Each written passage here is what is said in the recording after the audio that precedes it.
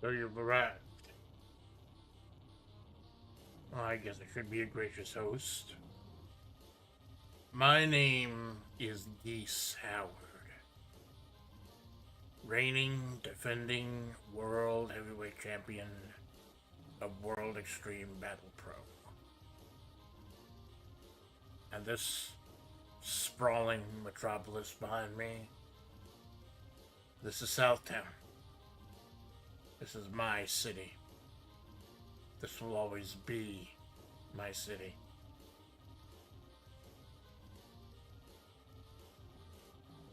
The 32 of you gathered here today for this tournament, the Real Folk Blues. Make no mistake, I'm letting you all entertain me in my own city. Whoever wins and earns the opportunity to face me next month at the WebP 1 year anniversary show, I will not consider you a challenge. I do not consider any of you a threat. But I do have other issues to deal with. I'm a busy man and I'm back home. So I've devised a little itinerary for little vacationers here. The round of 32 matches will be held in 4 separate locations around the city. And then we've got 2 more locations a little bit closer to the tower for the round of 16. The round of 8 will be held at the city limits. And then the semifinals, finals, and the Jet Championship match will be held right here, Geese Tower. I should be finished with my business by then. No guarantees, though. There'll be cameras everywhere. My men Ripper and Hopper will be keeping an eye on you. All of you. Amanda.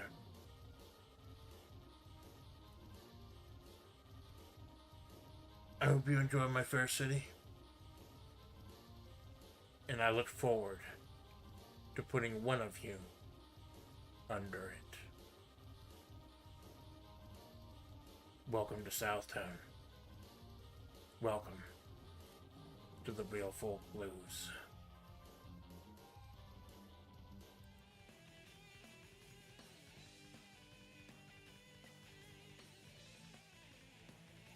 Right? Everything we do becomes everything we've done. Hello everyone, this is Mandy Dangerously, aka your faithful Amanda Splatts, Desert Eagle of Flavor, head booker of World Extreme Battle Pro. And this is the Real Folk Blues. A one-night single elimination. What? I keep saying it's one night. It's 7 in the fucking morning here in Southtown. I had a nice breakfast, like a little egg scramble. It's great. Chug down a Monster coffee, one of the big ones, like the 3 energy one. So my heart explodes tonight. It might be the action. It might be the entertainment. Might have been the Monster. I don't fucking know. All I do fucking know is that we are here for some action. Here's some drama. And we are here to see who will climb the tower. The literal tower. Geese Tower. And win the Real Folk Blues tournament. We have 35 wrestlers currently on our roster. And 32 of them be facing off in a single elimination tournament. I'm here live right now for the first round of 32 matches at the Pow Pow Cafe. Try the chicken masala, it's fucking great. We had just so everyone can concentrate on the matches today. We went ahead and filmed a lot of promotional material yesterday in and around Southtown. And heard from our World Heavyweight Champion, Geese Howard. He may or may not be here tonight. That's his prerogative. Either way, we're going to be using his shit. It's great. It's fucking great. Let's start the tournament. I did a random draw on the last wrap-up show. We will be skipping the intros for a little bit. Just to save a little time. Ladies and gentlemen, we start out. Mike Hagar, former mayor of Metro City, representing the Muscle Gym. And Takina Sora, Hololive, representing Hololive. Takina Sora, member of Gen Zero, this tragic story between Takina Sora, Ojimasa Suisei, and Azuki, who is Azuki Suisei, now members of City 17. Mike Hagar, the lone male member of the Muscle Gym. Marissa hired him, say, hey, we don't discriminate. If you're fucking jacked, you're in. So is it going to be the strength, the power of Mike Hagar? Or will it be the strength of Sora's... Oh my god, talk about strength of Sora's convictions. Convictions will set you up for a scuba slam, apparently. We're here at the Pow Pow Cafe. It's fucking nice here. I like it. They treat you with respect. I don't know why there are these fucking pipes in the ceiling now.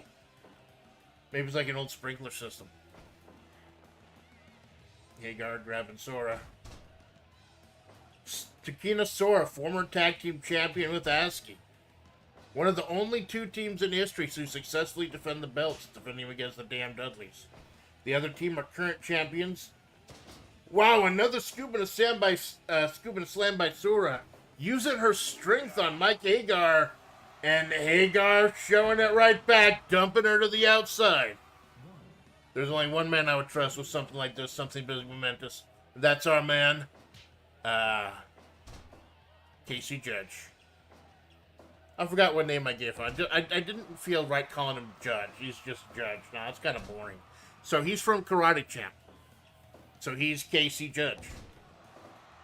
Again with the running senton. Stakina Sora. Oh, fruit roll up for the kiddies.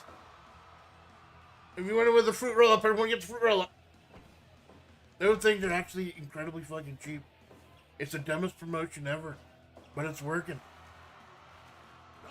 Oh, Sora wrenching away. You're starting early here, 7 a.m. on the dot, baby. Be there or be octagonal. Dropping the elbow. The first round. First round. Double down. Oh, slapping away. Hagar tosses Sora into the corner. Ooh, Snake Eyes from the former mayor of Metro City. And if you believe Ultimate vs. Capcom 3, he's a former president, too. And Mike Hagar has changed we can believe in, baby. That's where Sora goes, the leader of HoloLive, the elder statesman, as it were. This guy had kind of a heartbreaking time here in WebP. Oh, I think she was going for a gory special and missed it. Hagar able to get close to the ropes. Sizing each other up. Hagar with the vertical suplex again, and another roll-up attempt by Sora. Just a one. Nowhere near. Now, remember, we're doing tournament style, and I believe body damage carries over in the tournament. So, the first half of the tournament may go stupid long. And then it just gets shorter and shorter as they get more exhausted. Oh, man! But that'll crump you up right up. Big, fast power bomb. Big Mike going to the top. Double axe handle. We don't see a lot of that from Mike Hagar. He's more about like jumping, spinning pile driver than shit. Oh. She got the, looks kind of a go-go platter type of move. Mike able to get to the corner. Don't think Sora does a lot of submissions. Oh, another one though, trying again. It's in a slightly better position. Mike's still able to break out with that power of his. A suplex.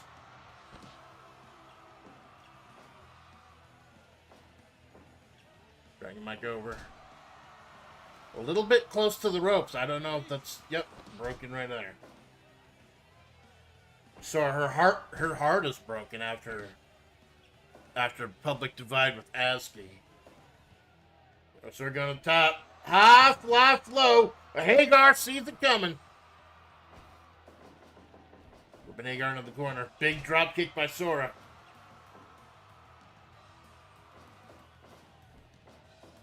Big Mike with a big nasty clothesline. Turning Takino Sora inside out. But she's fighting back. She refuses to relent. It's that hard that made her... Oh, and another fruit roll for the kiddies. Nope. Hagar breaks out. One loss will send you packing. Round of 32. Do the math. You got to win quite a few times in order to make it, and you'll be the champion of the Real Folk Blues. Get a title shot next month at our big... big slam by Hagar. And Sora just trying to work the crowd. She knows she cannot match Mike on strength or power. So she's trying to get the crowd on her side. Considering what an amazing performer she is, that's not going to be too hard to do. But you got people loving Big Mike here in Southtown also.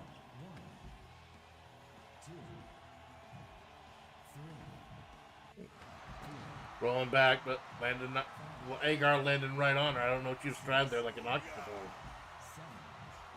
Remember, it's until 20, a count of 20, not a count of 10 in Fire Pro. Because it's based on Japanese rules. Mike getting his bearings. Sora playing to the crowd. Oh, getting a little dirty. The pure, clean, idle Sora getting a little dirty. Oh, another big slam by Big Mike. Scooping a slam. Oh, pile driver. And another high fly flow by Sora. 2.9. 2.9.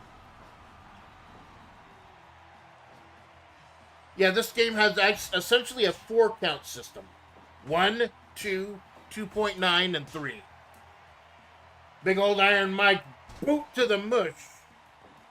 Sora retaliates with a dropkick. She's not even phased. She is running on fumes. And the love... Oh, Iron Mike rolls her up, steals her move. That's what that Okayabaduri thing is. It's move theft. Sora going for the eyes again. Oh! Rolling with a DDT. And another high fly flow. Mike has it well scouted. Big clothesline by the big man. Big power bomb. Big things. We're doing big things. Big things popping, little things stopping here in Southtown. At the Pow Pow Cafe. Try the chicken masala. It's delicious. Sora lifting up Hagar. Oh, Hagar tossing her off. He has had an answer for everything Tokina Sora has tried to do so far. STO trying to change the game up. Another high fly flow. Think that's too close to the ring ropes, is it? It is not. It is not. And we have the first winner. Tokina Sora over Mike Hagar.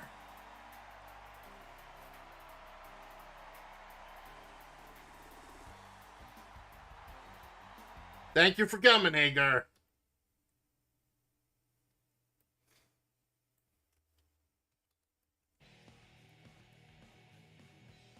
And it's almost kind of fitting that SNK Southtown, the first person eliminated, is from Capcom. Almost fitting. Almost. And Tokina Sora. She is moving on to the round of 16. I've got to keep going. We've got a trip hammer. We've got a trip hammer. I can use these round of 32 to briefly introduce everyone. Get some action. Get everyone waking up. Get everyone out here. Quiet this morning. Oh, and we hear the second round 32. You got Takanashi Kiwawa taking on Revolver Ocelot. Once again, Kiara, originally representing PepsiCo, ended up getting traded to the Hololive faction here.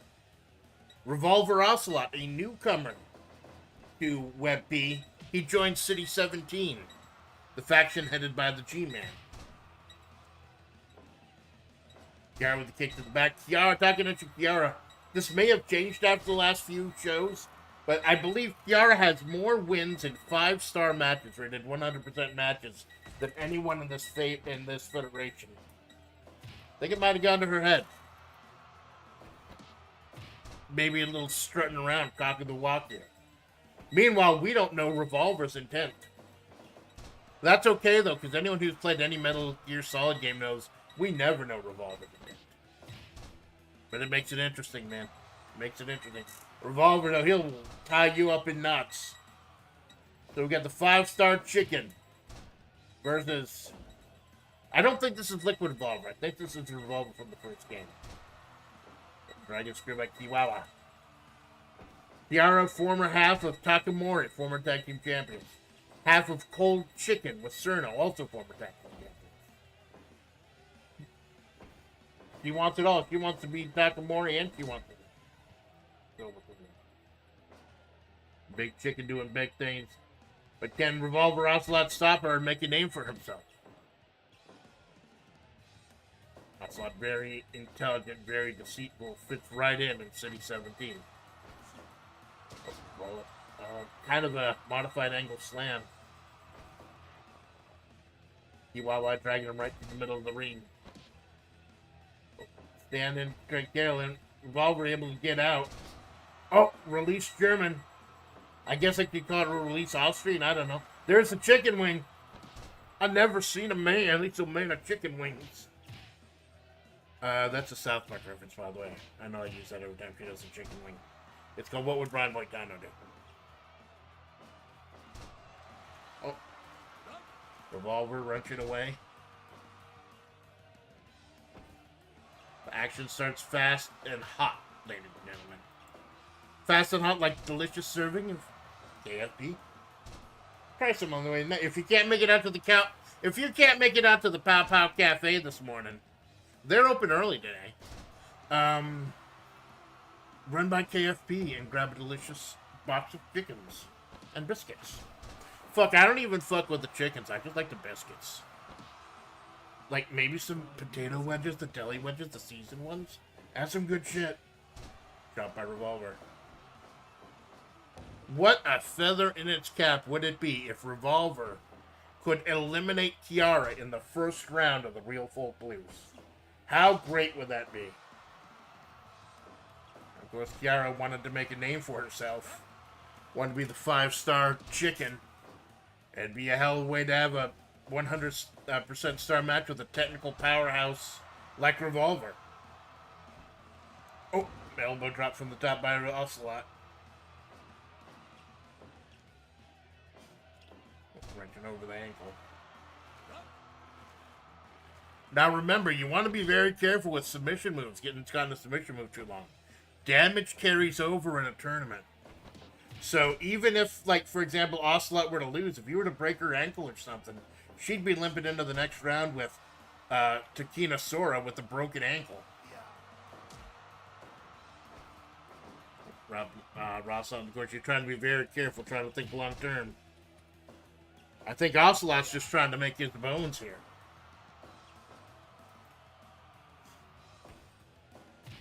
Actually, get to the chicken. Got by Ocelot. Knees by Kiwawa. Couple of nasty kicks by Kiwawa. Representing the Hololive faction.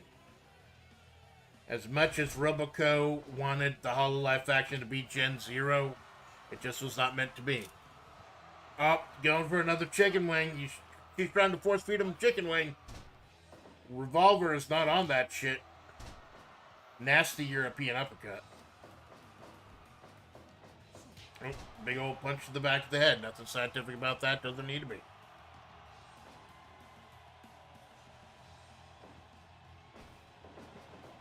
Kiwawa into the corner. Big old straight punch right there. Takina Sora. We're moving fast. Takina Sora is already on her way to the amusement park for the round of 16. Oh, 2.9. First big fall of the match. Got Kiara scared. Revolver, we don't know what Revolver can do. We know he's very dangerous with a gun. But how is he with CQC? Considering he's able to go toe-to-toe with Snake, even in his old grandpa mode. Yeah. He's got the cock of the walk. Hello. Hey, Jinx. Thank you for stopping by, man. Round 1, Takina Sora defeated Mike Hagar. This is the second in the round of 32 matches. We're live here with Southtown. I'm trying something new with the promotional materials, too. Oh, big old axe kick by the chicken. She giving you the thighs and the chicken wings. Chicken roll-up. That sounds a little gross. Kiwawa, the 5-star chicken. Just strutting around. Oh, big old kick. And kick to the ribs. Chicken ribs. That sounds a little gross. I'm sure it's a thing. Nope. Big old backhand by Ocelot. He is besting the chicken at CQC. But Kiara, the 5-star chicken, has the crowd in her hand. This is one of the reasons also I wanted to finally get stables and groups. So you get face and heel reactions. Oh, big old clothesline by Ocelot. Oh, he's getting gas. The old man's getting gas. That doesn't bode well for him. He's got to put this chicken away. He's got to put this chicken in the go box. For like Vulcan Raven and Sniper Wolf or whatever. I'm sure Vamp likes chicken wings. Raw, bloody, uncooked chicken wings. Elbow by Kiara. Strutting around, taking up too much time. Got those Daniel Bryan kicks. Going out those chicken thighs. That was meant in a complimentary way. Got her trapped in the corner right where he wants her. Going up top again. Ocelot with the knees to the chicken back. Going up again. Oh, he went to the well too many times. And she's just strutting. And she's drugging her knees in the back. Trying to give him a hernia. And she goes for the chicken wing. Revolver breaks out of it, hits her with the CQC. You're pretty good. And he hits the chicken wing in. What an insult it would be if Ocelot made Kiara tap with her own chicken wing. Oh, German, rolling German into a bulldog. She knows that she was too close to the ropes to get a German pin. Kick to the back. Oh, she got the chicken wing in. And that's it. And that's it. Takanashi Kiara moves on to the round of 16. She will be facing Takina Sora at the amusement park later today. Revolver Ocelot, though, no shame whatever for Revolver Ocelot. That man had one hell of a showing.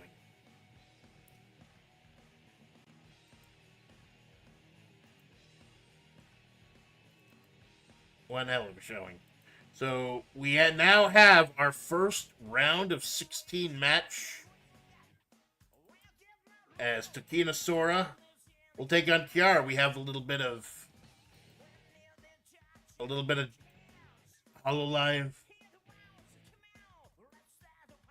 infighting. But we knew this was going to happen. There was a 100% random draw for the Real Folk Blues.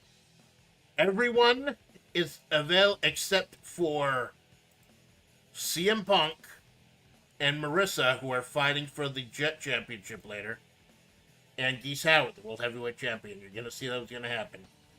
Avian has defeated the Feline. What an absolute reversal. Absolutely. Because she is a Phoenix, man. She is a 5-star chimkin. I'll tell you, I try to play the game with every game I can with a controller. But these streams are so much easier using the mouse and keyboard. Holy shit. And we move on. Our big 32-night tournament. I have turned on. I think I'll turn on the entrances, but when we get to Geese Tower, you can actually turn on the entrances from the main screen. And we get third round of 32. Robert Landolt, representing the Bounty Hunters Guild, taking on Real Esperanza of the Muscle Gym. Real, a relative newcomer here, has had a couple of those 8-man tag or 8-man battle royal matches. Landolt, a longtime legend here.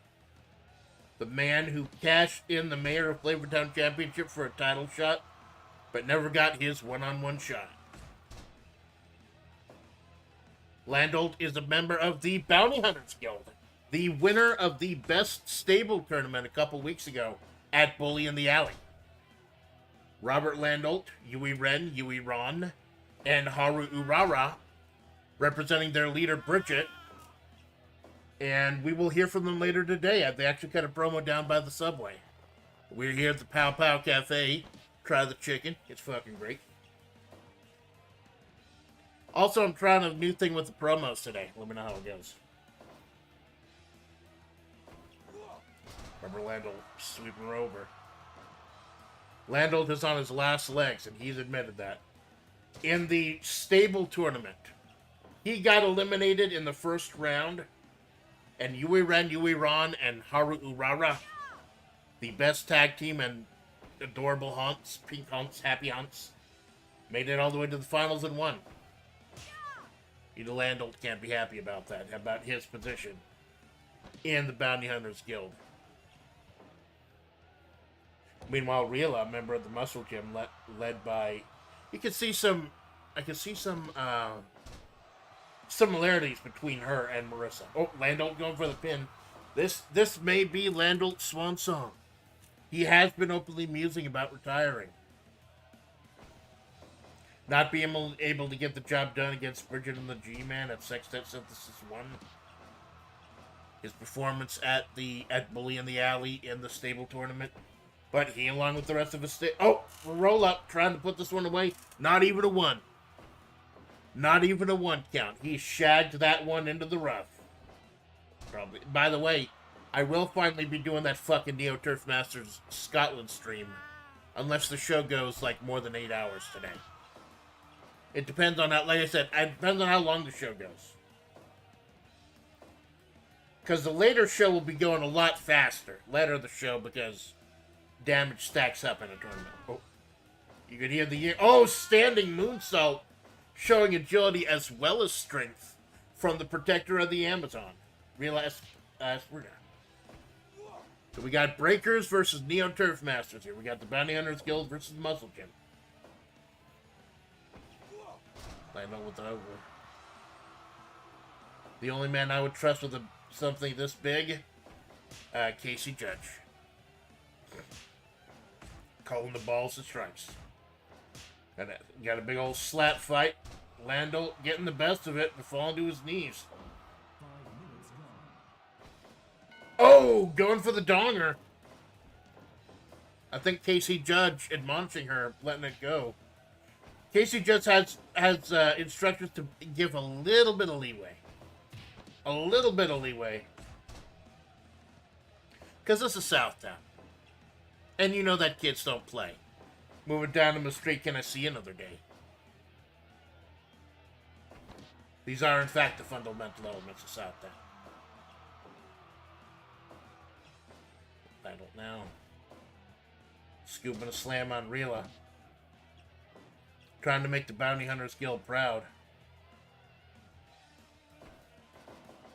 Randall ripping in the corner. And while the Bounty Hunters were winning the Bounty Hunter tournament, Bridget herself ended up Jet Championship to the G-Man. And now the man who initially won the Jet Championship by beating Guy Fieri in an impromptu match, he will now be the Mayor of Flavortown champion once again as we go into our anniversary next month. The 1-year anniversary of Web B, back when it was Desert Mid-South. Before the whole legal name change. For the pin. He's making a point to not touch the booba, which is cool. I guess it'd be the pecs. Behind Rila. Oh, big old flip, big old roll. The acrobatic prowess of Rhea. Acrobatic. Against a fucking elbow to the face with a hip toss, dropping the elbow. Another pin. And just a 2. Oh, Death Rider by Robert Landel. Is it going to be a hole-in-one? Is he? Oh! She just pocketed his ball. Oh, just a 2 though. Oh, he missed. He missed the fire hazard. Another Death Rider. I think he calls that the hole-in-one. Rila raking the eyes with those razor-sharp nails of hers. Is Landel's comeback story start today? No, not yet. Oh, another standing moonsault by Rila. You notice there's no HUD in Fire Pro. Just like actual wrestling, you have to figure out how tired your opponent is by their mannerisms and by how long it takes to pin them. I really do prefer Fire Pro over, like, the 2K games. And Rila, we're here at the Pow Pow Cafe. She could have just ordered, like, braised ribs or something. No, she had to go for Landel's fucking face. I might have to talk to KC when this is over. Maybe a little too much leeway. I'm still at it, too. Death Rider. The golfer's busted wide open. He's got a hole-in-one, and that one is his forehead.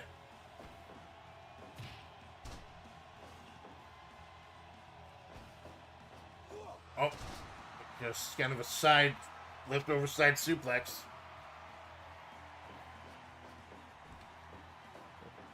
Lando with a big clothesline. Scoop and a slam. Geese Howard has to be watching this from his tower. Or Geese Howard is actually going to be on the town taking care of business today. Said he might be able to stop by for the finale. No offense to our World Heavyweight Champion, but he doesn't need to be here.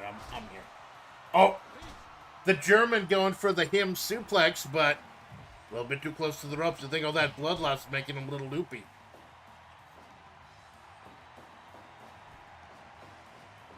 Oh, running forearm.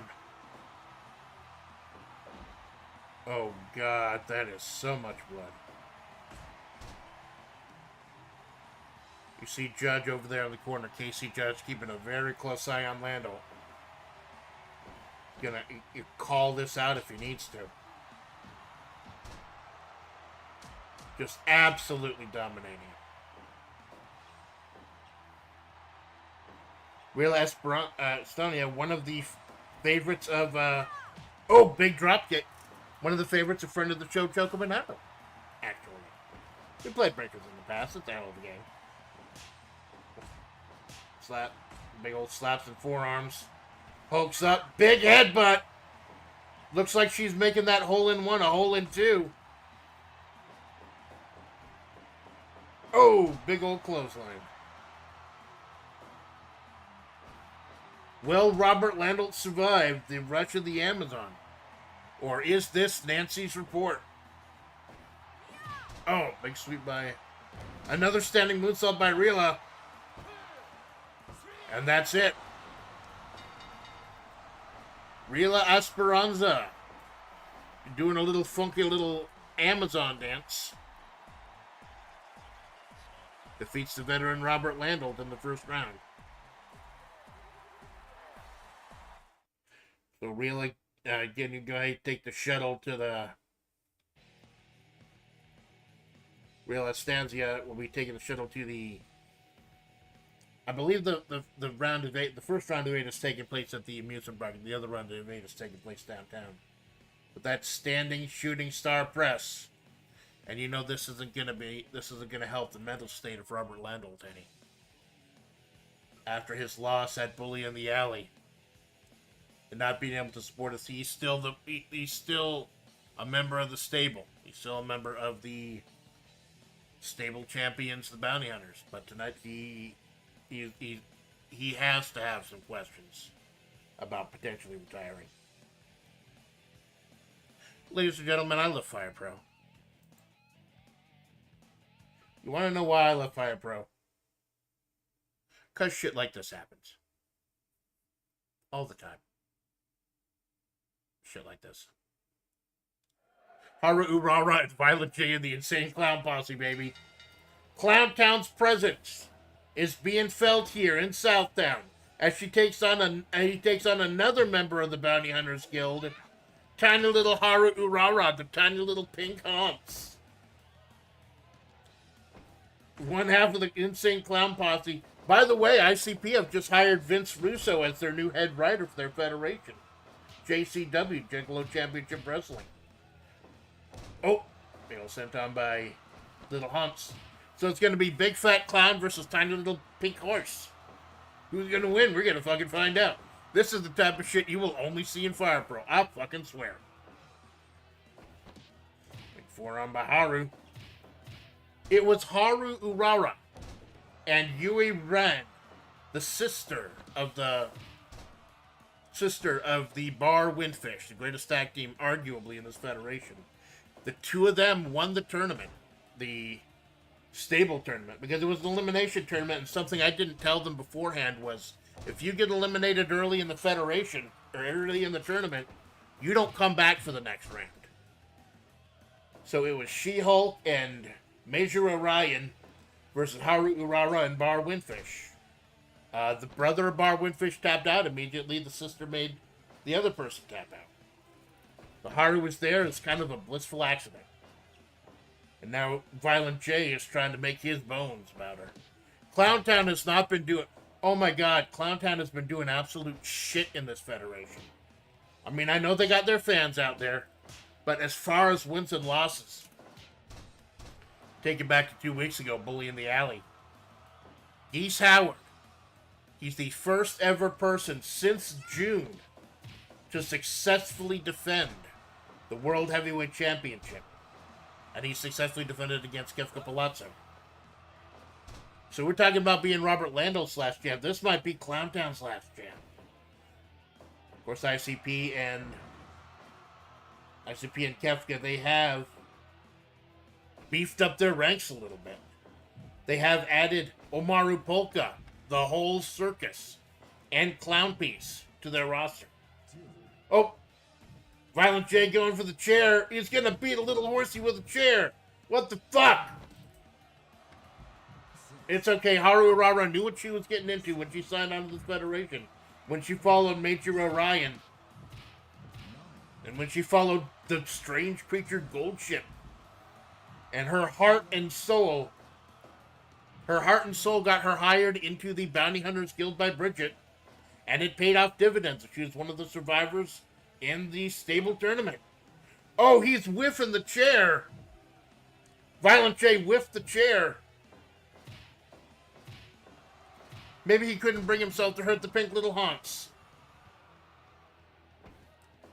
Oh, she's fighting back, though. You forget she's a tiny little horse. She does have the strength of an Uma Musume. Far above your normal human. Even tiny little Haru is probably far stronger than the average human. Will we see a victory from the tiny little horsey? Remember, the winner... This will be our last match for the Pow Pow Cafe, by the way. We will have a quick promo after this match. And then we'll go... next spot, I believe it's South Beach. South Beach is gorgeous this time of year, especially this time of the morning. Violent J trying to get upper hand. It's been a pretty close one so far. Oh, fruit roll for Geese. Strawberry fruit roll up. Oh, picture me rolling. Picture me rolling up a large fat clown.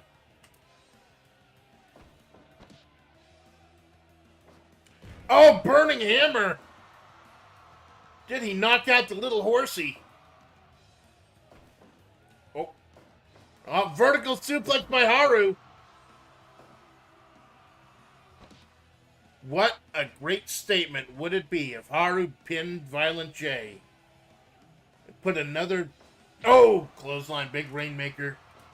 I guess it's the Rainmaker, but it's Violent J, so I guess it'd be the Fago Maker. I never drank Fago. I don't know if it's any good or not. Big old strawberry fruit roll up, just a 2 count. Elbow by Little Hoss. Oh, Samoan drop. He's not a Samoan, though. Haru trying to catch her breath on the outside. She's running right back in. Violent J a little bit slow to get back up. She's working the crowd. She's running around. She's just a little horsey running around. And she's about to fly. Do you believe in flying? Oh, my God. That do you believe in flying horses? A textbook perfect moonsault to the outside. Slamming right into Violent J. Amazing work from this tiny little horsey. Violent J, though, having his way now with the absolute... I don't know what the fuck it is. Oh, Haru better watch out. There is a count of 20. Oh. And Haru makes it back in. Oh my God, Haru wins by countout. I think this is the first time in WebP history ever that we've had somebody win by a countout.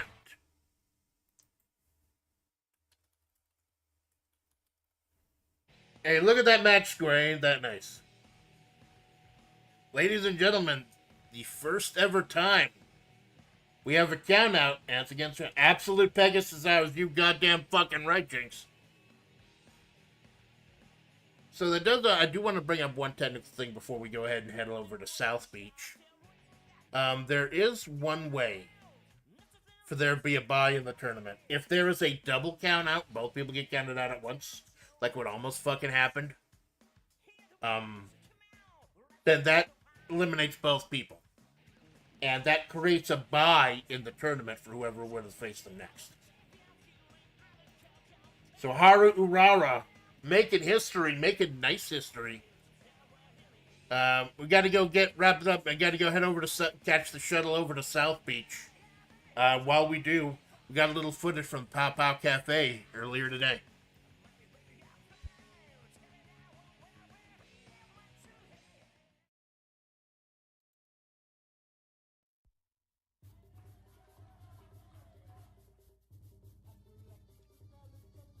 Oh my God, Maury!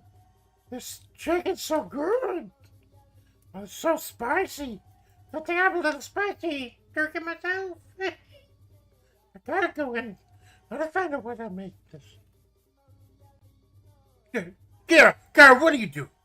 I gotta find out they make it. Why? You keep insisting on hanging out with me. You brought us down here to the Pow Pow Cafe the day before the tournament. And now you just... Oh yeah, this is a business lunch. I want to find out so I can go ahead and make my own version for KFP. You're just gonna walk into the kitchen and steal the recipe? Maybe. Kiara, just sit down, right, please? Anything for you, Maury? Don't do that, chicken. It annoys. Look, it's just... I'm still not too happy about what you did with PepsiCo. And what you did with Voting Hall. I mean, Roboco seems happy to have you here, but the reason we came here is because... I know the reason you came here, Maury. Because you're running away from the fallen angels. Excuse me? Yeah, you don't want to face your running you Iran anymore. Got out of the tag team division, that's why you came here. I'm here to bring you back. I'm here to make you, we're bringing back Takamori, baby. I have no interest in bringing back Takamori. We topped the tag team division, chicken. I did what I needed to do. And I feel like my career has progressed since then. I won the Hololive Championship. Now I'm here with Roboco, trying to help bring a Hololive back together. And I swear she's just so heartbroken over everything with Asuki. Asuki and Sora used to be tag team champions, and then they broke up. And then the horrible things with INNK, her and Suisei. And then Asuki just ended up joining City 17. It's absolute heartbreak, and it disgusts me that the G-Man is just trying to use one of my senpai. Kiara, where the hell are you going? Oh, I'm sorry, Maury. I was just trying to figure out why there are these giant pipes in the ceiling. So like some kind of sprinkler system? Maybe because the food's so spicy. No, it has to do with the guy who runs this place is a practitioner at Capoeira. Oh. Kiara, have you been listening to a single thing I've been saying? I kind of zoned out when you stopped talking about me. But listen, Maury, people have got to understand, I am the shining star of this wrestling federation. I've won more 5-star matches than anyone here. I am the Queen Chicken. In fact, you can call me the 5-star Takanashi. Don't you think Rob Van Dam would be a little bit annoyed about that? I don't think Rob Van Dam gets annoyed about anything. He smokes too much pot.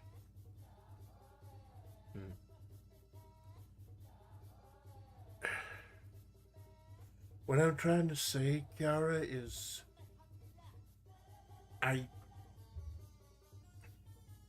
know what? It's not worth it.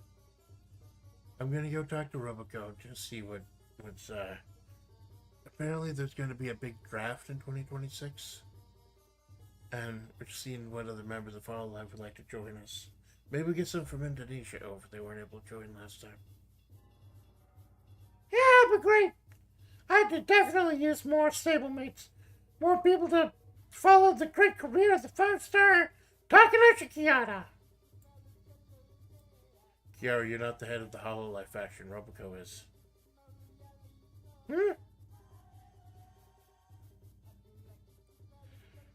Nothing.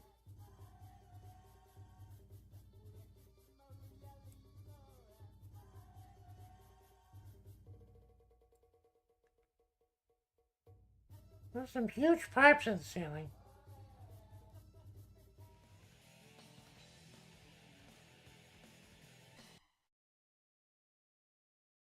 Ladies and gentlemen, welcome back to the Real Folk Blues. We're down here in South Beach.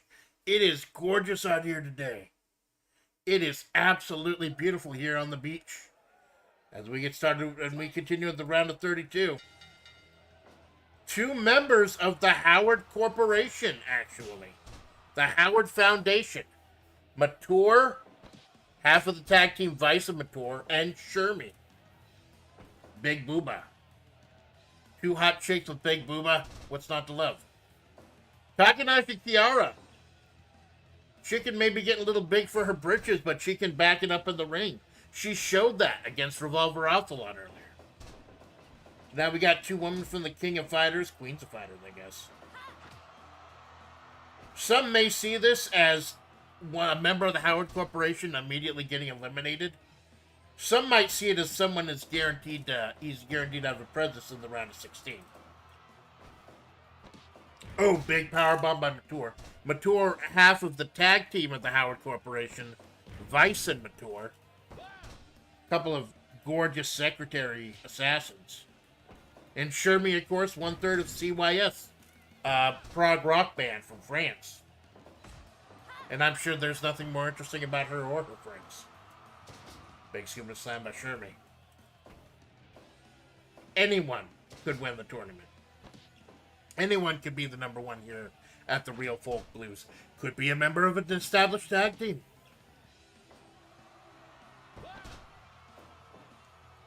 You get the camera panning across. Get the camera panning across the crowd.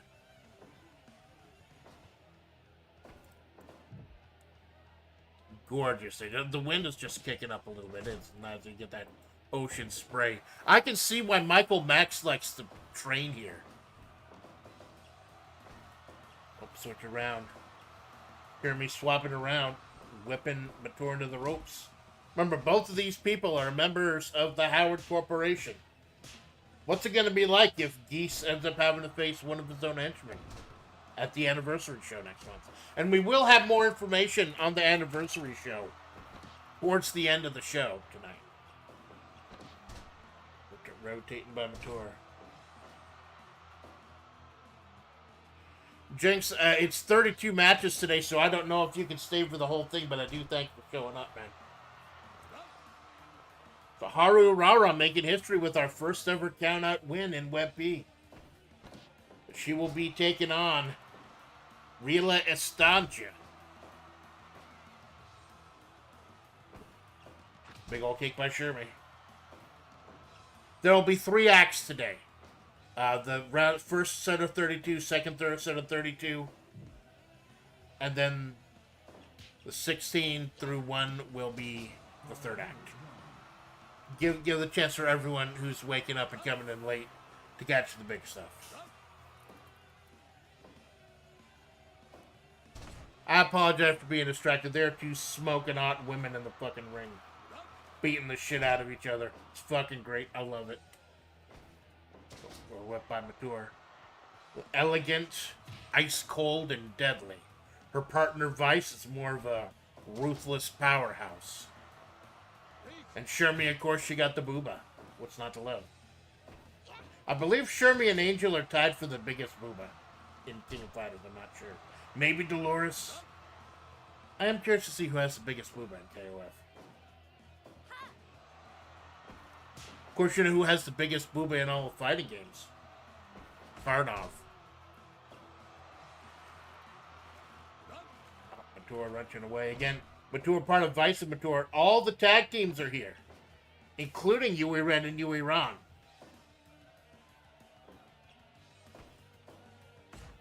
Sherman with the elbow.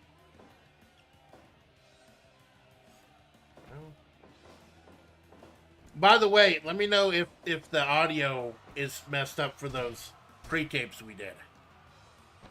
Did quite a few pre-tapes just to go ahead and get set while we go from location to location. Oh, big kick by Mature. Misses.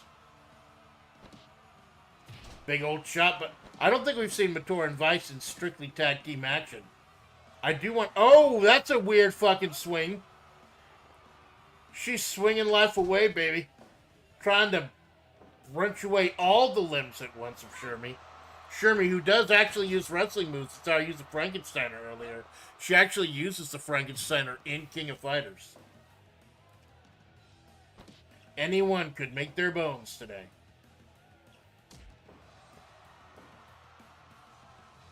Oh, missing the slap. Didn't get all of the slap. Oh, T-bone suplex. T-bone suplex. When Shermy just being Shermy, doing Shermy things. Release German, sending Mature to the outside. Oh, Vice has got to be... Now I've got stables going. I can actually have people interfere. I turned off interference for the Real Folk Blues. But going forward, I will have interference on. Because that's another one. Those are the big two reasons I want to set up stables. Face heel reactions and interference. Oh, those massive thighs of Jeremy's. Squeezing away on Mature's neck. The type of thing you'd see in KOF 98. Mature going to the top. Oh, flawless moonsault. She has like a moon-type projectile that she uses. I guess that's where that comes from. Another release German, sending Mature to the outside. Again, if both people are counted out, they're eliminated. It can't be a double count.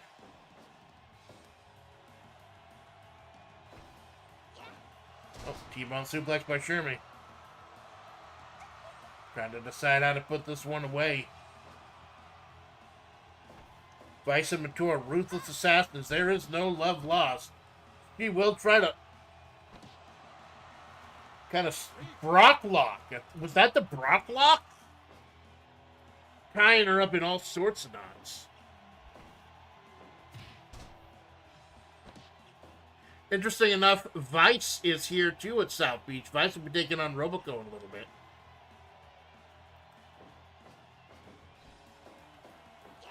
We did the draw on the wrap-up show back on Monday. The 32-person draw. 2. Is that going to be enough? 2.9, getting close.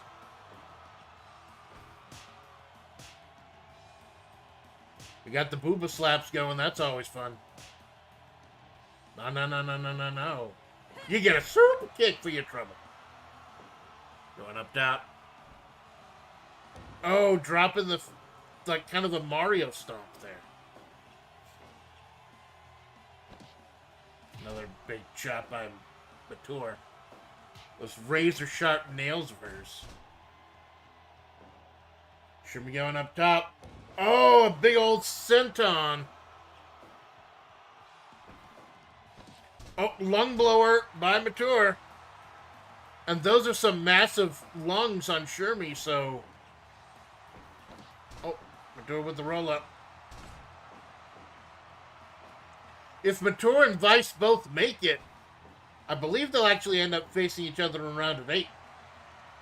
Oh, kind of a DUI attack. Shades of Robert Roode, I mean. Waiting for Sherman to get up. Oh, phenomenal forearm by Mature. She is not just one half of a tag team. She is a competent assassin in her own right.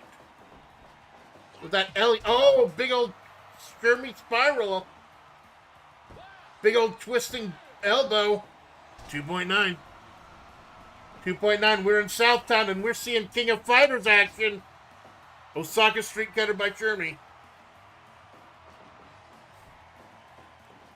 Yeah, big old kick. Another T-bone by Shermie. I think I heard something crack on that one. Those who know the Hakushi know that Shermie can be ruthless. Oh! Gigantic pressure. A little bit of a nod to Rugal Bernstein. Grabbing him by the head, slamming him down. And Mature, one half of the tag team of Vice and Mature, makes it to the round of 16. By the way, I apologize. There's going to be 4 acts today. First round of 32 at the Pow Pow Cafe in South Beach. The other round of 32 at Howard Plaza and the Subway. Then the round of 16 at the downtown and at the amusement park. And then the 4th act is going to be the city limits in Geese Tower. And Mature advances.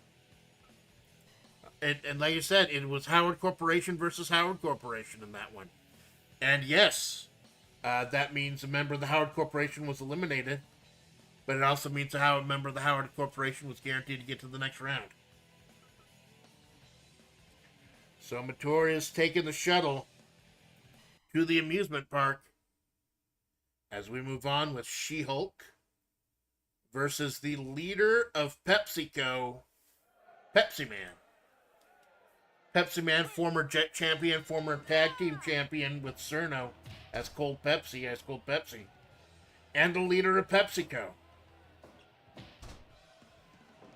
This man has had a storied history in this federation. Been here since day one of the original stalwarts. And he now leads PepsiCo. And of course, Jennifer Walters, the She-Hulk, another member of the Muscle Gym. In fact, a lawyer, a district attorney, no, not the attorney, I believe she was a defense lawyer. She's been hanging out with Mike Hagar. See, maybe a little law, a little legal wrangling there. Will it be the power of the Gamma Punch or the power of a crisp, refreshing Pepsi?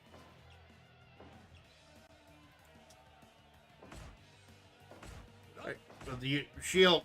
How great would it be if the She-Hulk made her bones today and made her mark by taking down Pepsi Man?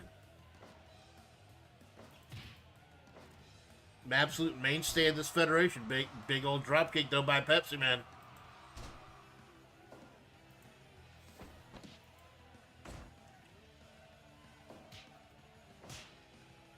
As Mature getting on the shuttle. Luckily, Southtown's a relatively small city.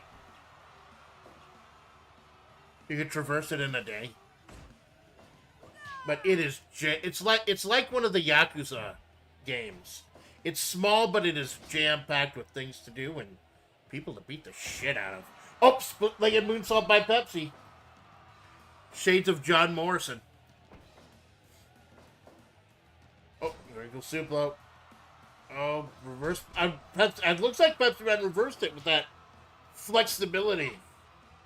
This man flows like water. Or rather, he flows like Pepsi. Oh, down in the corner. Pepsi Man in the corner now. Drop a Shoki in the shoulder. Well, this hasn't been too horrible. Like, we are on our 6th match right now, and it's been an hour. And like I said, they'll be shorter and shorter because damage stacks up in a tournament. Oh, going for the big... Oh, kind of an incomplete styles clash. And again, we'll be going as long as we will preempt Neo Turf Masters later today, if this goes too long. I don't know, we're going as long as it fucking takes. Oh, She-Hulk with a string, slamming Pepsi Man down. That's what she needs to do. She can't let him refresh the crowd. She cannot let Pepsi Man get refreshed. She has to just slam into him. Just has to go absolute ham on him. Pepsi with a senton, the Pepsi plunge, as it were. Pepsi Man, I recently had CM Punk to his roster, and CM Punk actually beat Bridget clean for the Jet Championship. That's why Punk is not in this tournament. And I swear that's the only reason Punk is not in this tournament. 2.9! Newcomer Jennifer Walters, the She-Hulk, scaring the crap out of Pepsi Man with that 2.9. She's openly breaking the fourth wall with some musings. Drop the big elbow, big buff lawyer lady versus a crisp, refreshing taste of Pepsi. Oh, she misses the elbow. We're seeing a lot of that this morning. People going to the well one too many times.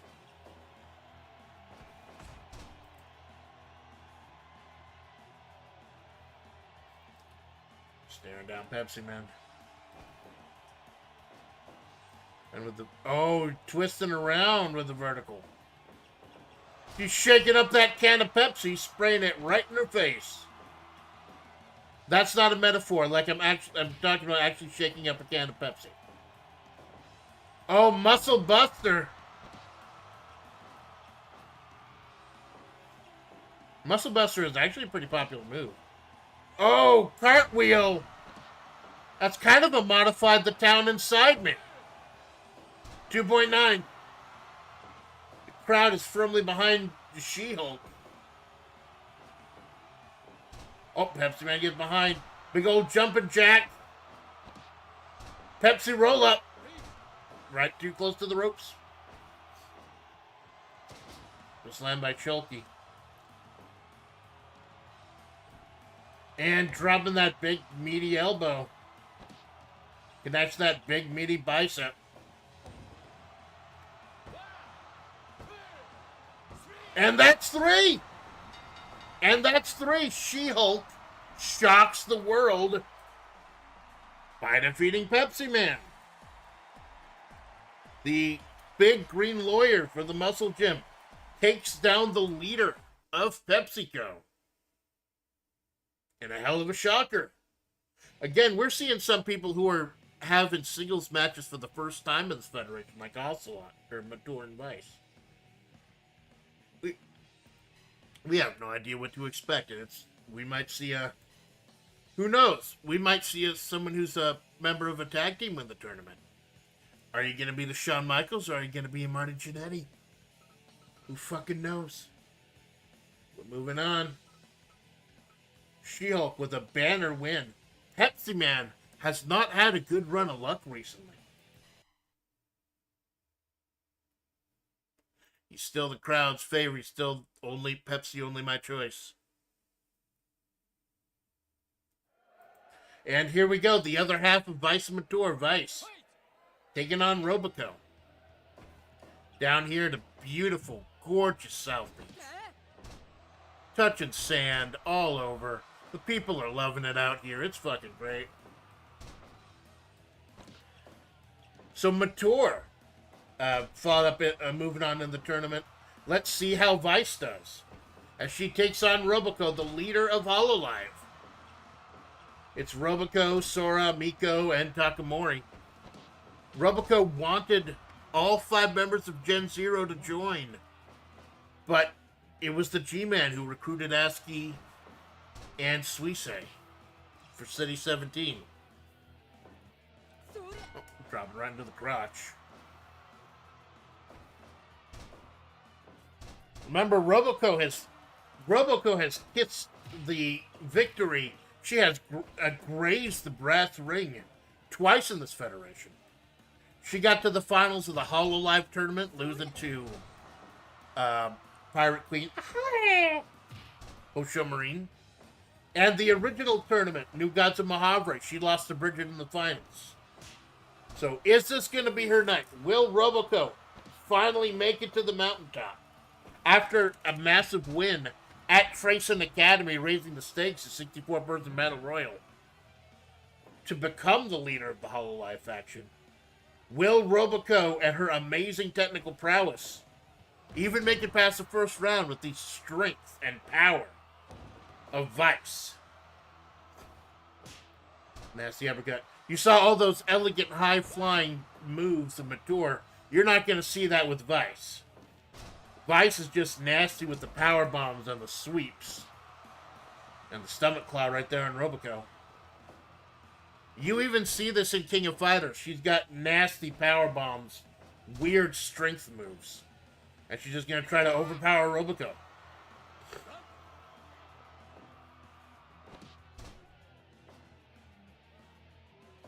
Well, this round of 16 is absolutely flying by this morning.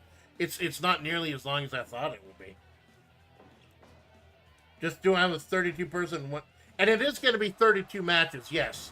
There's only 31 matches in the tournament. But remember the Jet Championship rule.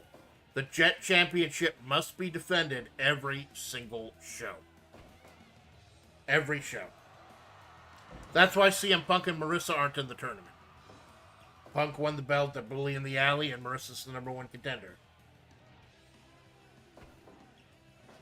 Oh, Vice doing the smart thing, just falling back whenever she sees Roboco, and then she's trying to give her IBD, apparently.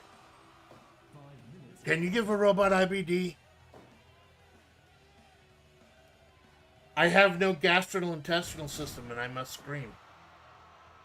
Oh, that reminds me. I've had like I refunded a couple things, got a refund from, and I had $2.99 exactly in my Steam account. I recently picked up I Have No Mouth and I Must Scream. So now I have exactly $0.00 in my Steam account, and I've got this horrible, not horrible. It's a fucking amazing game, but it's a terrifying story. That might have to be like a standalone Sunday stream. And I might have to look shit up because it is a point-and-click game. With multiple endings. Oh, punch to the gut. Like stomping away. Go whipping her into the corner. Vice able to put on the brakes. Vice may have been heartened by how Mature did earlier. Triumphant over Sherman. Going for 2. And now she's going to try to give Vice IBD. Trying to give her Crohn's disease or something.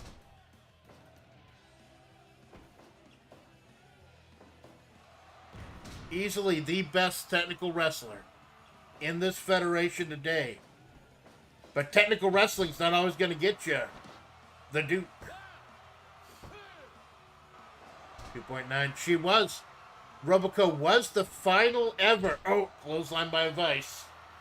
Roboco was the final ever HoloLive champion before we got rid of all our tertiary titles. Oh, bigger Hurricane Run by Vice.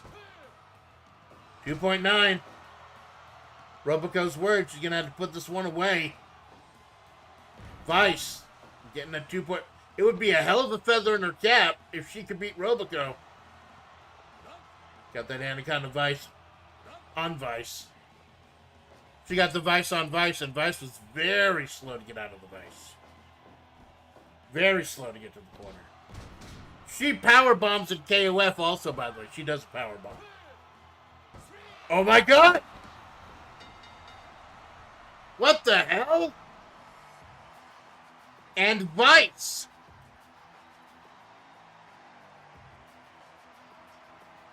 Pulls out the upset of the year.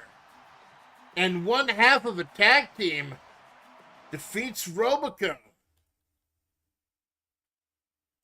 You gotta wonder what's going on in Roboco's head.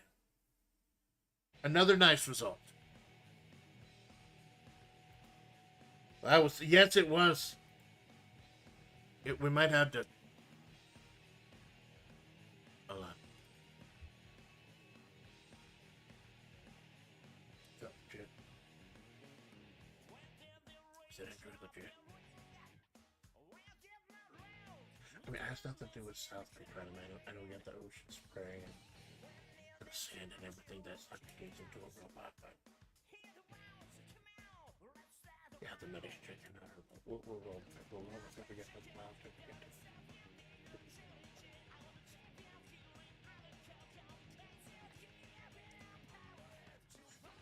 And Vice pulling off a massive upset. Mature took out, Mature took out assure me, Vice took out Roboco. We're having an UFC Leopold Gainitz knows how to pick him. And sudden shock to the system for Roboco. I don't know, maybe it was the ocean spray or the sand here in South Beach getting into her gears of a high-spec robot. We don't know. We have, though, after this match, we will have another promo, then we will take a break. And yes, I am saving every single time.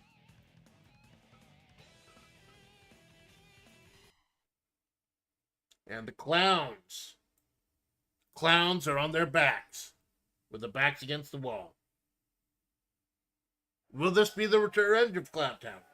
As Omaru Polka of Hololive, brand new recruit, I don't know if she's even had a singles match here in the past, takes on one half of arguably the best tag team in this federation, Yui Ron, R-A-N. R-A-N as in M-A-N, the man. Oh my god, that was a... No wonder Vice is, like, considered ratio 3, ratio 4 in Capcom vs. SNK 2. Yuri Ron will have the biggest tag team in this federation, bar Windfish, with his sister Yui Ren. Taking on Oramapoka. Orga. Hey, Clanker, thanks for stopping by South Beach.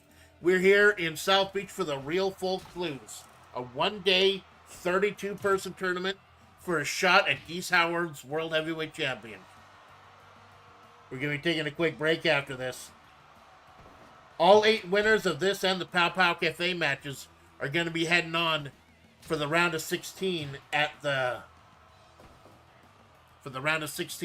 amusement park, I believe it is. And then we got another round of 32 at the Howard Arena and the Subway, leading to a round of 16 downtown. Oh, missing the splash. Polka trying to get her bones in. Vice and Mature both got their bones in. Shocking the world. We wonder what is going on in Roboco's head. She has had a lot of big losses recently, and she's supposed to be one of the biggest people in this federation. What is going on in Roboco's mind? Meanwhile, you were around one member of the Bounty Hunters Guild, the current strongest group of bounty hunters, the strongest stable. Now, a quick clarification on the strongest stable title. It must be defended regularly, like once a month. Any member can defend it. It could be a single match, tag team, 6-person, 8-person match. Whoever isn't already booked for a match, whoever isn't already booked at the time. But if you're covered in gold and everyone's already got that, no one can actually defend it, you do have to drop it. Because if you're covered in singles and tag team gold, then you don't need the stable championship. Polka flipping up. And it was Yui Ran, his sister Yui Ren, and Haru in the finals of the stable tournament at Bully in the Alley 2 weeks ago. Yuri Ran, the brother here, the brother in the dress, tapped out. His sister immediately jumped on, made them tap out, and it was Yui Ren and Haru Urara bringing it home for the Bounty Hunters. We will hear from the Bounty Hunters later. This is the last of the round of 32 from South Beach. We will be moving on after our break to Howard Arena. This nice old park where people do Tai Chi on the weekends. Old people do Tai Chi. Oh, neck breaker by Polka. Polka does, yes, Yuri Ron maybe had one half of Bar Windfish, arguably the best tag team in this federation. We don't know what Polka's capable of. Is she going to be the one that brings Clown Town to glory? You see, what we do in this federation, now that I've finally set it up, we're doing like New Japan does with stables, or used to do with stables back in the day, where almost everyone is a member of one. So you know what stable they're in, you know what type of character you're getting. Oh, smashing the elbow into the brother's back. There's one half of Bar Winfish. Yui Ron, Yui Ren. Had some amazing wars with Takamori. Couple matches that are arguably match of the year candidates. But the year's going to end up amazing. Next month, we've got a big anniversary show, and I will have a big announcement about that. I did a pre-tape from the subway, from downtown. We will be getting into that later. Big old bulldog from Polka. This round of 32 has already had some amazing shockers. But Vice usurping Robico. We had our first ever countout victory in history with Haru beating Violent J. You know that the Clizown cannot be too happy with that. Large, engorged clown. Now here's a small clown. Question is she the clown or is she the entire circus? You're on, though. I don't think we've seen the brother and sister Yuri-Ron, Yuri-Ren, Bar Winfish in singles action yet. Oh, big old chop to the chest of Portica. Old Kaboga representing the long-suffering Clown Town. Bringing some new blood to the Clowny dynasty. To the eyes. Oh, very flagrant Hurricane Rana. She's got the showmanship down. But Yuri Ren is a showman also.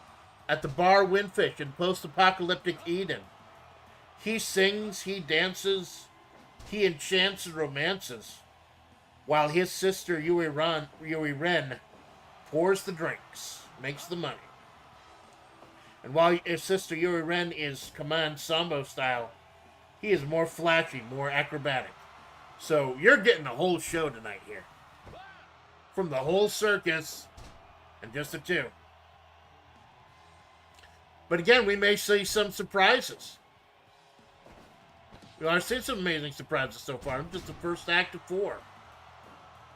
Shiranui. Oh, looks like... I trust Casey Judge on that one. He said that Yuri Ron was not touching the ropes, and I trust him. He's right there, literally right down there. Well, as soon as this match is over, we'll get another pre-tape for you. And then we'll be taking a quick break. Then we'll be back at Howard Arena for the next round of 32.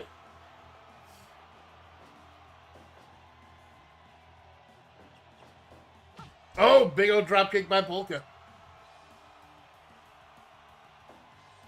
Going up top. Thinking better of it. Going back down to bottom.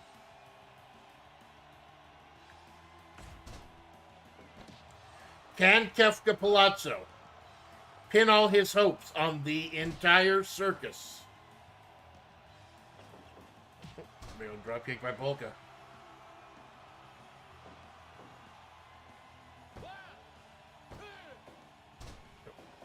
Now. Big old dropkick by Portica. Missing the dropkick again. Big old Hurricane Rana. Trying to keep Yuri Ron off of his game. Trying to keep him off of his feet. You get those dancing elegance, and fuck happened with Polka? What the fuck happened with Polka? Think she slipped on a banana peel or some shit? Oh, fruit roll up. Fruit roll for the kiddies. Oh, just a 2 count. Oh, kicks and punches. Kicks and punches. If you missed your breakfast, best be packing the lunches. Dropping the knees. Oh, making her tap out. Both Yuri Ren and Yuri Ron have made people tap and snap before. Oh, flip over. Polka dragging him away from the ropes. Very smart. Doesn't want to get caught up in the ropes. That'll force a rope break. But it's only a count of 2. Kick, wheel kick.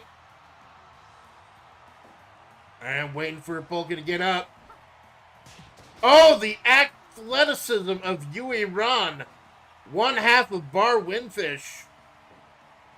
Here's the sharpshooter. Shades of Brett the Hitman Hart. Just barely got out. It would break Kefka Palazzo's. I don't know what passes for a Hart with Palazzo. On around. Gyrating the booba for some reason. Got those curly shoes, shades of the Iron Sheik. Sheikabeba! Oh. Might have made her tap a little too close to the ropes, a little too close. Yui ran, able to touch the ropes and get out. Oh, missing the kick. Followed with the elbow. Oh, big drop kick by Polka. She's got, it looks like she may have Yui Ron's number. Oh, too close to the ropes. Yep. Judge telling him to break it up. Is that a fucking giant swing? Chicken wing? Wow. I don't think we've seen Polka doing a singles match in Web P yet. Seeing some impressive stuff. But there's the big old axe kick by Yui Ron. 2.9. 2.9. Polka kicked out of the axe kick. Polka having an impressive coming out party today. Very impressive. But she is facing one half of arguably the best tag team in the Federation. Bar Windfish. Polka jumping. Polka prancing and dancing. To hell with romancing.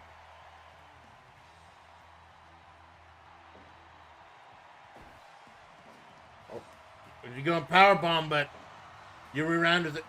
That was fucking weird. Whatever that was, kind of a merry-go-round. Then on the ropes. Oh, 2.9. Got a little close to the ropes. But Casey Judge says he didn't see it. Another rule up right in the middle. Poke to the eyes. Small package. That's how you do it in Clown Town, apparently.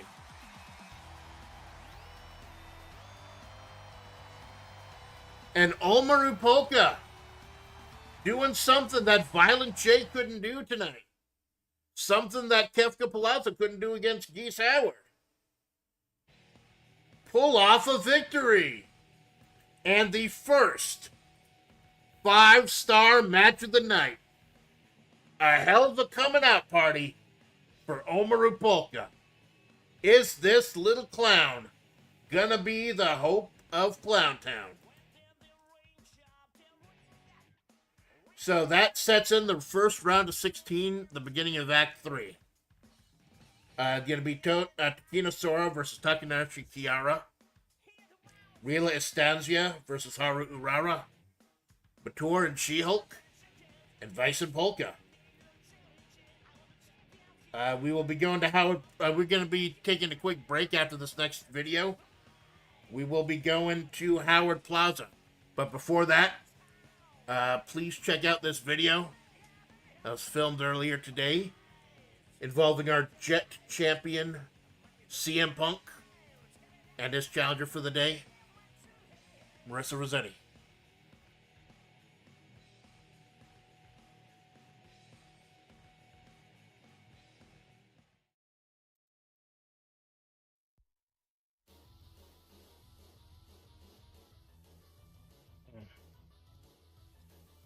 Gorgeous out today. It's just a little cool. It's not too cold. Okay, I don't know. We got a couple of restaurants on the beach here. Kind of hankered for some cracked crab. Oh, Well, if it isn't Rome's resident muscle mommy, Mr. Punk, see you're enjoying this lovely town. It's no metro city, but it's nice. Yeah, I'm a little surprised that this place wasn't on the WWE's radar back in the day. Wouldn't mind doing a couple tours through here. Ah, yes. So, personally, I gotta ask you, Marissa, are you feeling a little bit weirded out by all this? By what? Whatever do you mean? I mean, I came here a couple months ago, a couple weeks ago, bully in the alley, stepped up to Bridget, won the Jet Championship. Now I don't even get to participate in this tournament. I get hauled over here to Southtown, and I'm just gonna be. We're going to be what? You're going to be stuck fighting me for that Jet Championship. That's not what I meant. That's not what I meant at all. I mean, I can respect a powerful woman. I mean, look at AJ. But I'm the WWE World Heavyweight Champion, right? And now I'm stuck in the Jet Championship division. Well, we've got every single member of that rotting hellhole Clown Town as a chess. Yeah. Oh. Are you talking shit about Clown Town? You got a problem with clowns? Yeah, I thought every sane human being would have a problem with clowns. Fair enough. But I do not see a problem with the Jet Championship. You knew going in that you would have to defend the belt every single night. Unlike the rest of the belts which are defended once a month. Yeah, and how long is that going to be going? Amanda said she's paring it down to once a month. Starting next month after the anniversary. So how's that even going to work? It seems to just work to stiff me out of a shot at the Real Folk Blues, out of a shot at the World Heavyweight Championship. And she knows I'm coming for it. Well, if you're coming for it, why are you so afraid, Mr. Buck? Excuse me. You seem awfully reticent to pay your dues here. Pay my dues? This place has been open for less than a year. I don't see why I'd have to pay any dues. I came in with a WWE strap on my waist.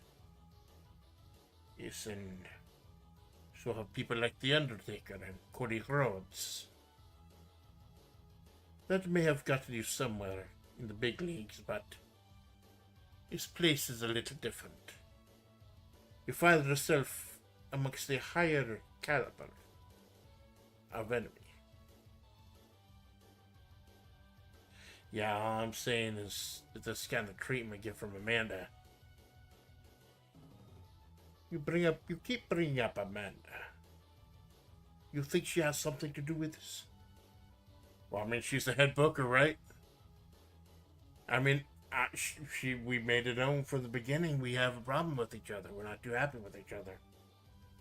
And she's stealing my shit, too. I mean, talking about her second screen saints. I'm the second city saint. And I was that long before Amanda started streaming. Right, so if she's doing this to... You know what you did, punk. You put yourself in this situation. You made a point to step up to Bridget, the biggest name in this company. You made a point to challenge her for the Jet Championship. And you beat her. Congratulations. Now you need to follow up. Yeah, but I just don't think it should keep me out of the Real Folk Blues. I mean, look at G-Man. He's the mayor of Flavortown. He's wrestling.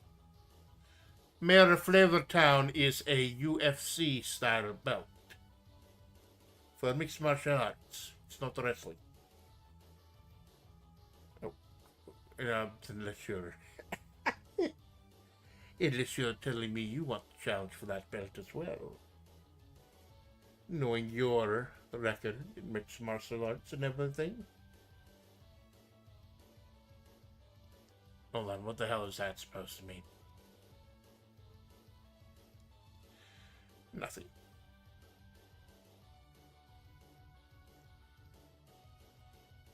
I thought I was going to be taking a challenge here. I mean, I am not getting a shot at the Real Folk Blues tournament either. Take a shot at your championship. But I lost to Geese. I'm the one who lost my belt to him. So if should anyone have the heart to throw it back, it's me. I'm willing to take the challenge to claw back to the top. I look forward to it. To the journey. Meanwhile, you're just looking for shortcuts. Put a hand up. Hey, I'm not looking for any shortcuts. I'm not looking for any hand-ups. I'm looking to get my dues. I'm looking to get some respect here. I have half a mind to put this belt right on... What? You're going to take the championship and lay it on McMahon's... onto the desk. Yeah, you said McMahon. McMahon hasn't been there for a while. I don't know if you keep up. I prefer to watch real combat spots, Mr. Punk. It just... We're going to throw that thing down at his feet. Just because you're not getting an opportunity you think you've earned after one match. I'll tell you, I was a bit reticent of coming here.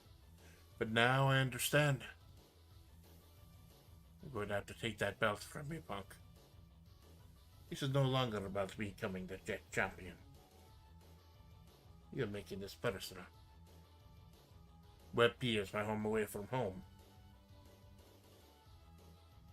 If you can't respect that, then you will get none of my respect. The only thing you can take is my love. Take all of it!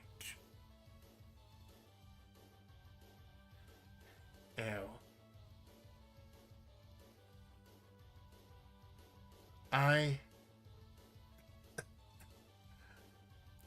Well.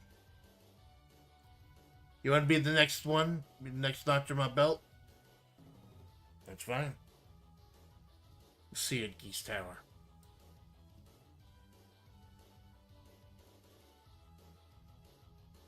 You helmet-haired freak.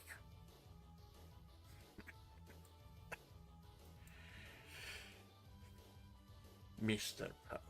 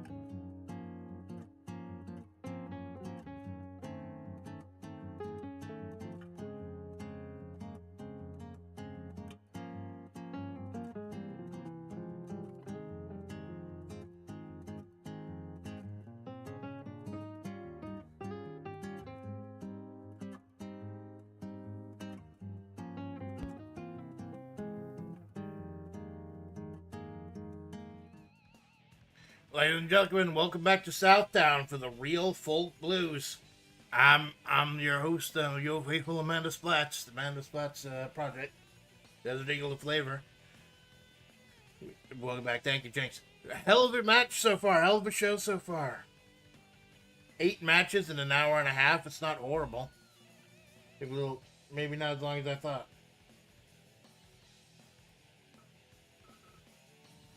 And we move on. We have our first set of 16, or first set of 8. Beginning of Act 3 will be Sora versus Takanashi Kiara, Real Estanza versus Haru Urara, Mator versus the She-Hulk, and Vice versus Omaru Polka. Some amazing happening so far. Big 100% show with Polka.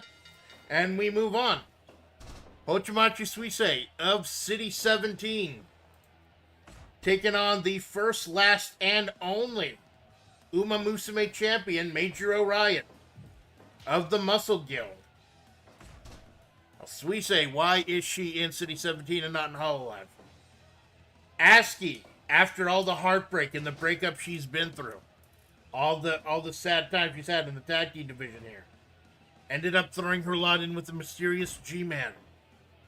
But during the draft, G-Man did not just recruit her. G-Man recruited Hochimachi Suisei as well, the team of INNK. And Suisei was not happy about that. As much as she wants to support Aski, she is more interested in getting back to Hololive. She's currently working at City 17. Meanwhile, Major Orion, big jacked horse, muscular horsewoman, she says there's nothing that can't be solved without pecs. Big, absolutely jacked humps.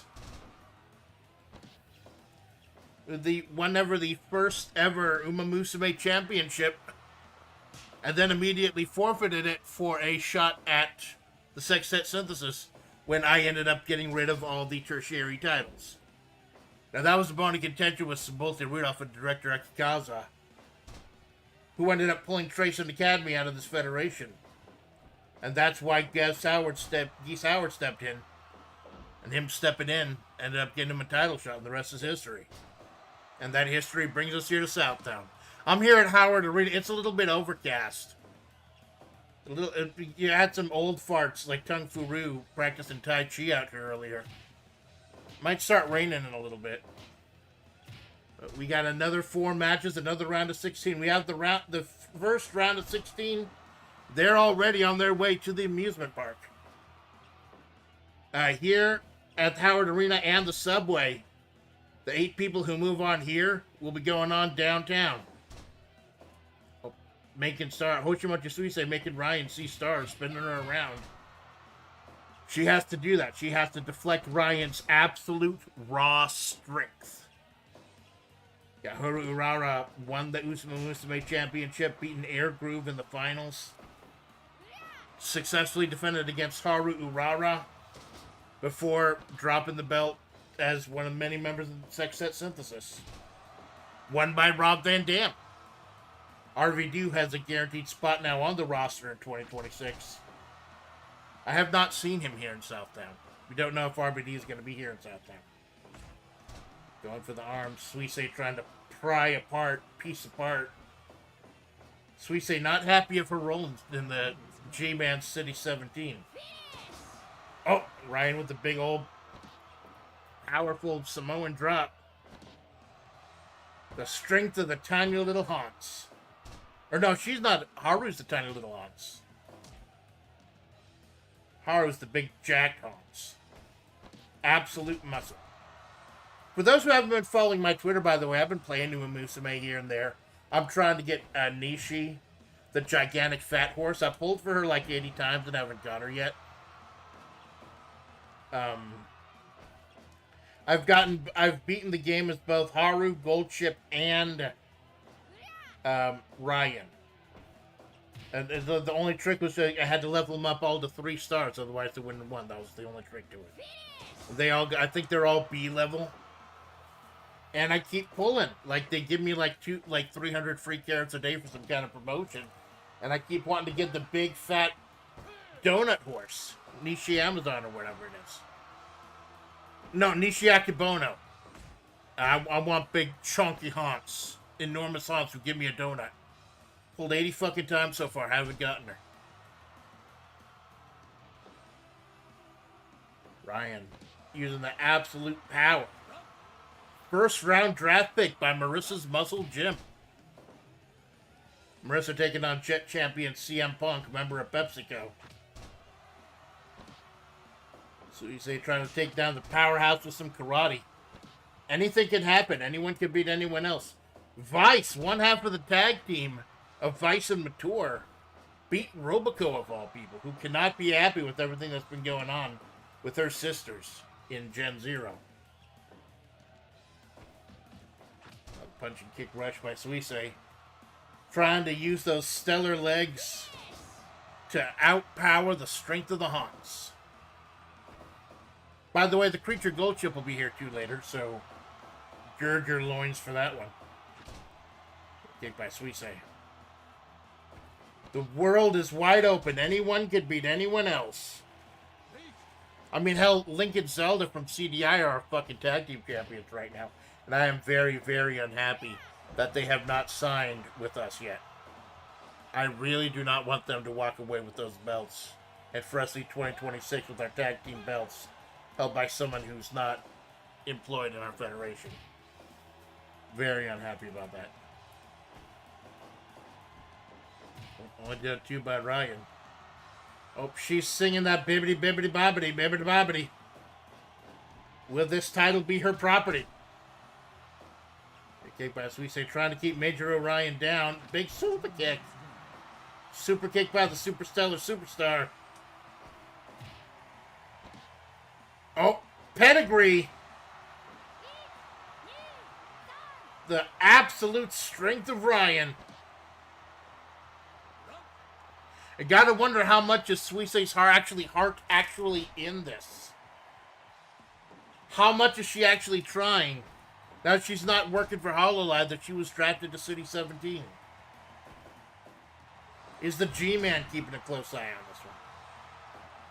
Oh, she gets right up for the Comet Cruncher. Ryan no-selling the Comet Cruncher. Trying to go by the pedigree. Suisse with the backslide. Oh, 2.9. Getting that powerful haunts off of her vertical base. Oh, a bit of an Osaka street cutter there. Oh, she's riling up the band. Sweet chin music. And that's it. Major Orion, the first, last, and only Uma Musume champion, knocks Suisse out of the park with a big old super kick.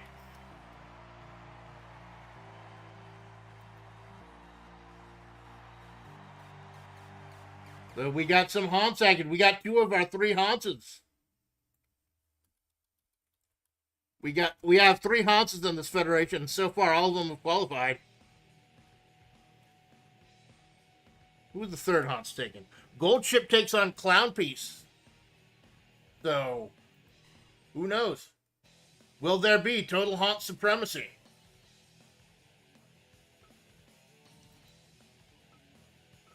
Alright, and we got to move on. We got to go at Trip Hammer Speed. We got a total of 32 matches today. It's 31 tournament matches and the Jet Championship. By the way, Phil, you knew exactly what you were getting into when you asked for a match with Bridget. You knew exactly what the stakes were. I will say no more about it. Gainitz. A fine wind blows. This is the man that Geese put in charge of the Howard Corporation. Taking on Sakura Mito. Alito Miko. Now, of the drama between Robico, Miko, Aski, and Sora, Sakura Mito's kind of been lost in the shuffle. She's the member of Gen Zero. People don't talk about a whole lot in Web B. But she was nominated for Streamer of the Year, baby. At that weird fucking Streamer Award thing. That's gonna be a weird show that I'm gonna pay absolutely zero attention to. And just read the news later to see what news there is for games and stuff. Big uppercut by Gainitz. Initially, it was a strange pick. When Geese picked Gainitz and Gainitz picked other members of the Hakushe, Vice Mature and Sherman. But Gainitz has had some banger picks so far. Both Vice and Mature have moved on. Will the Alito Miko be able to rally the 35P for her in Hololive? Or will the Howard Corporation get even more of a foothold in the shadow of Geese Tower?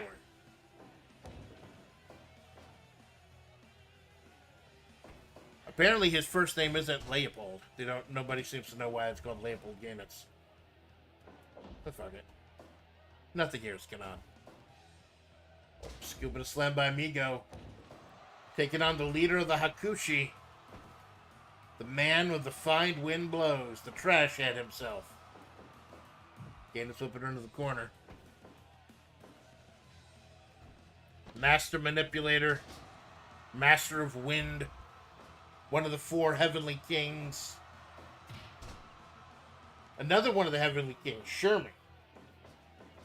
What a big power grab would it be if Gainitz were to get the other Heavenly Kings, Yashiro and Chris, in here. Because you know he's got to be angling for it. Go whipping around the corner.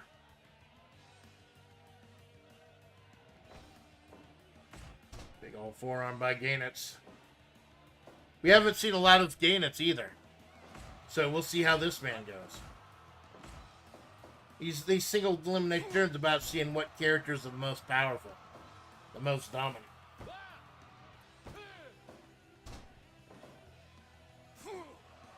And I just looked over the card later today. Oh my god, the next match. The next match is the main event in any fucking city.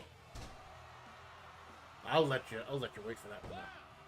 If you'd watch the wrap-up show, you'd know what the card is. I did the random draw on the wrap-up show on Monday. Double X handled by the Migo. Sakura Miko has a chance to avenge her fallen hollows. Formed by Migo to Gainitz. Gainitz slaps back. Slap back. And Migo sends him down. Up top. Big old splash by the big old baby. Oh, and just right in the face. Gainitz having none of Sakura Miko's shit. Unfortunately, there are no lava-filled buckets out there.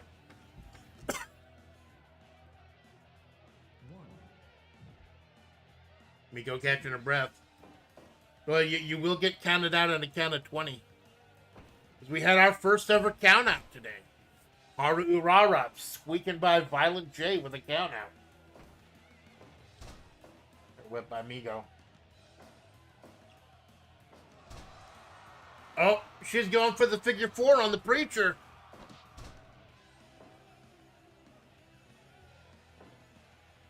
Knocking her down.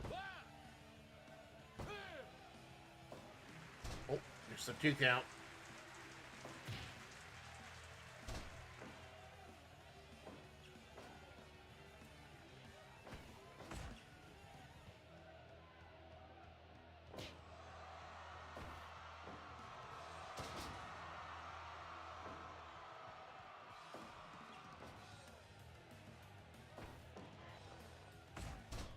Big forearm by Migo. Big headbutt by Migo. Migo making all the big moves.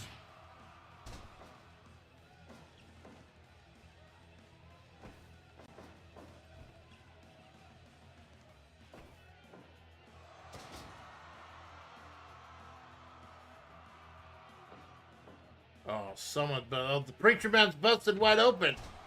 Migo with those massive 5 head of hers. Those headbutts. Will the Alito Miko somehow defeat Iron Mouse to become the streamer of the year? Because we're all pretty sure it's going to be Iron Mouse at this point. That's not a knock on Iron Mouse. Iron Mouse is fucking cool. Gainitz is just that accursed blood flowing like it did in 1996 when he said, A fine wind blows. My time has come. Migo with a tarantula. Shades of things Hachima will eat in a bowl of ramen. He's praying to Orochi for guidance. There is no God here. There's only Migo. Will this be Sakura Migo's chance to shine after being outshined by the rest of Gen Zero? Oh my God, that's a...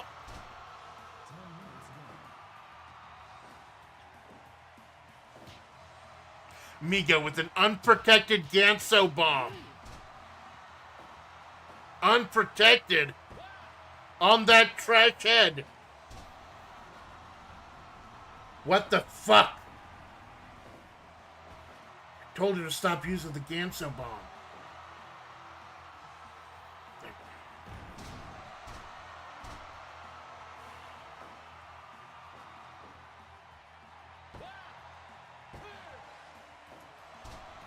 How the fuck is it getting back up?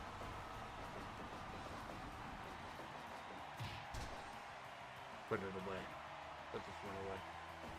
Unprotected. The Ganso bomb, one of the most dangerous moves in wrestling.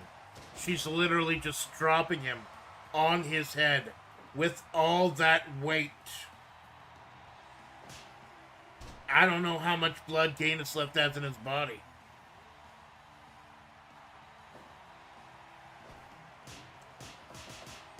Oh, those nasty knife edge chops on Migo.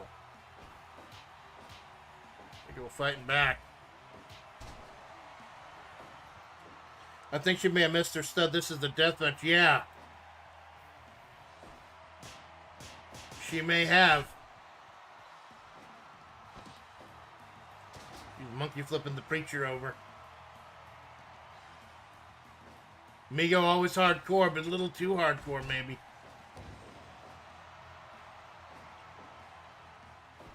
Maybe a place for that though, eventually. 2. And it's a 2.9! The strength of Gainus' convictions and his fanaticism to the god Orochi. The only things keeping him going. Goku Desuka! Fuck you!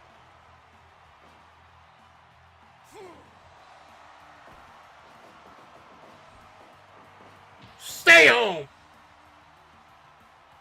That big palm strike from the preacher.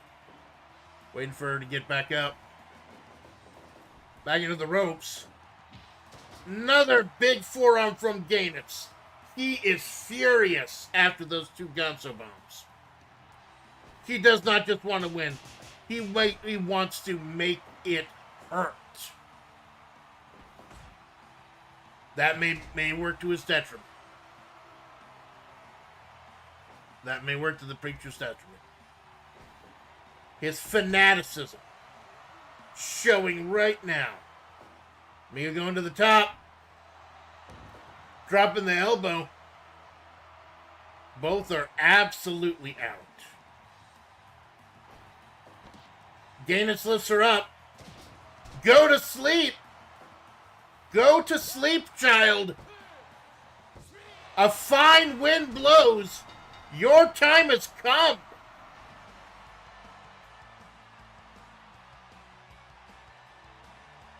And holy hell. Dropped unprotected. I'm going to have to talk to Nicole. I told her to stop using the Ganso bomb. I told her to stop using the fucking Ganso bomb.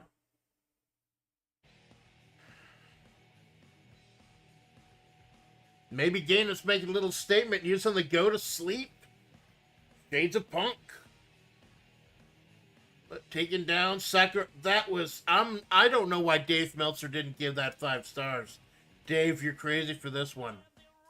Oh, God, that was horrifying. We might have to evaluate Sakura's place in this federation.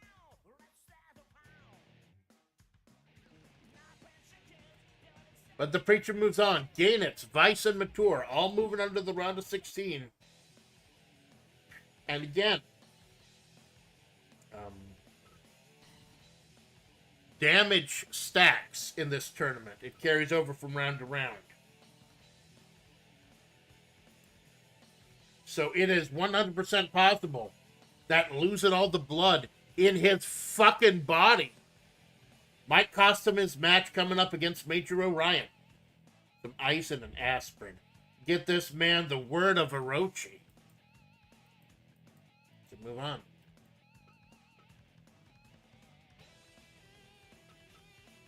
Weird, the mouse, like, I usually don't use the mouse.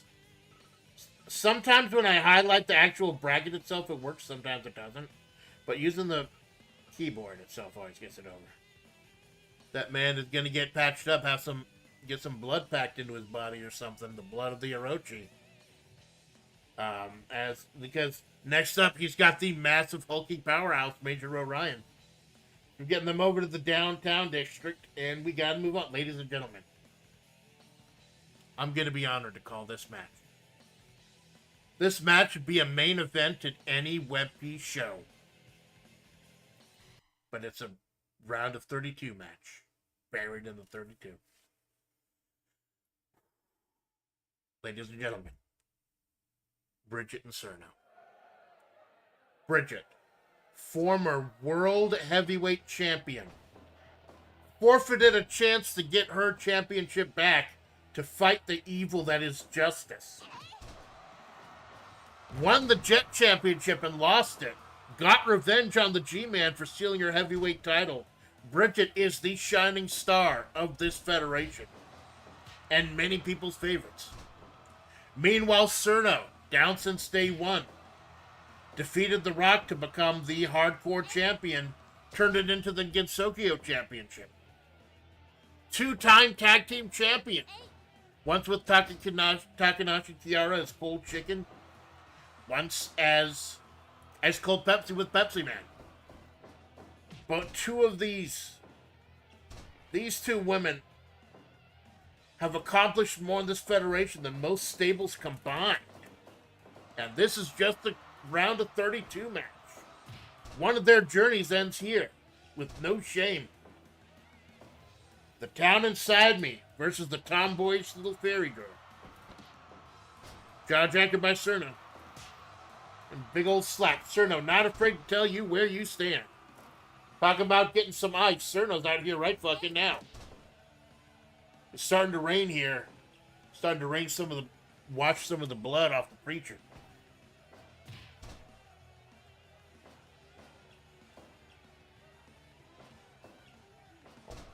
Bridget going for the figure four early. Trying to break those tiny little fairy legs. Bridget, leader of the Bounty Hunters Guild. Cerno, a member of PepsiCo. Well, big old Cerno strikes. Oh, and a kill switch for good measure. That was random, but fine. Whatever.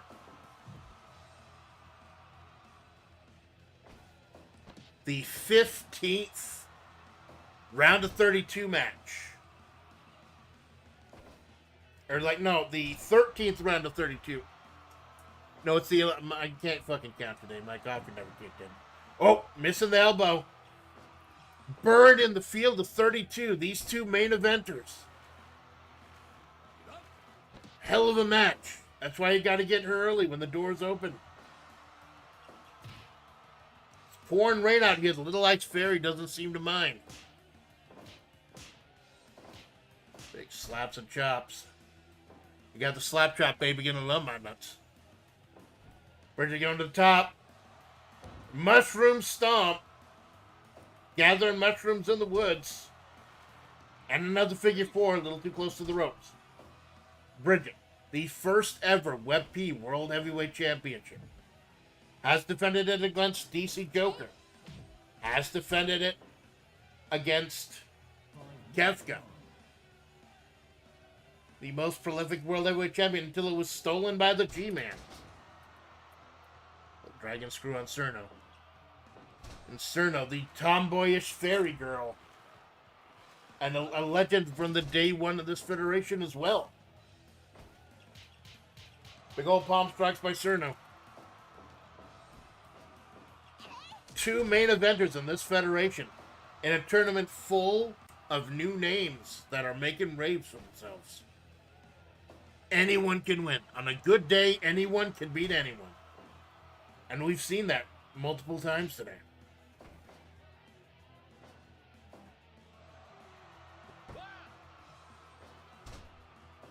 We're getting word that the preacher is up, and he is cognizant. Gainitz is up and cognizant as he's catching the shuttle to the downtown ring. Oh, sling blade by Bridget. Rolling up the ferry. We got the round of 8 for the amusement park for the round of 16. These will be for matches held at the downtown center. Big ol' hurricane running by Bridget. Quarterfinals and semifinals will be held on the... No, quarterfinals will be held at the city limits. Semifinals and finals will be held in Geese Tower. Running drop kick by Cerno. That low angle drop kick. Oh, big jaw jacker. Rolling sweep kick. And rolling up the tiny little ferry. And a swing and a miss. One of Cerno's biggest concerns when she initially won the the Hardcore Championship, that would eventually become the Ginchoku Heritage Championship, because she was working in barbed wire matches, she didn't get a chance to fly. We're going to see both of these two fly in today, and one of them's going to fly away.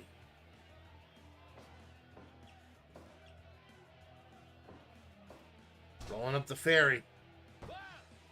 2. Oh. Here, Howard Arena. Very nice place. Bridget blocking the forearm this time. Those punch rushes, she doesn't know. She doesn't know, she doesn't need to know. She runs on instinct. Rolling that senton like she rolls her yo-yo. You gotta think Rogers in the audience watching.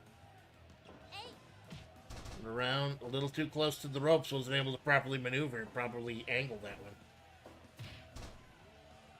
And Bridget taking full course. But again, damage stacks and carries over in a tournament. So someone might just beat her up, or we might have the upset of the year. Big dropkick by Cerno. 10 minutes gone. Headbutt by the ferry.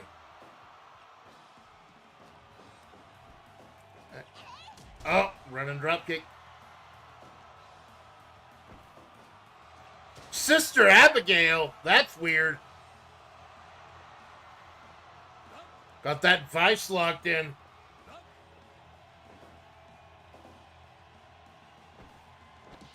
Oh, the town inside me.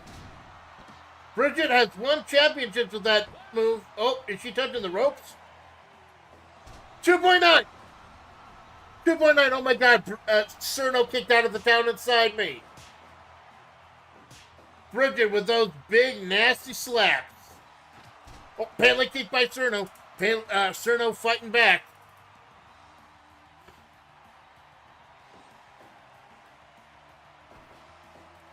Cerno with the Comet Cruncher.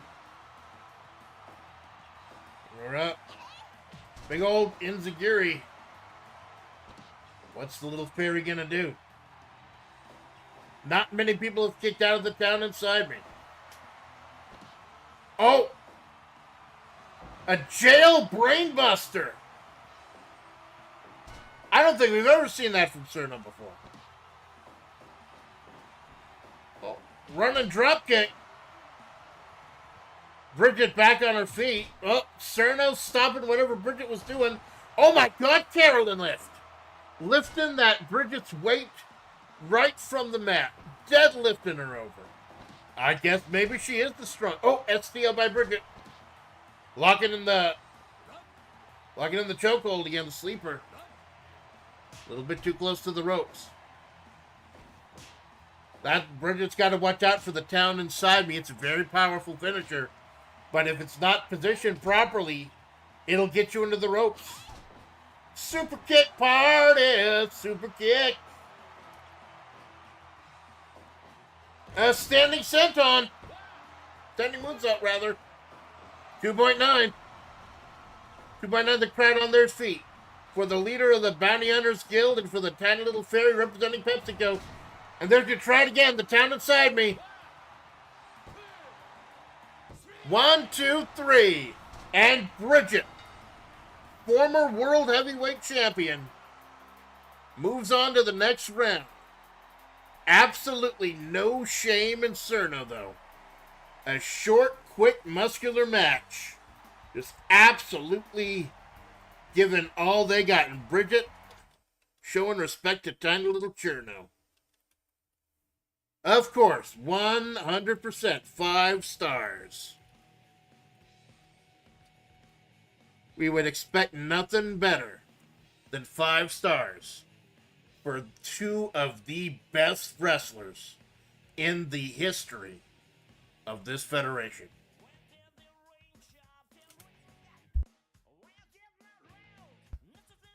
Bridget showing certain respect and Bridget moving on to the next round. Bridget obviously is the one to watch for, the one to beat.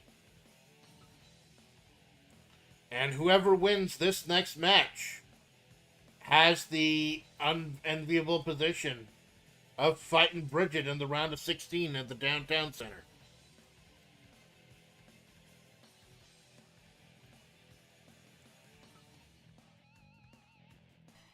And here we go. I try to save it just in case.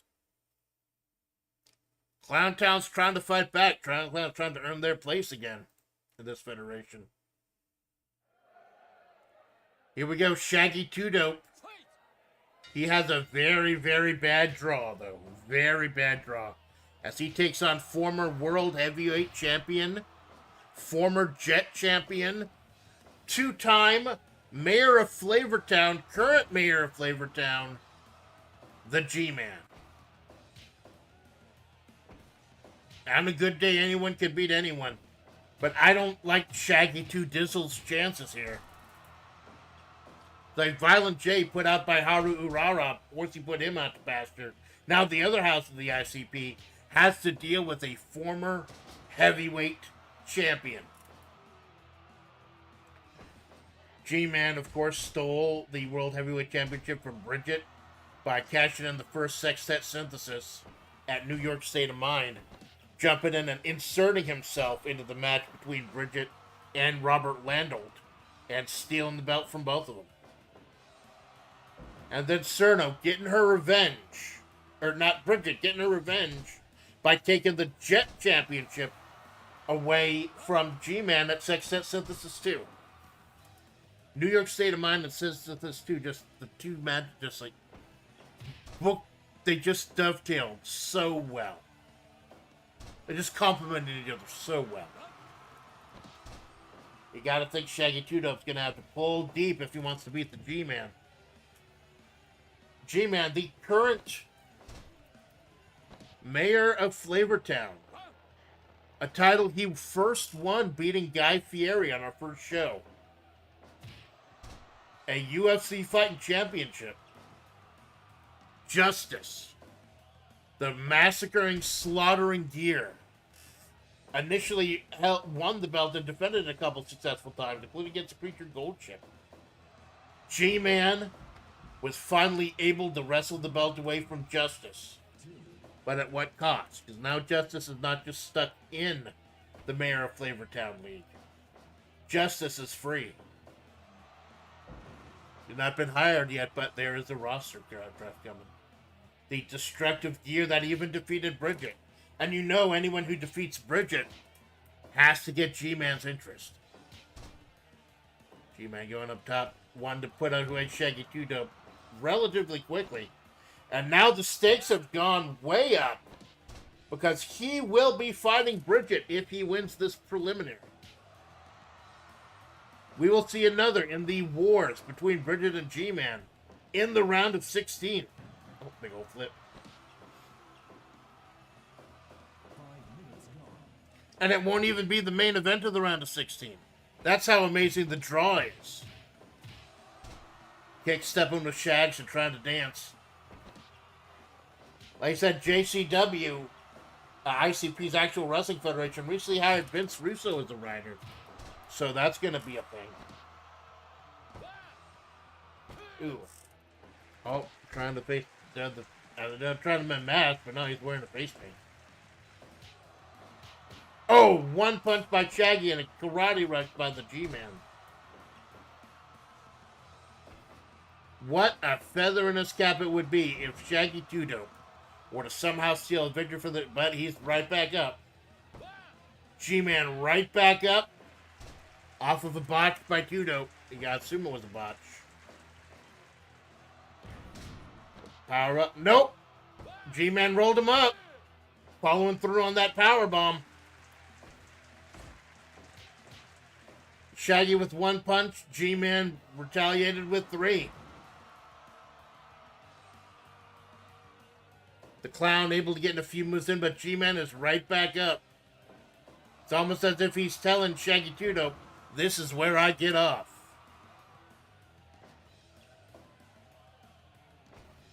What do you think? We'll get Half-Life 3? What do you think? If G-Man wins the tournament, maybe we'll get Half-Life 3. Who knows?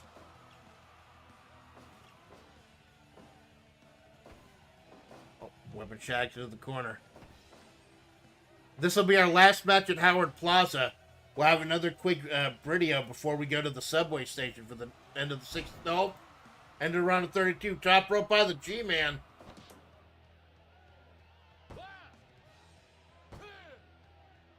$2.9. Scaring the hell out of Shaggy 2-Dope with that 2.9. 2-Dope getting a little desperate. What a brag it would be to his buddy Violent J if he actually put away the G-Man. After Violent J lost by countout to Haru Urara. Is that going to be enough? Of course it's not going to be enough.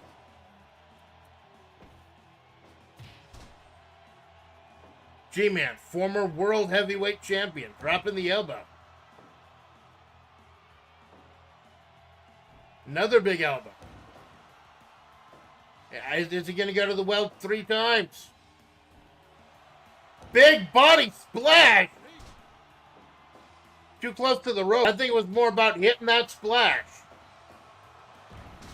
DDT by Shaggy 2-Dope trying to... He's exhausted. He's already exhausted.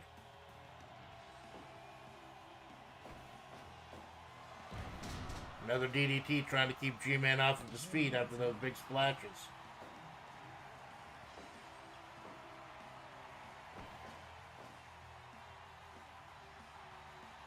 Big running powerbomb by Shags. Too close to the ropes. And G-Man sending the clown, evil clown outside. And he's following up with him.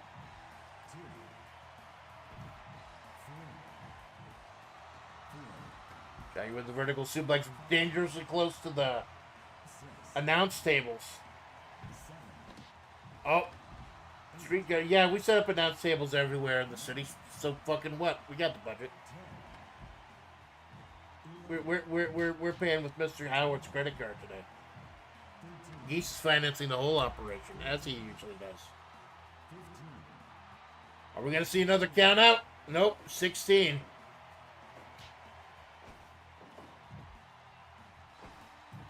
Got him in the corner. With those wild, rabid punches of Shaggy 2-Dope. Oh, got an exchange going. No. You get a big old drop kick. And a clothesline. He's out on his feet. Trying to catch his breath. The G-Man will not relent. Sidewalk slam. Going up top again. Big splash. That one was far more competitive than it had any right to be. Far more competitive. Holy shit. But the G-Man we will have. I can't believe this. If I did not see it myself, I would not believe this. the rivalry between Bridget and G-Man. They've traded the Jet Championship. They've traded the World Heavyweight Championship. And it's going to be a round of 16 match. Human already catching the train downtown. Major Orion versus Gaines. Bridget versus G-Man. Going to be an absolute shocker, absolute stunner. And it's just a preliminary. It's not even the big tournament itself yet. We're just chunking through. 8 more matches in the prelims. We've got to catch a quick shuttle over to the subway. But while I do, here's a message from the Muscle Gym.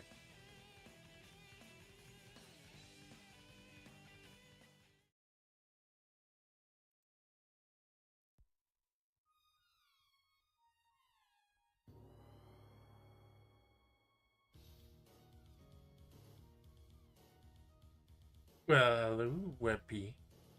It's your favorite lawyer, the She-Hulk, representing the Muscle Gym.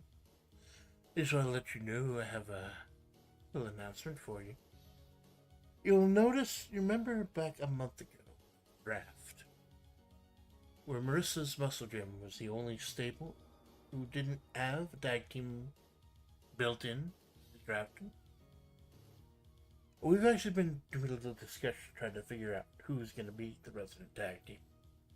And I think we've made a bang-up offer. I'm a defense attorney by trade. I may not look like it, but this big, tall, green Gamazon has been protecting the innocent for years. So I figured it only makes sense if I teamed up with another lawman, right? I'm Mayor Mike Hagar. And for years, I've protected Metro City with these 2 big fists. Swinging around, dropping people on their heads. Although I've worked more with prosecutors than defense attorneys, I can admire the type of work that Jennifer here is doing. So we've decided we're gonna be the official tag team for the Muscle Gym. Law and order. Belly up to the bar, big boys. See what you've got.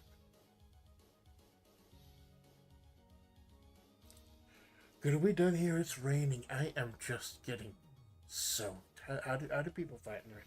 Yeah, let's go get you some lunch. Oh, you're treating? Oh, how lovely. Yeah, I think it's a few oil barrels back there. Let's break them open, see if there are any pork chops in them. Floor me. You sure know how to treat a lady, don't you?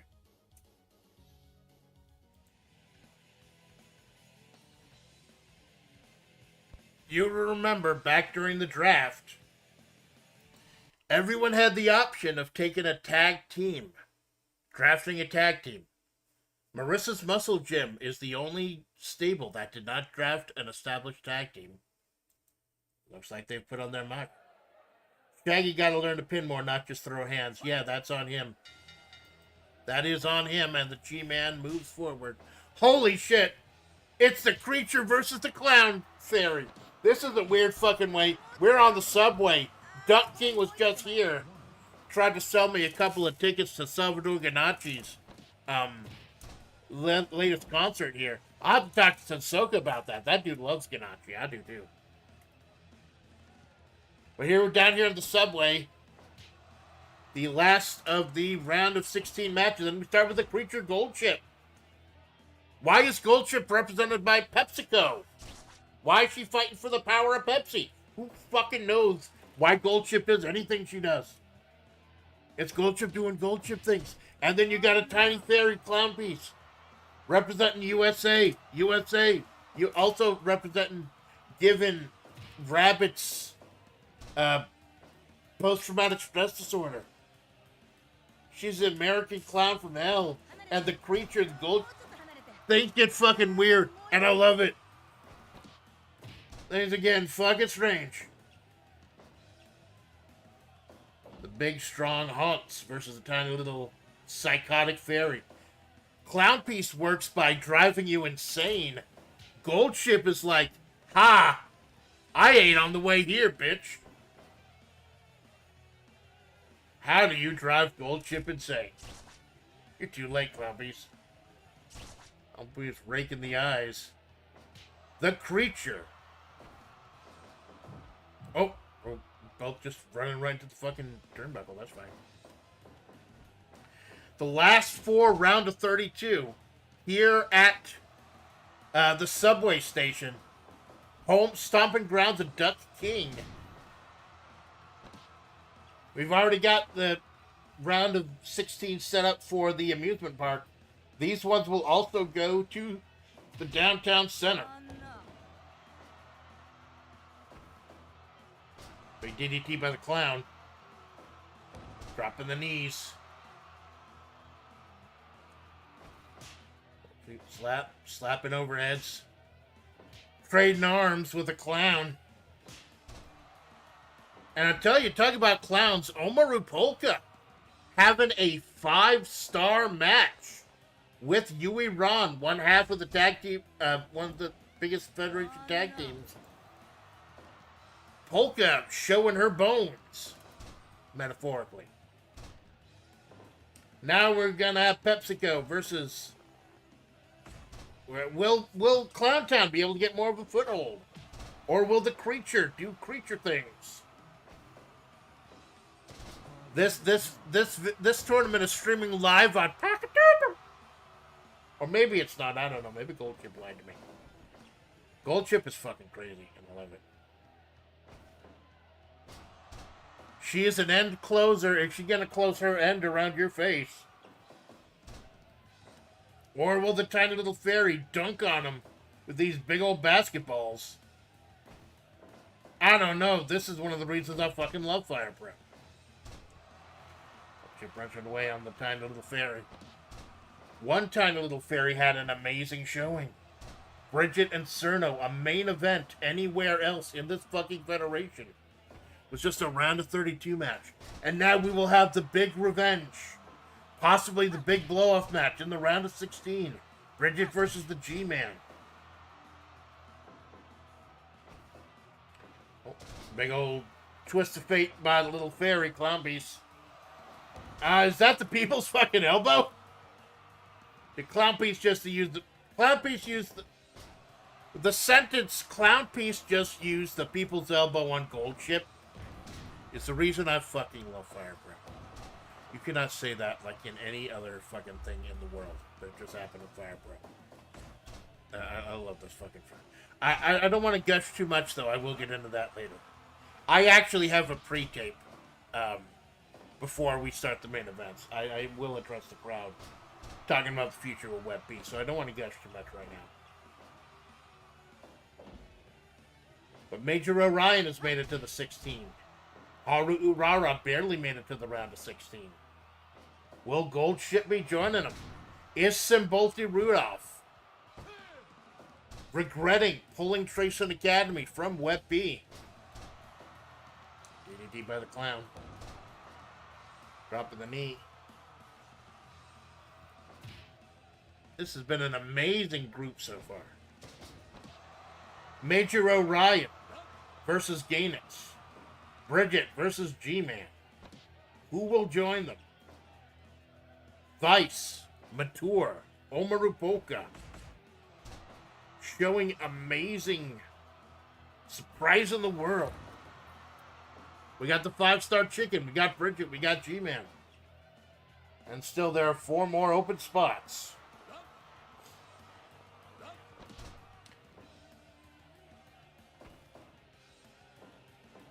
Big old pile driver by Hunts.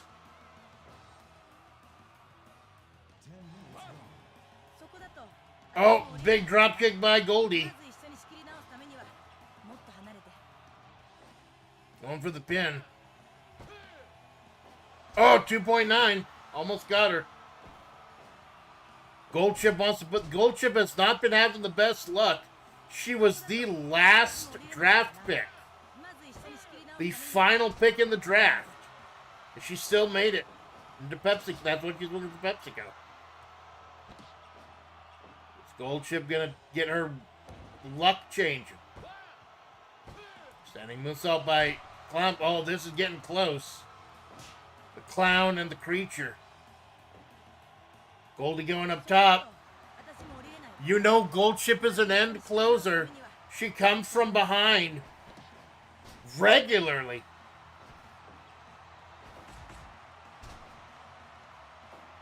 Clownpiece dragging her out. Big old muscular creature. Going up top. Flying headbutt.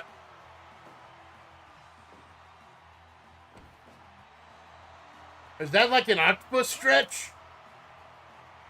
The horse with the octopus. Oh, a big power bomb by Gold Ship. He's signaling for fucking something.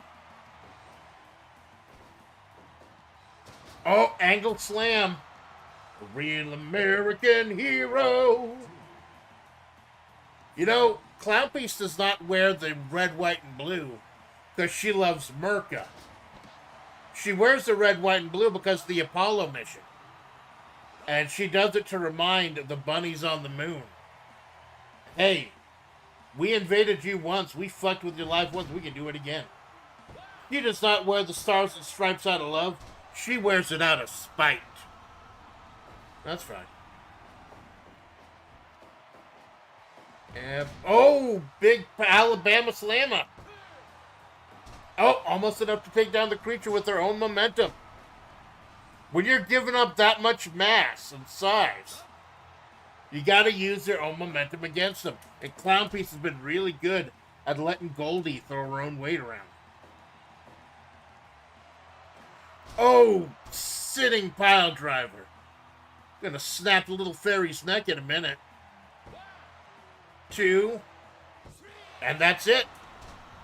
Yet another member of Clowntown falls. As Gold Ship defeats Clownpiece.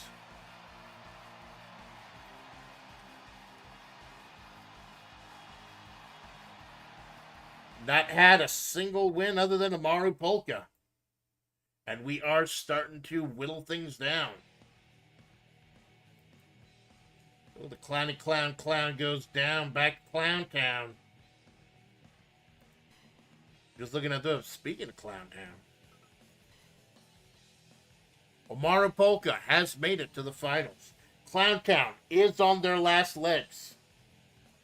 Kefka Palazzo, the leader. Gold Ship is known to throw anchors. So an octopus stretch isn't that far-fetched for her. They're not many things. Yeah, the creature is all fucking over. The creature is everywhere and everything. It's fucking great.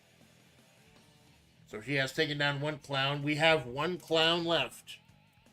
Polka has made it to the round of 16, but what about Kefka Palazzo? The leader of Clowntown. The psychotic, evil motherfucker himself. Who did he draw as his opponent? Jumbo Flapjack. Massive 500-pound man who enjoys flapjacks. Enormous fat man versus evil clown. This is what enormous fat clown versus evil, or enormous fat man versus evil clown. I assume this is what it's like wrestling in Mexico.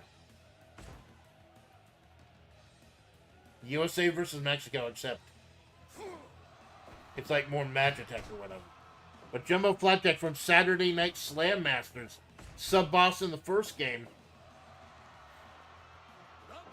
We've had his boss, the Scorpion, not Scorpion, the Scorpion, wrestle here before, but Flapjack's the one that was drafted into PepsiCo. I think this man drinks a lot of Pepsi. Like, a lot of fucking Pepsi. Like, I don't know why I think he might. Winner here takes on Gold Ship in the round of 16. They offered Goldie a ride down the shuttle to the downtown station. And Goldie said, "No, I'll just run. I'm a horse." We hope she fucking makes it in time. Rather even match, considering they're both quite the underhanded. Yeah, exactly. It's more like underhanded versus like undergunned. Of course, Jumbo Flapjack does have both the poison mist and the fire breath. He has two different flavors of shit to shoot at you. So the leader of Clowntown. He Kefka, in his psychotic haze, if he could be happy about anything anymore, has to be happy with the amazing showing Amaru Polka had earlier today. Has to be happy with that. This is match 14 of 16. Like I said, Jinx, I understand if you can't stay for the whole show, but again, the matches are going to get shorter because damage is going to carry over. Like a big 32 person, this is something I want to do for a long time. Even if the winner is something I could never have predicted, because this whole federation is something I never could predict. That's why I let the AI figure everything out. Big old choke by Jumbo. Oh, in the butt.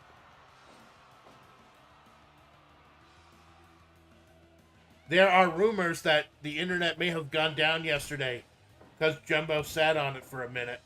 Those rumors are unfounded. There are no reports of him sitting on the underwater cables or anything. Why did Cloudflare go down yesterday? I think they said it was some internal thing. Like something they were updating. Like, it wasn't the hack and it wasn't like other countries interfering or something. They said it was just like they were updating something. But that, like, almost all the internet goes down. It kind of fucked us up a little bit at work, but not long. We were able to do things other ways. I don't think we lost any major productivity from what I'm saying. Slapping, slapping, slapping and slapping and slapping him.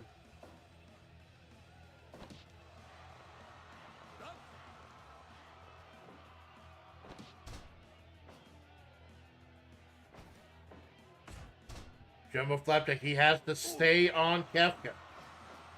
Not just because he doesn't want Kefka to recover, but he is a large man, and if he is on Kefka, he will squash him. No, it went down, must have been. Yeah, it was like, I think it was like, it was at the beginning of my shift, like 7 a.m. 7 to like 10 a.m. Cloudflare, like Twitter went down.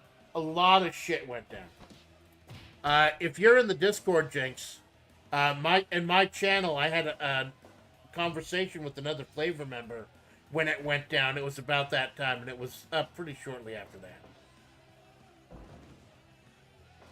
Vertical by big old flapjack, flippity floppy flapjack, flippy floppy man.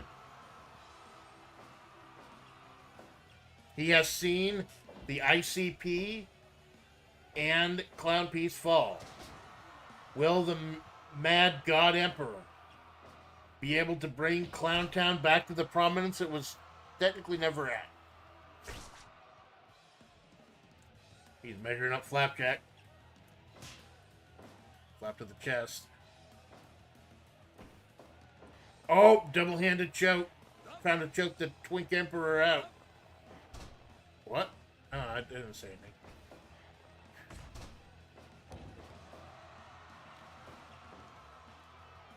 Put him up. Biggest snapmare. Jumbo just kicking him off.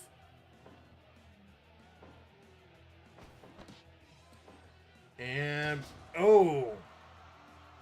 Kind of a modified gory special there. Going to the pin. Is that going to be enough? Nope, just a 2.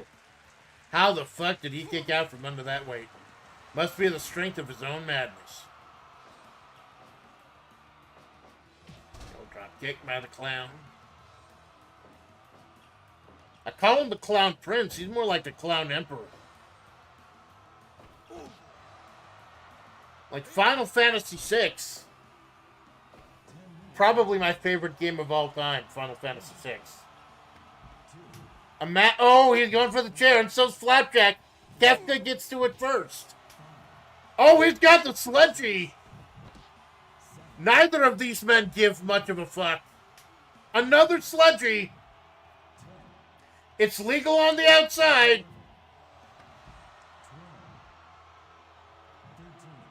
It's counting down. Big rake to the eyes.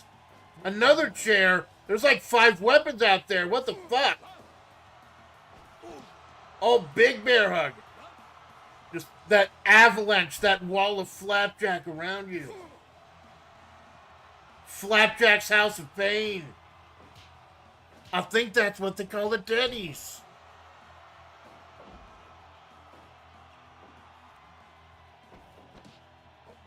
Big ol' another modified gory special by Jumbo Flapjack. This man knows how to wrestle.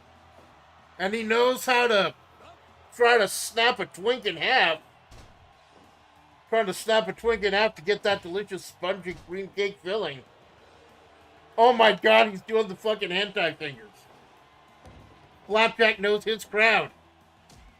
He did the fucking hentai fuck me fingers. Oh my god. What the fuck? He's never done that before on this. Oh my god. What the absolute fuck. Please tell me he doesn't actually do that in Saturday Night Slam Masters.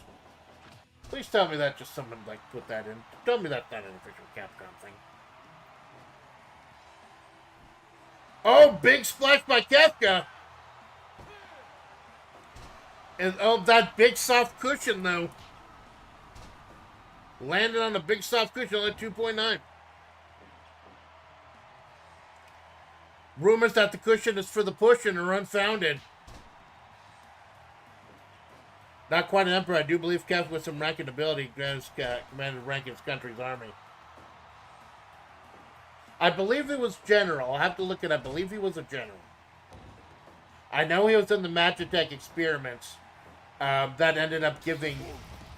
Oh, he stole Kefka's lung blower. Jumbo stealing Kefka's move and stealing Kefka's breath as he sits right on his fucking chest. Just the...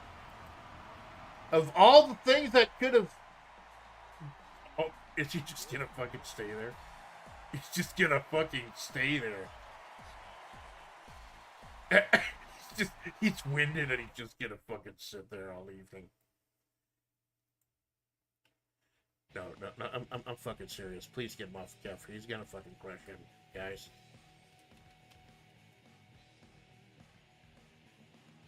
Guys, please get him off.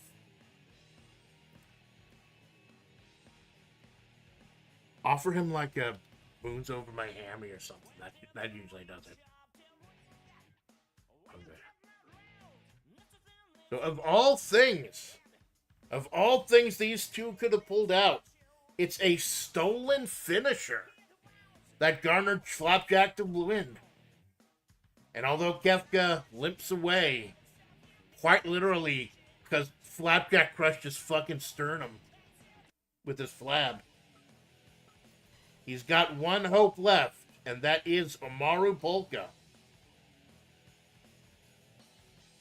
So that is right now Major Orion versus Gainitz, Bridget versus G-Man, Goldchip versus... Oh my god, Goldchip versus Jumbo Flapjack. That's going to be fucking weird. And we got 2 matches left in the round of 32 before we take our second break. And again, the matches later should be a little shorter because damage does stack.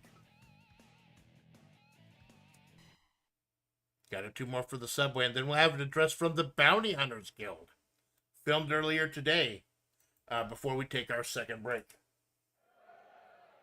And here we go. Mori Calliope, the Reaper turned rapper, versus Yui Ren. And this is a hot one. This is 7 inches from the midday sun. And I'll remind you why. It was Takamori, tag team, Mori and Kiara. Takamori. They had a match of the year with Yui Ren and Yui Ron. The Bar Windfish, a couple of rookies. And they took them to the limit, and arguably the match of the year. A couple shows later, Bar Windfish get the #1 contendership for the tag titles. And they have another match of the year with Takamori. And they beat Takamori so definitively that Mori gets out of the tag team division. Period. That is before Kiara could pull her back in, force her to become Takamori again. Went so far as to make sure she was drafted by a different stable, but Kiara then forced herself into the Hololive stable. She wants, I could tell Kiara wants Takamori to beat Bar Windfish. They have had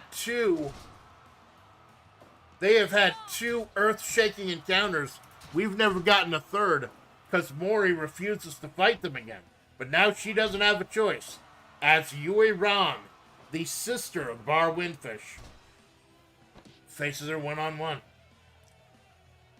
Kiara way back at the Pow Pow Cafe. Will Mori be able to beat the sister one-on-one? Will she be able to face her demons? The team that chased her out of the tag team division.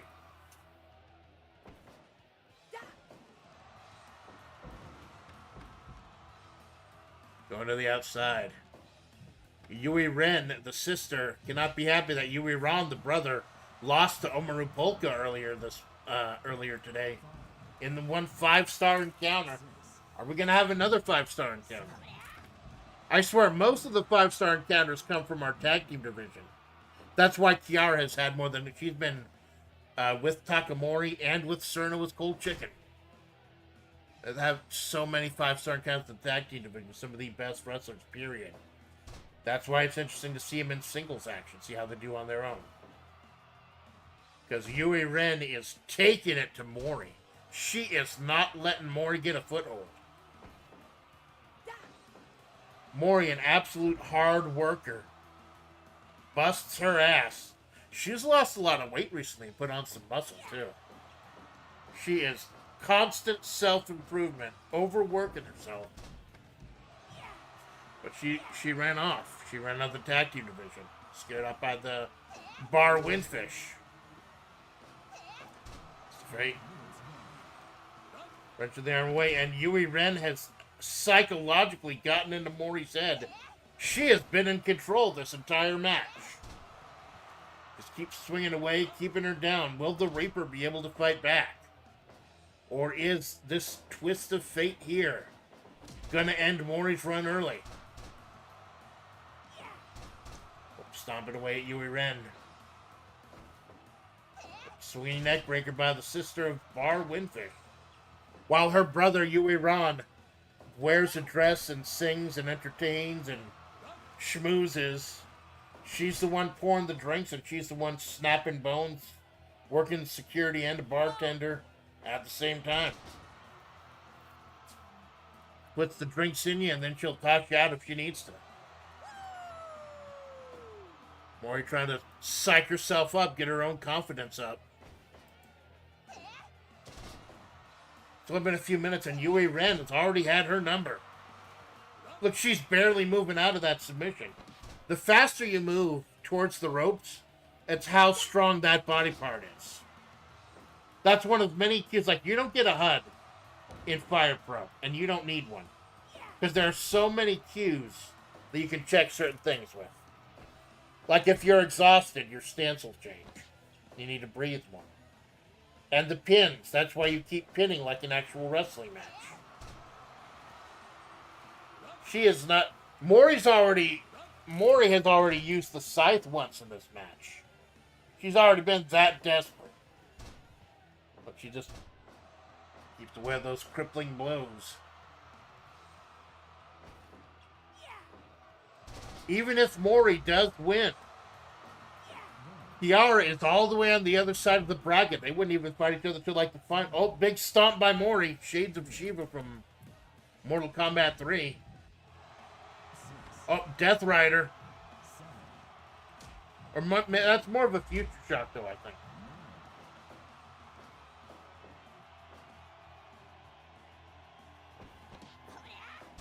Mori, a workaholic, usually not afraid of anything.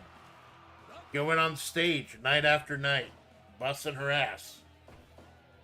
But the Bar Windfish has had her number, her Takamori's number.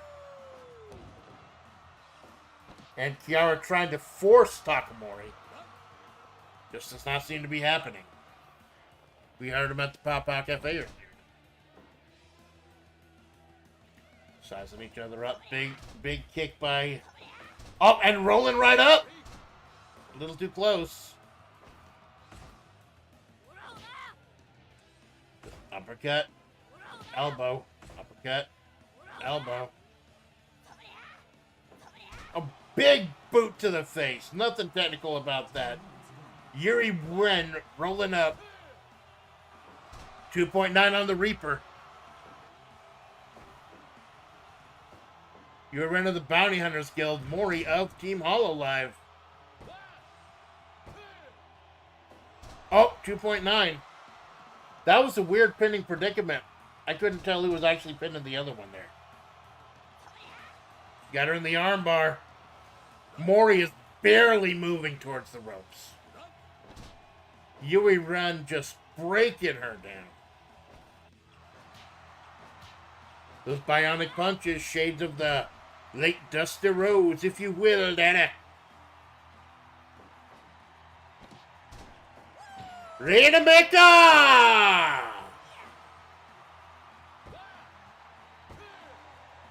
Oh, 2.9. Mori trying to fight back. That's a cheap fucking stomp.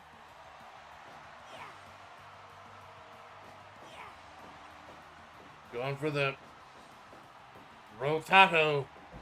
Rotato, brotato, baby. Giant swing. Giant Reaper, giant swing. Oh, trying to cripple her on the outside.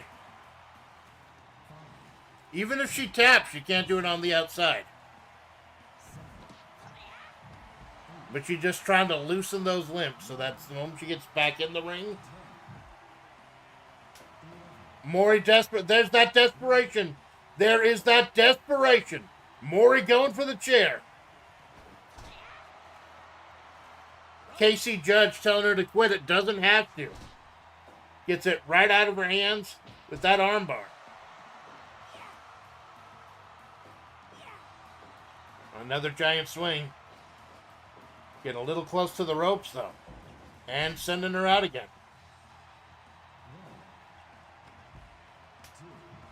Mori once again going for a chair. She's scared. She is scared of Bar Windfish. And she has nowhere to hide right now. As Yuri Ren, one of the fallen angels, methodically picks her apart. Joint by joint. And not in a Rob Van Dam type of way. Not that type of joint.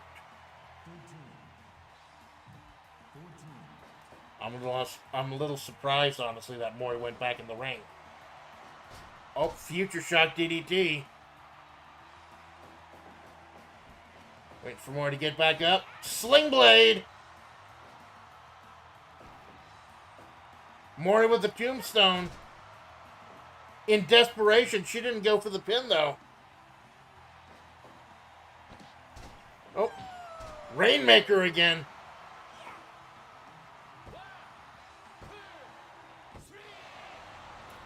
Wow. Mori Calliope.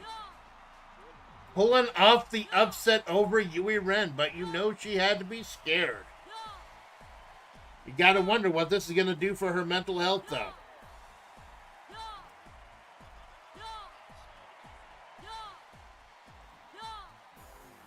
She was running scared for most of the match, but able to squeak out a win over Yui Ren. And of course it's a 5-star. Absolute 5-star.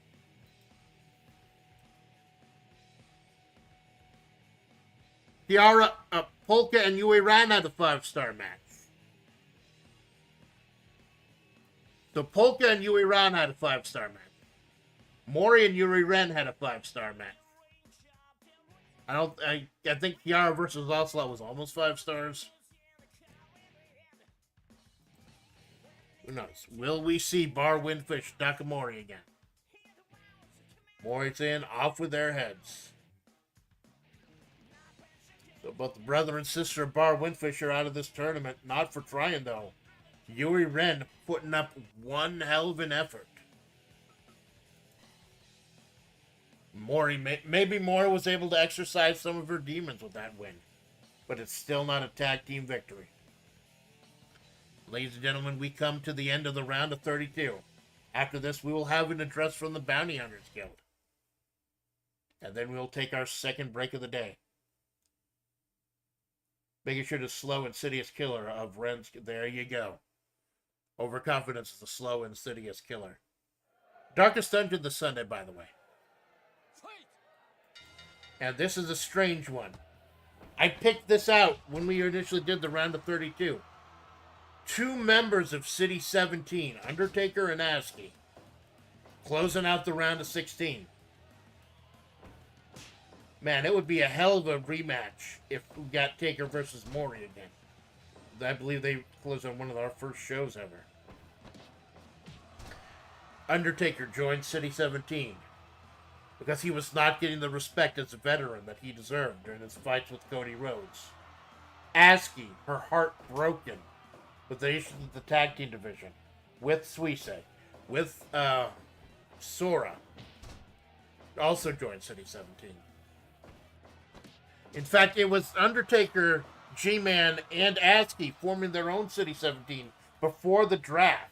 G-Man said he did it in order to force this development along, to force other people to make factions as well. The natural evolution of this federation. And maybe she's quite right. Once again, you may look at it as someone from City 17 is being eliminated in this match. I see it as someone is guaranteed to go to the round of 16. Oh, big old power bomb by Taker. It's the beautiful, dazzling moves of my Oshi. I've made no bones about it. Oshi's my ass. ASCII is my Oshi. ASCII is by far my Oshi. I mean, I love Orga as a performer. Don't get me wrong, but ASCII is like. In fact, today she's doing that big departure concert today, and I missed that to do this. She recently had her 7th anniversary live. I still have to watch that. There's so much going on for her, but I can't help her. I can't help her. She's got to fight her way out of this hole. And I'm sure the triumph will be amazing when she finally makes it out of this hole. But it's not going to happen in City 17. I'll tell her right now. It's not going to happen under the thumb of the G-Man. It's not going to happen in INNK.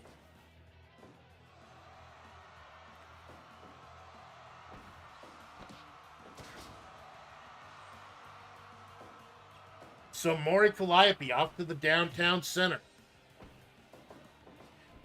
She beat one half of Bar Windfish. Is she going to have the confidence to try to go for the tag team titles again? Someone better... CDI Link and Zelda are fucking tag team champions. Someone better have the balls to go for those belts. Someone fucking better. The Dead Man and the Virtual Diva.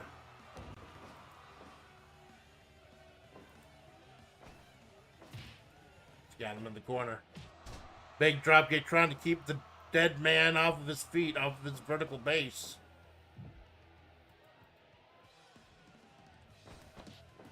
And we will be hearing from the Bounty Hunters Guild before our second break today. This match will mark the halfway point of this show. And like I said, the second half should be shorter than the first half. But if we're going like 6 hours today, I understand you can't stay for the whole thing. But I hope you enjoy when you do pick it back up. And since we're having it shows from different locations, we're at the subway right now. Maybe you could use that as a simple like point of reference to when you start the replay. See, I'm a help. I fucking help people. I'm a nice person. You can tell I'm a nice person because I have to tell people I'm a nice fucking person. But the nice people always tell other people themselves. Circling around. Oh, elbow, big boot to the chest of ASCII. Dead Man going up top. Dropping the elbow, missing. The Virtual D. I would have loved to have her in her second outfit, the big puffy jacket. The only person like 3. Oh, the face buster. I believe that match once won her and Sora the tag team championships. Big super kick. It was the breakup of Soraz, Tokita Sora and Asuka, that cursed the tag team championships. Back in April. The last time they were successfully conquered was back in April. Successfully defended. Until 2 weeks ago at Bully in the Alley. When CDI Link and CDI Zelda won the belts. Oh, folding her up. Folding her right up. 2.9. Sending them down. Another big power bomb.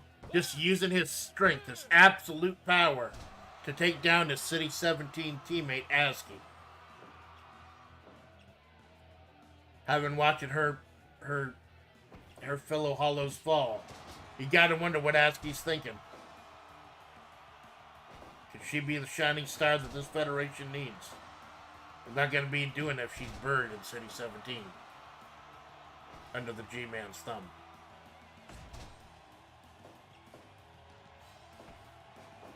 Asuka whip and take her in the corner.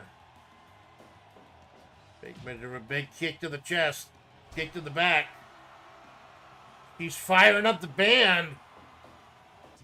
Sweet chin music. Is that going to be enough? Taker, who has fought with Shawn Michaels, the originator of that move. Taker and Michaels having wars in the past. That's got to give him flashbacks. Enough that he's got to pull out the left ride. For when you're bored with a tombstone. And that's it. I've told you before, I'll shout it from the fucking mountaintops. Asuka is my Oshi. But I can't put my thumb on the scales. So, ladies and gentlemen, we now have Act 3 set up. When we come back from the break, we're going to the amusement park. For Sora versus Kiara, Rila versus Haru Urara, Mator versus She-Hulk, and Vice versus Polka.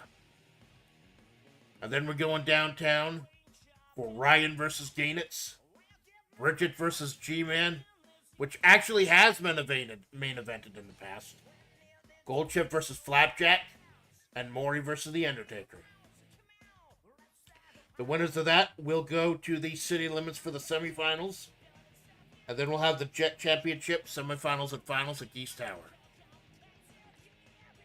But before that, before we go on our second break, got a word from our Stable Wars champions, the Bounty Hunters Guild.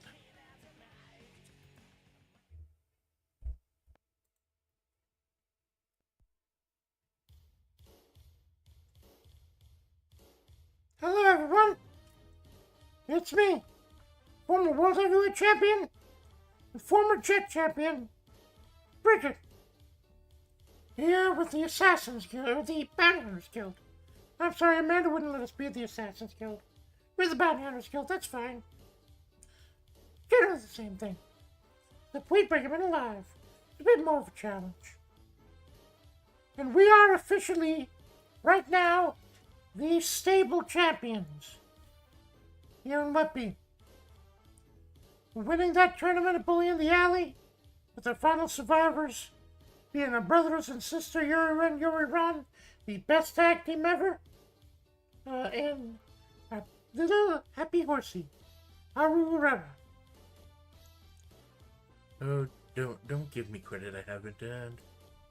I was eliminated at the very end. My precious sister, Yuri Ron, and a little friend now, Haru, were responsible for our big victory. Yeah, thanks, sis. No thanks to old man Landholt over here. Got eliminated in the first round. Yeah, I was making a tactical retreat. I did not know at the time that if you got pinned in the elimination format, you would not come back for the next round. I was trying to take a couple of extra shots, so I would not end up in the rough. Kinda had to Kinda had to stretch for that golf analogy, didn't you, Lando? Hey, hey guys, come on.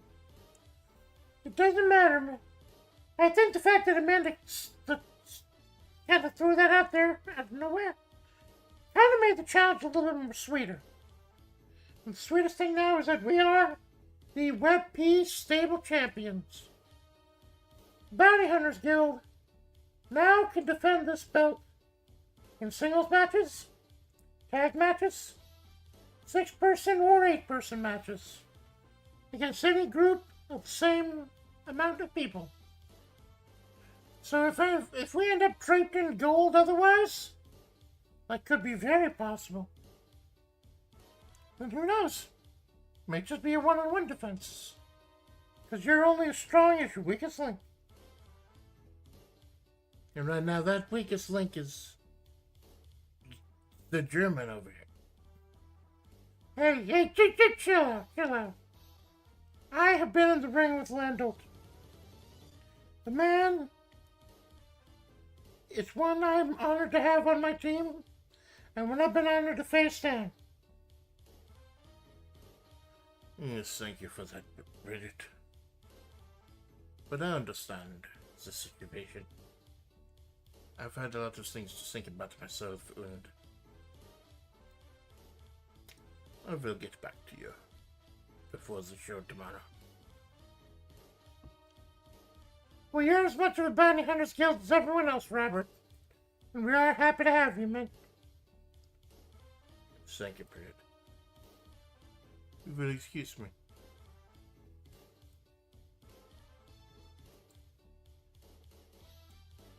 Hey, Haru!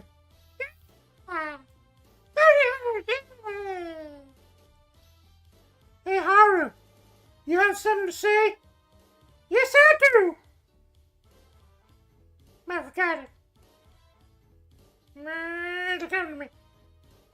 You drug my brain, and I just drug my brain when I'm driving around. Well, Haru, you did very good. You and the best tag team in this federation, you're doing the Bounty Hunters Guild proud.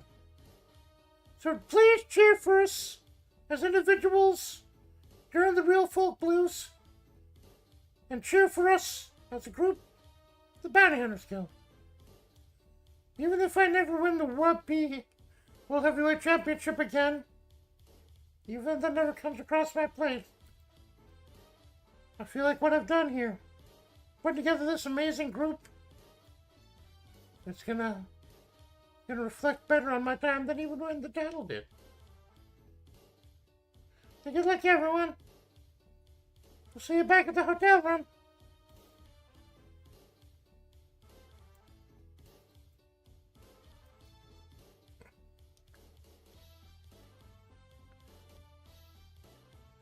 Hey, I swear. You've come quite up on your own, little sister. I mean, they folded me up like a pretzel, made me tap out. You immediately leapt right on and ended this entire tournament with one submission move. Hey, that's my thing. Making people snap is my thing. You've got the charisma. You're the one who talks. I just handle business. Is the camera on? Yes? Yeah, it was to you too. I want to say to you too. I talked to Amanda. And Amanda said, you're the number one contender for the tag team championships. What? Yeah, she said she's really unhappy that Link and Zelda are refusing to sign with the team, and that the tag team championships might end up being in the hands of someone who's not contracted by the end of the year. So, considering that we won, that we were the last two survivors in the tournament, I had them you two. So you two are going to take on Link and Zelda for the tag team titles next month at the big show, at the big 1 year anniversary. That's all. That's a little weird. Haru, you and I were the last survivors. My brother got tapped out at the very end. So don't you mean you and I are going to be tag team champions? Nah. Amanda offered that to me.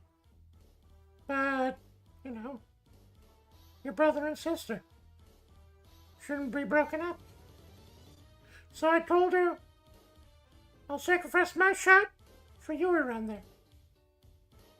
You two go get him and make the bounty hunters guild proud. I want to enter this run now.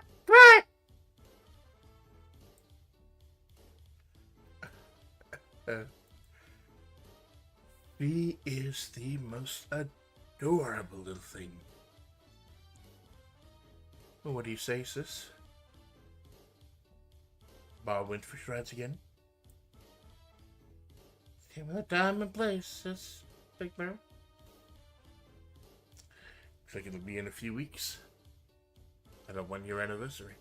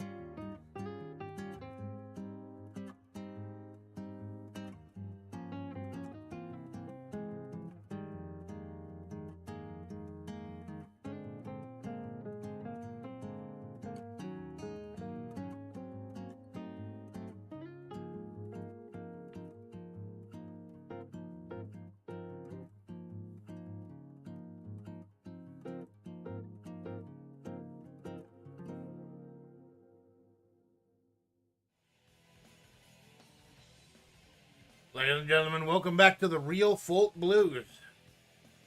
We are going super long today. And we had a hell of a showing so far. Some amazing, shocking upsets. Some stellar premieres. And we've got a couple of hell of a matches still coming up. And it's just the round of 16.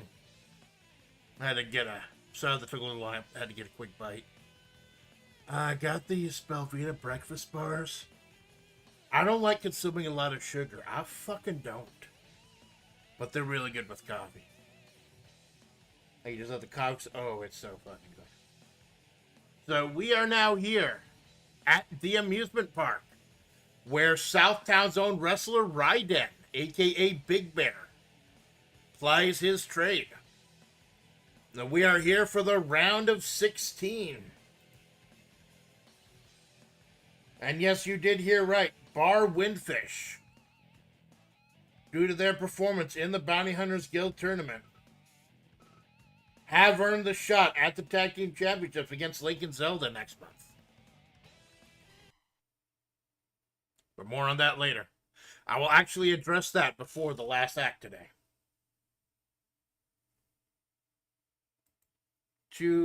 I just wanted to slow it. Yeah, give her 2 in a row. Yep, exactly. It's funny how the RNG goes, baby. This is very interesting. So, round of 16 starts. Tokina Sora and Takanashi Kiara, 2 members of HoloLive, trying to get to the round of 8, trying to make it to the city limits. We heard Kiara get a little bit cocky, a little bit too cocksure of herself. The 5-star chicken, as she's calling herself now. Kiara beating Revolver Ocelot earlier at the Pow Pow Cafe. Sora beating Mike Hagar. And this will, again, yes, a member of HoloLive is going to be eliminated. But it also means a member of HoloLive is moving on to the round of 8. Let's get a slam by Sora. Asuki losing to The Undertaker. Suisei losing to Major Orion. In fact, I believe Sora's the only member of Gen Zero left. And now she's got to face her own stablemate, Kiara. Is Kiara in it for the love of the game, or is she just in it for the fame? The 5-star chicken, as she's calling herself now. Had a couple of big 5-star matches there. Omar Opoka and Yui Ram, the brother. Mori Calliope and Yuri Ram, the sister. It's no accident that both members of Bar Windfish were involved in 100% matches. That's one of the reasons that I thought it was important to go ahead and give them that tag team title shot. Plus their huge victory at Bully in the Alley. But I'll get to that. I will actually address that later. Running monkey flip by Sora. The last hope Gen Zero has in this tournament. But she's going up against a 5-star Burb. Big orange 5-star Burb. Going up the top. That chicken is flying, dropping the knees. Can chickens fly? We'll find out tonight.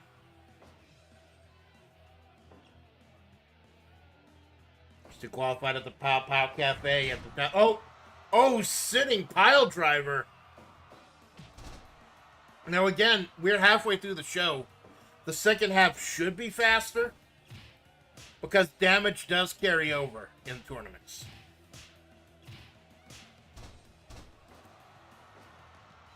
So, Sora and Kiara. Sora sending Kiara to the ropes. Kiara fighting back with the forearm. She's doing that weird fucking chicken thing she does because she's a weird fucking chicken. But she gets results, baby. Turn up with a chicken wing. Gen Zero has been nothing but heartbreak in this federation. Has been nothing but bad for them. And even reuniting Gen Zero isn't the thing right now. Oh, go for a power bomb. Ended up going for a lung blower. To the back. Dropping those knees right into the chest of Sora. Big super kick. the last hope of Gen Zero, who have been an integral part of this federation from day one. Keep talking about day one because we've got our 1-year anniversary show next month. We are scaling back to 1 show a month for a while. I did 2 shows. Oh, 2.9 right there. 2.9. Scaring the chicken.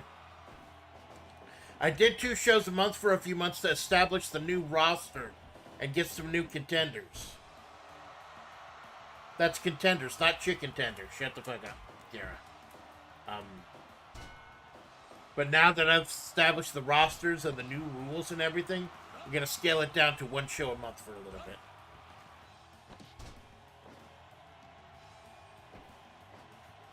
Oh, another pulling pile driver. Oh, high fly flow. Both of them use that. 2.9. She is keeping the chicken honest.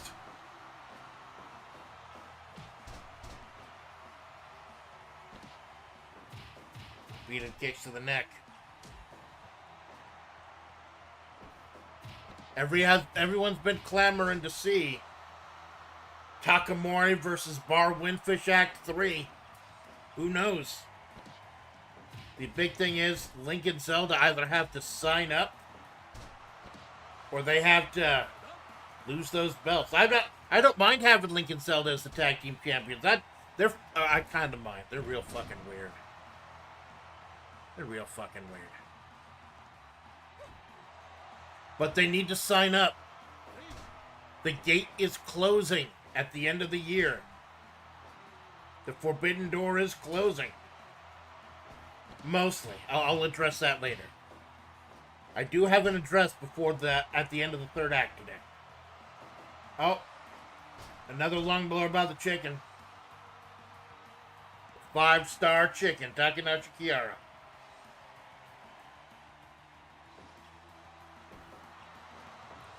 Oh. Bridging German into a bulldog. I guess you call it a German dog. Would that be a kraut dog? I don't know. And there she goes. Takanashi Kiara making it 2-0. The 5-star chicken strutting on him. Strutting on her own senpai.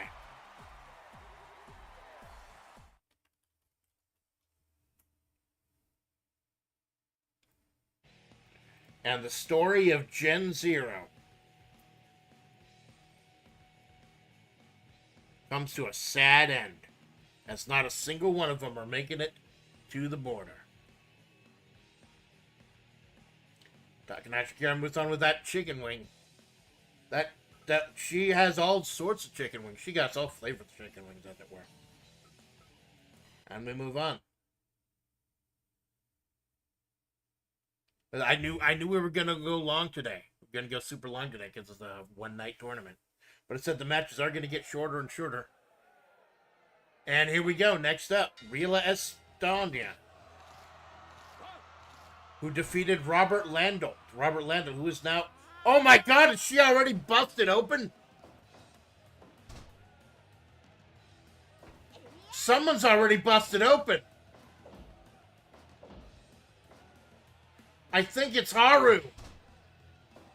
Holy shit. One bite. One bite and Haru is busted open. Remember, Rila, back at the Pow Pow Cafe, Rila beat Robert Landel, who is obviously thinking about retirement. And Haru beat Violent J by countout in the first ever countout victory in this federation. And now Haru is busted wide open by Rila, the Savage Amazon. Busting open Landel is what won Rila the first match. Is she going to be like Abby the Butcher? Is she going to be like Classy Freddy Blassie? Is she going to be like Blanca from Street Fighter? She's already like Blanca from Street Fighter, but she's going to bite the shit out of people. Is that how she's going to win? Oh, God, that is so much blood. Rila, an absolute savage. I wonder if Marissa knew what she was getting into when she hired her to join the muscle gym. Big splash by Haru. Was the little horsey gonna survive? She sacrificed the title shot at our anniversary show just so that the brother and sister didn't have to be broken up. It's horse versus cat now. Winner takes on Takanashi Kiara in the round of 8.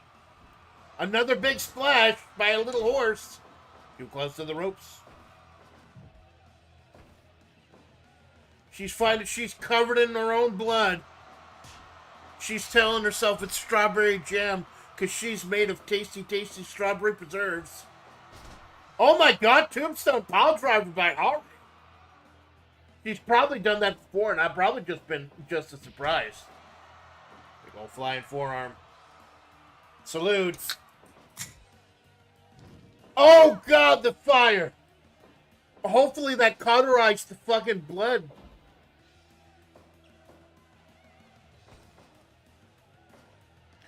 Rila got all manner of tricks. Oh, big old splash. Big old moonsault. Haru fought back. Somehow Haru fought back out of that. She is charred. She is bloody. She is not giving up yet. But how long can this little horsey run in the deep jungles in the Amazon? Everyone's got on their feet for little horsey. Everyone is cheering for her. Everyone wants her to succeed. Standing moonsault, top rope. Is that going to be enough for the pin? Not even a pin. She's trying to do the whole camel clutch. Rila very slow to get to the ropes, but she does make it out. Rila with another muscle buster.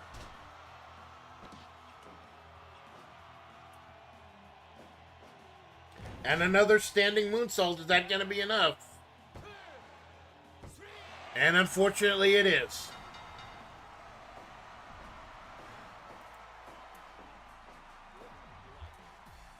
Rila Estania.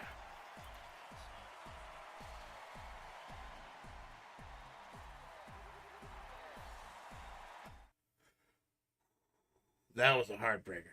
Rila Estancia. Got a whole lot of heart. Little Haru. A whole lot of heart. Unfortunately, that heart can only pump so much blood. And Rila just absolutely turning this tournament into a gore fest. Wonder what Marissa's going to have to say about this. Wonder if this is the type of honor that she wants to bring to the Muscle Guild.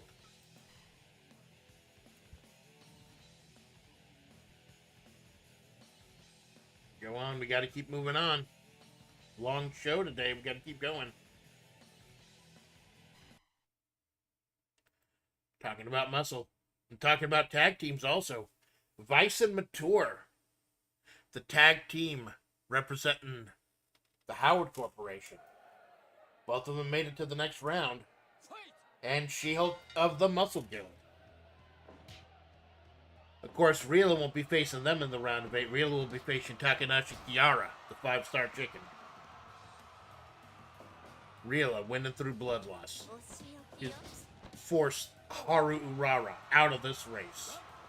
But she is just happy to run. Haru leaving it all in the ring, and by it, I mean her fucking blood. Mature tossed her by her hair, whipping her across the ring. She-Hulk, one half of the new tag team, Law and Order, with Mike Hagar. Let's do some more tag team action soon, I'm sure of it. Hurricane Rana by Mature, fun it up into a Devil's Gate. Kind of a go-go planet type of thing. And She-Hulk is just smashing her in the face. Just forearms to the fucking face. Nothing fancy about that. Over in the corner. Going up top. Oh, those long, luscious legs of Mature in a tarantula. It's an illegal hold, but it did its job. Vice is up next. Mature's tag team partner Vice is up next. It is very possible that one half of a tag team could win this thing. Oh, missing the clothesline.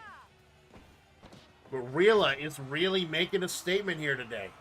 Writing that statement in blood.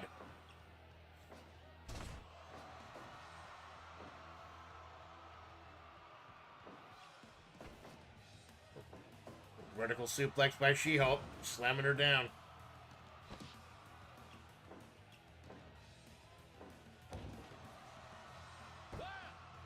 Two.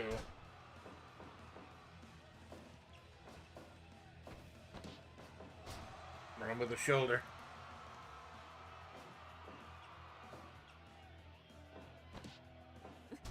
A bit of a Mexican surfboard there. Although I think Jennifer's from California, I'm not sure.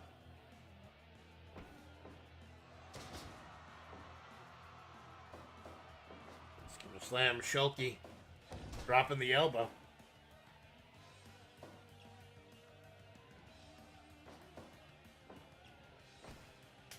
Oh, grab that again. Shades of Rugal. Just grab him by the face and just slam him down. Oh, the elegance only gets her a 2 count. Oh, a bit of the town inside me type of maneuver. Shulky with a 2.9.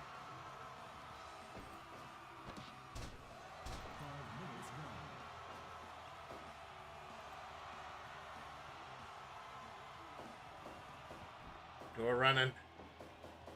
Sliding around the Shield, trying to maneuver, but Shield jacks the jaw. And the stunning Shield stuns him with the stunner.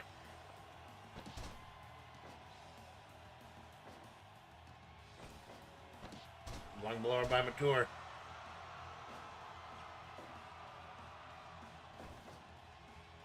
Oh, going low on Shulky.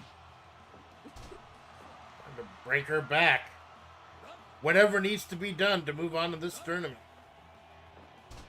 Imagine if both Vice and Mature made it to the round of 8. Guaranteeing that a member of the Howard Corporation would make it to Geese Tower. The vertical suplex slamming her down.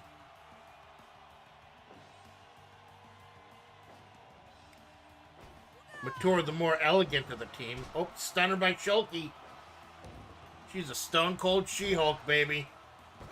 Dropping that lackadaisical elbow only gets her a 2.9. Might have gotten a 3 with the proper pin, but She-Hulk's got to do it with style. Oh, kind of a beer money type of move. Drop kick to the back. That looked lewd. And another claw to the face. And she's out. She-Hulk has been knocked unconscious. Casey Judge has to call it. I believe that's the first knockout of the tournament.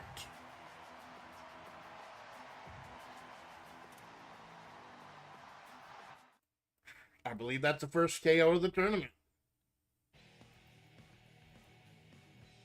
I was going to start having KOs as like legitimate injuries. But no, I don't think that writing legitimate injuries to Federation is not fun. So Mature, one of the hand-picked assassins, moves on to the tournament. Like I said, you notice the matches are going. We're almost done here at the. Amusement park. We're about ready to go to the downtown center. It's one more match here, as we have 3 of our finalists: Takanashi Kiara, Viola Estangia, and Mature. And next up is Mature's partner, Vice.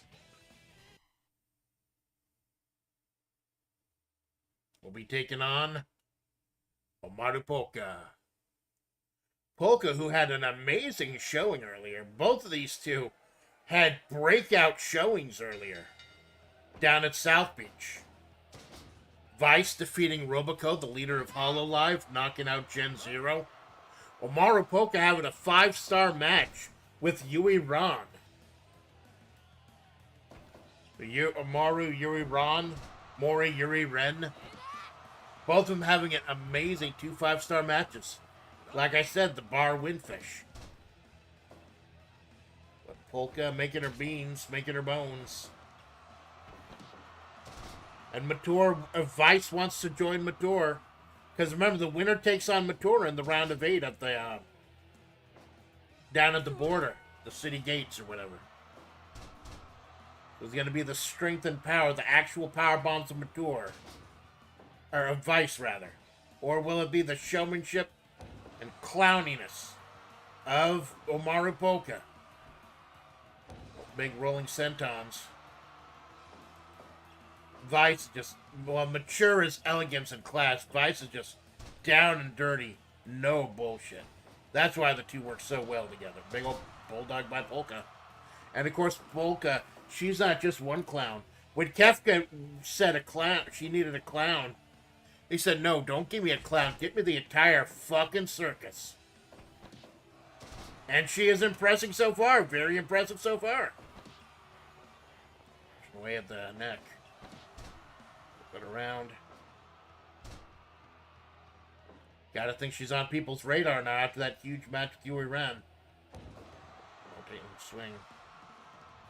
Kind of a Harlem Hangover type of maneuver by Vice.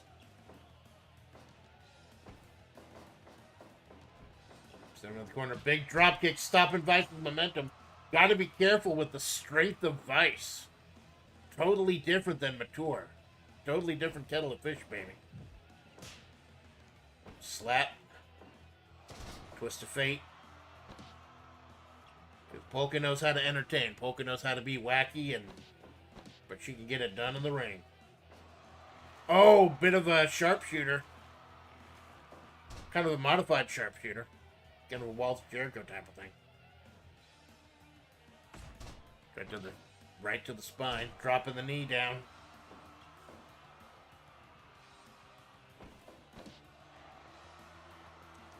Right away.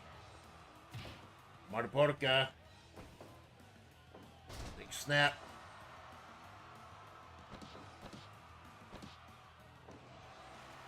Getting that sharpshooter in again. Vice is on her last legs. You know, she barely moved. Oh, rear Hurricane Rana. The Steiner unrecliner, I guess. Tries to roll up Polka for the quick pin. And does it. Omaru Polka had a hell of a showing. A hell of a showing. But that road is over with a quick roll-up from Vice. And Vice and Mature, the tag team of the Howard Corporation. They move on to face each other in the round of 8. And you see, this is what I was talking about. The last half of the show is going to go a lot faster. Because we're already done here at the amusement park. So we got 4 of the finals. Yara versus Rila. And Mature versus Vice. So we're going to quickly catch a train downtown. While we do, let's talk to City 17.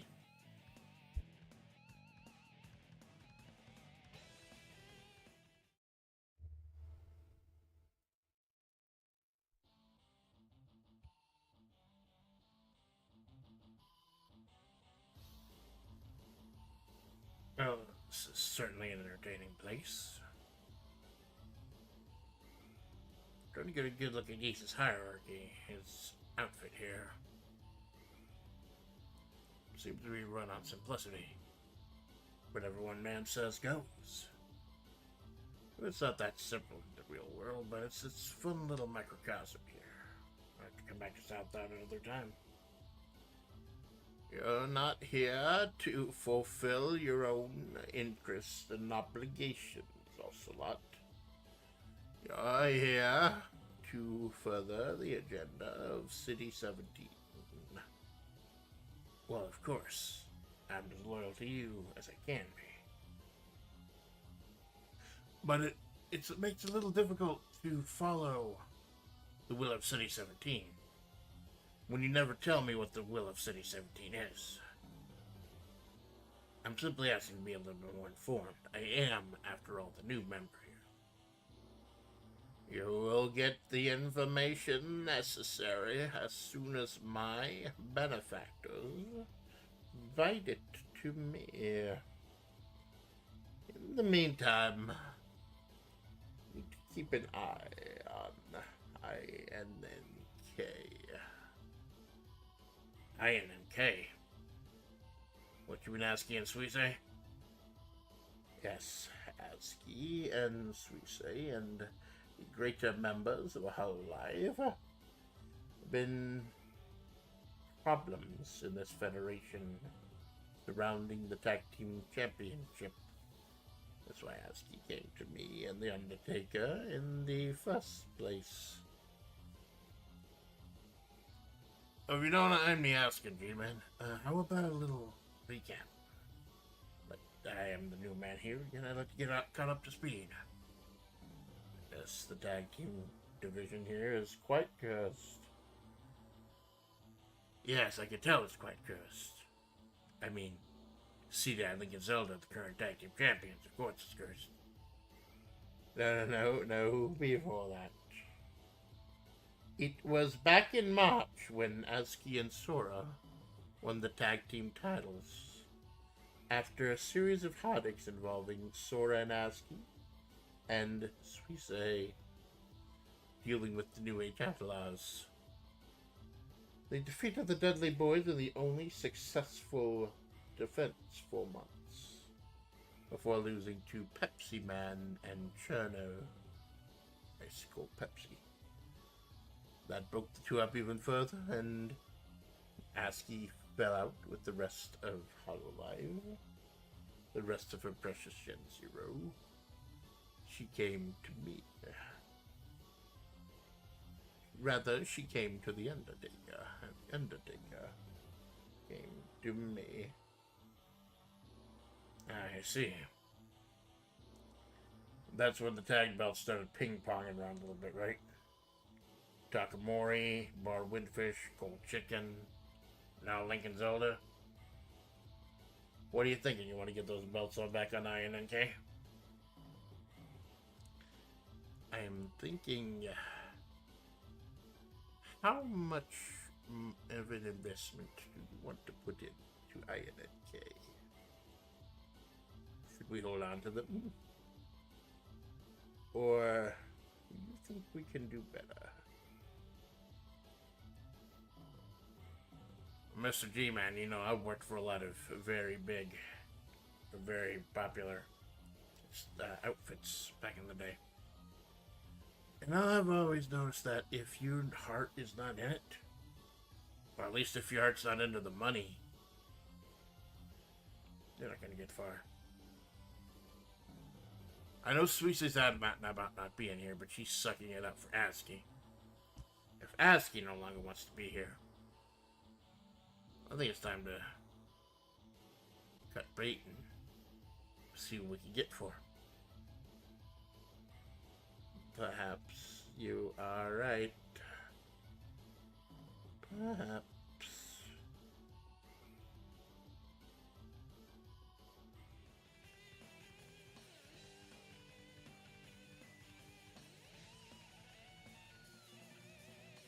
Welcome back to the Real Folk Blues, baby. 4 of our finalists, our actual tournament itself with the Big 8. Takanashi Kiara, Real Estancia, Vice and Mature. They're already on the city limits. We're here in downtown, baby. Look at that fucking fountain go. I spent some time here downtown. We'll get into that. Like I said, the show's going at a trip hammer pace a lot faster now. The last 4 of the round of 16. Let's fucking get right into it. He's going at a rapid pace now. Just 4 more here, then we'll take a quick break, very quick break, because this part of the show is being much faster.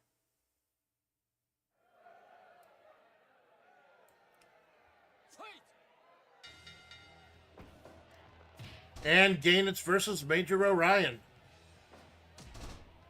Camera behind me, readjusting. It's a hell of a story so far. Gainitz dropped on his head twice, unprotected gangster bomb by Miko. Somehow survived all the gushing blood loss and being drilled on his head. Made it to the next round. Oh god, he just keeps slapping Ryan in the head. That is so disrespectful. Ryan herself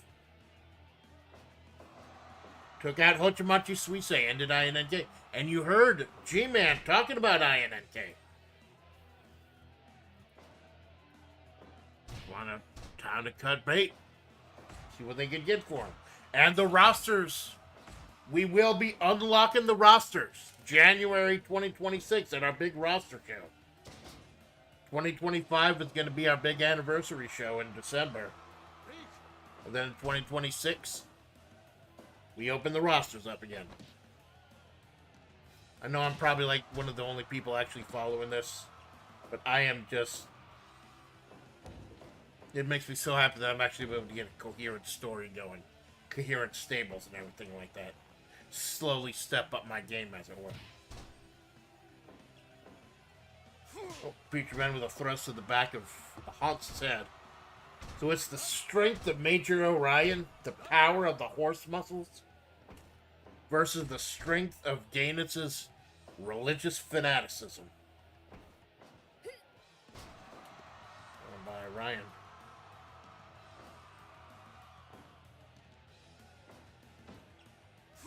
So, although Polka should not be embarrassed at all. Polka had one hell of a showing, one hell of a debut. Ryan clubbing the Preacher Man in the back. What hell of a solo debut, I mean. Tonight is the solo debut for a lot of these wrestlers. Preacher Man still feeling those effects of getting dropped on his fucking head by the Migo. Ryan looks like he's trying to re-aggravate that injury. Gainitz, oh my god. What if Gainitz won? That means 3 of the 8 entrants into the quarterfinals were members of the Howard Corporation in the shadow of Geese Tower. Oh, pedigree by Ryan. Now that little horsey is bled out and not going to be able to wrestle, Ryan is trying to carry the strength on her shoulders, her massive, powerful, hulking shoulders. Oh, PLE kick by Gainitz. At least one member of the Howard Corporation is making it to the Final Four, as Vice and Mature are facing each other in the quarterfinals. Is Gainitz going to get a shot as well? Or will the strength of this horse bring honor to Racing Academy? Oh, God, Alabama Slammer. Just a couple of brutal forearms. Those massive biceps of hers. Going for the net.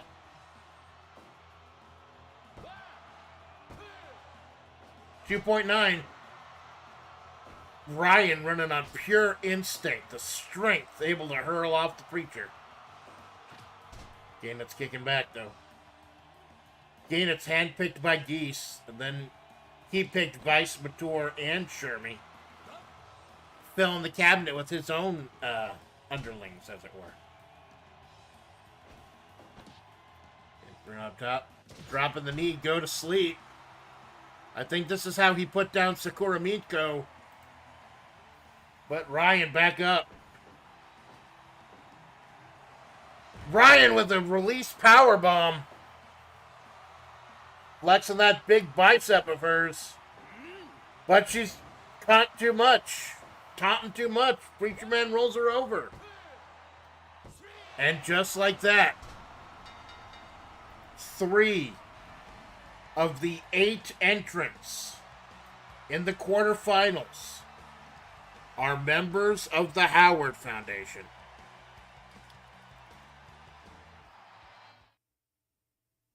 Holy hell.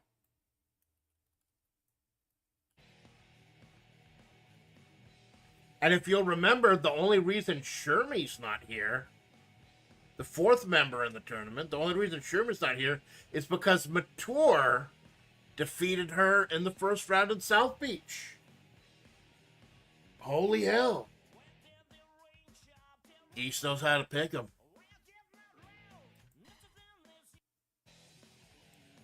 Gotta keep going. We gotta keep going, baby. Gotta keep saving, though, just in case something fucks up. Going at trip hammer speed. I almost don't think I might need a break. But I want to stretch my legs. So, Gainitz, Vice, Mature, all make it to the round of 8. A very dark shadow falling across this tournament. Oh my god, this is the main event in any match. G-Man and Bridget. G-Man and Bridget. These two have fought endlessly, month in, month out. And by sheer luck of the draw, they're fighting each other downtown. These two main evented a vast majority of shows, and now one-on-one.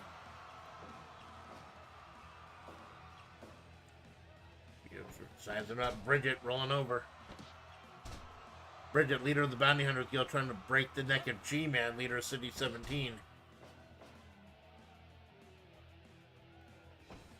Bridget defeating Cerno in a 5-star affair.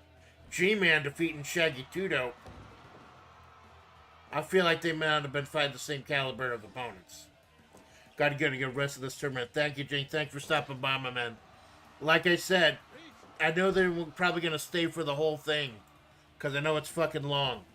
But, hey, let me know when you finish it, man, what you think. And let me know what you think of the transitions and everything. I'm trying to step up my game. Trying to step up my visual game. Thanks for always being a homie, dude. Bridget rolling the G-Man over. Figure 4. These two have fought endlessly. G-Man stole the World Heavyweight Championship from Bridget. Bridget won the Jet Championship from G-Man. Now they're scrambling to try to make it back to the mountaintop, and only one is going to make it to the edge. Big forearms by Bridget. Big old wheel kick by Bridget. We have seen heartache and heartbreak in this tournament. Bridget, the shining star of this federation. A G-Man, the mysterious power behind the power. Drop the elbow on Bridget. And G-Man, also the current mayor of Flavortown champion. If he ends up winning the Real Folk Blues, we will cross that bridge when we get to it.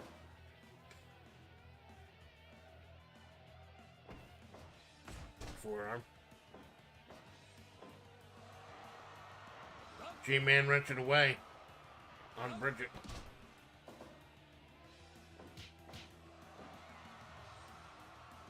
These two fought countless times. Big old neck breaker by Bridget. We're going to be able to put the G-Man away. Two had very different roads to this, sir. G-Man, much easier time fighting Shaggy Tudo. Bridget had to put away Cherna. So you got to think G-Man's got an advantage going into this one. G-Man usually doesn't do anything, though, without having an advantage. Little slaps by Bridget and G-Man. Wrenching away at the ankle, wrenching away at the knee, flipping over. 2.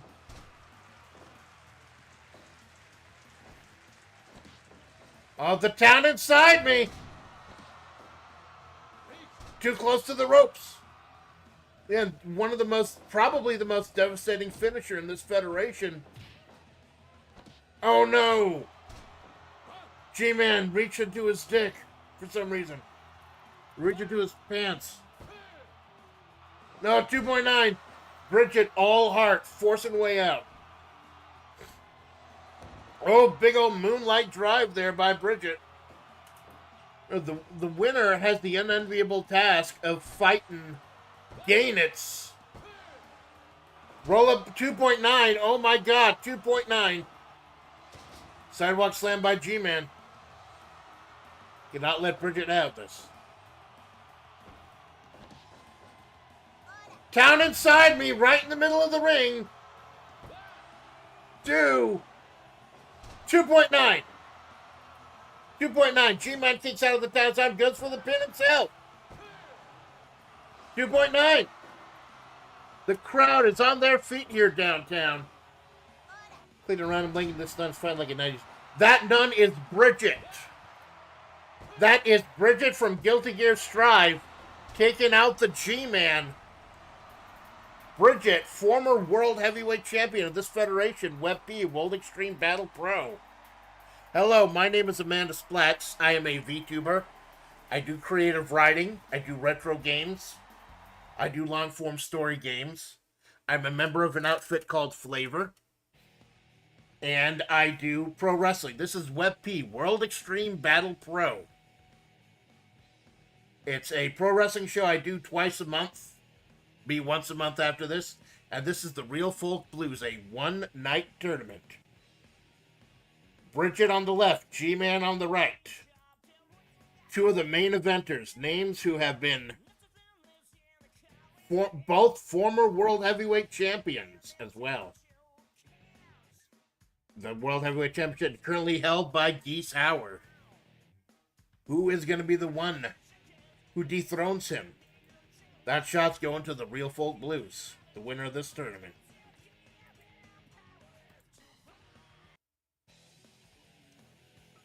And so we got 6 of the round of 8 determined. Takanashi Kiara versus Real Estancia. Matur versus Vice. Gainitz versus Bridget. Now we got 2 more quarterfinals to determine. This is probably the weirdest match in the tournament so far, but I'm sure we can fucking top it. I'm sure we can eventually top it. Thank you for stopping by, Jay. Take a look around. Check out my creative writing streams. Check out pro wrestling streams. It's a lot of stories, a lot of lore, a lot of creative stuff. I like to think I do things a little bit differently here on the Amanda Splatts Project. Thanks for stopping by, my man. Here, have a horse fighting a giant fat man. For you. This one's for you, Jay Hagley.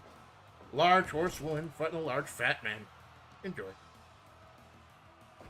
Gold chip. Oh, going low. Both of these members of PepsiCo. The stable PepsiCo, headed by Pepsi Man. Oh. Bow, bow. No, he didn't make the bow. Is he a fan of Fuwamoko? Who fucking knows? Goldie going top. Both these members of the PepsiCo stable. Guaranteeing a member of PepsiCo goes to the round of 8.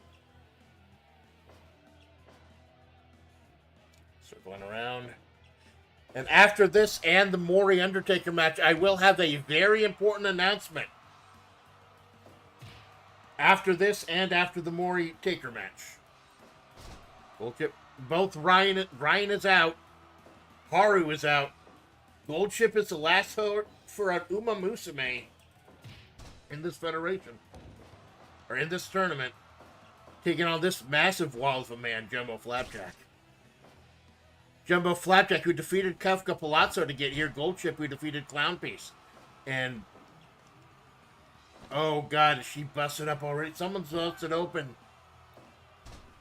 Someone's busted wide open already. I think it's Goldie. Yep, Goldie's busted open. A lot of blood coming out of the horse. Will she be able to power through it? Or will the large fat man just kick her in the vagina? That's not cool.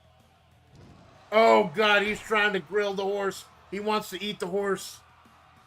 Flapjack, please don't eat the fucking horse. Oh, missing the flame. He's trying to double char broiler.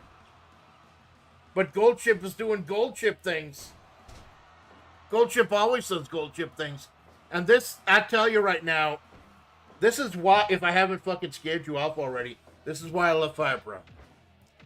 Nearly 200,000 pieces of community-created content, community commons, whatever you call it. Hundreds of thousands of wrestlers. It's fucking great. You can have fun. And I'm not even playing the matches. I'm letting the computer do it. Big headbutt by Jumbo Flapjack. The old rotating. Large man rotating a large horse. Oh, these two.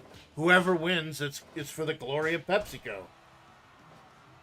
Strange tweener stable of ours.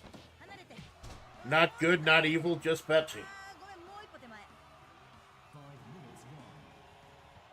Like I said, the later we get in the tournament, oh god, the strength of Gold Chip, able to pick up this enormous man and powerbomb him. She may have to do that. She may have to use that strength. Use this large man's own weight against him. Illegal hold. He had until the count of 5 to get that hold off. Big old dropkick sending the large man outside. Goldie catching her breath. Large man going for a sledgehammer. Missing with a sledgehammer. He gets with the gory special.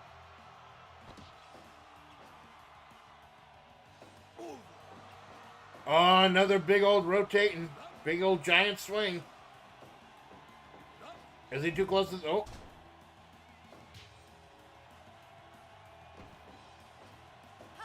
Big power bomb, strength of Gold Chip. He's got to use that strength on this massive man, use his own weight against him. Flopped him around with that clothesline. 2.9. Jumbo is running on instincts and pancake batter at this point. Trying to bleed the horsey out. Oh no, he triple grilled her. He wants his horse meat well done. Oh no.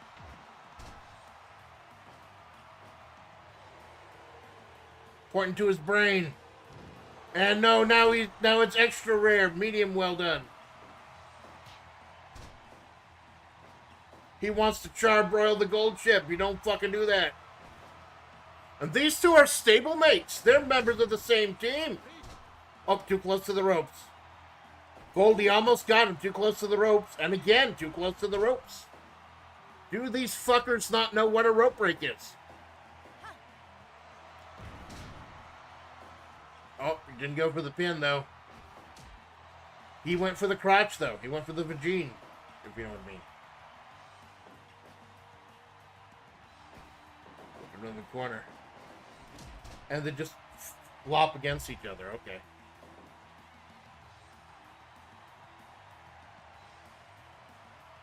Sizing each other up.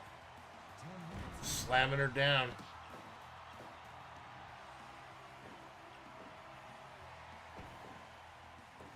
Gold Chip. Sitting pile driver. Letting his weight land on his own fucking head. Spine buster. Big old drop. Oh my god, that legendary Gold Chip dropkick. Gold Chip legendary for her dropkick. But with that bloodlock, she was not able to capitalize. Another spine buster by Jumbo Flapjack. Goldie trying to catch her breath. And he charbroils her again. Fuck is wrong with this guy? He's tried to set his own teammate on fire like 5 fucking times. Oh, shoulder breaker. Goldie's got to put this away before she bleeds out. Turn him around with that fucking lariat. 2. And Gold Chip will represent PepsiCo in the quarterfinals. Having a very brutal match with Jumbo Flapjack. These two are going to have a lot to bitch about when they get back to PepsiCo at the end of the night.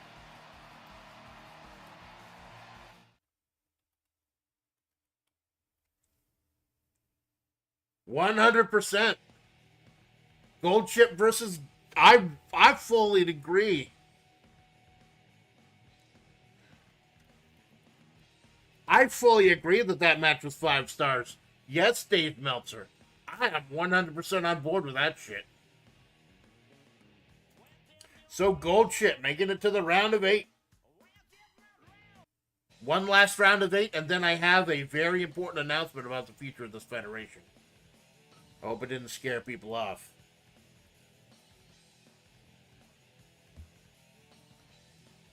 And here it is. I believe this is a throwback to... I believe, if not the first show we ever did, then one of the road tests for Fire Pro. Because it just makes sense, doesn't it? It just makes sense. The Dead Man and the Reaper. We finish off the round of 16 with Undertaker versus Maury Calliope.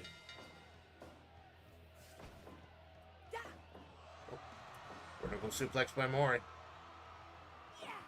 Stomp to the face. Maury exercising her demons by beating Yui Run, the sister. Bar Windfish. Now she's taking on the Dead Man of City 17. Is it possible we will see Takamori in the finals? Is that where this is going to lead? Maury going for the scythe right now. Remember, in this federation, it's a count of 20, not a count of 10.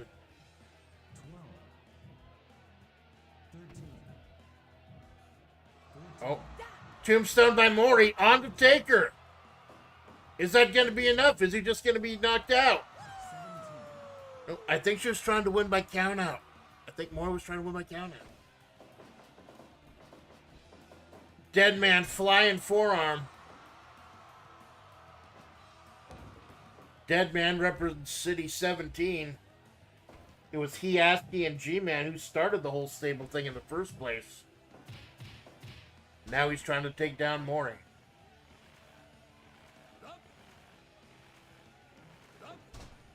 Maury, like I said, Takanashi Kiara already made it to the round of 8.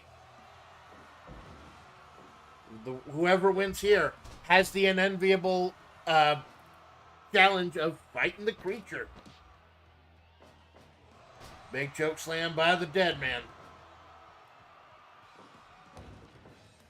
The creature gold chip. Who had a 100% match with Jumbo Flapjack. Sprawling away with that side of hers. Casey Just, what the fuck are you doing, man? Casey Judge. I trust you, Casey Judge. Oh my god, she just yeeting him out of the fucking ring. The strength, like I said, Maury really had, apparently in real life, she has been working out and losing a lot of weight, building some muscle, which is very respectable. Oh, tombstone by the Dead Man. The fight's spilling outside. You know, we're outdoors, though. We're downtown. We are all over Southtown. Vector with suplex. Like I said, we'll have a very important announcement after this match about the future of this federation before we take our last break. So, I don't know if you already left, but please stay for that at least.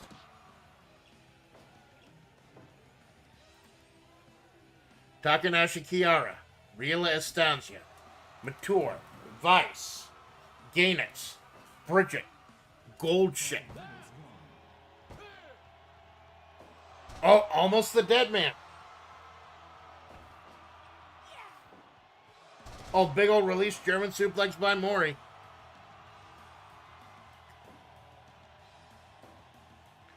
Went up top. Oh, big old body splash. Is that going to be enough? The Reaper taking to the sky, only getting a 2.9. Slammed by the dead man. 2. Another 2.9. Like I said, we do so many throwbacks to our first show. There have been so many amazing throwbacks. This match is a hell of a throwback also. We've had Bridget versus the G-Man. That helped define several shows. And they wrote another chapter of that history, and she ended the G-Man's ambitions. Well, I've sending him sailing. 3 members of the Final 8 are members of the Howard Corporation. And that's only because the 4th one was eliminated by Mature earlier. Another giant swing. Goldie doing the giant swings too. Imagine them having a swing off. Swinging life away, baby. Who knows? I think the AI does that sometimes.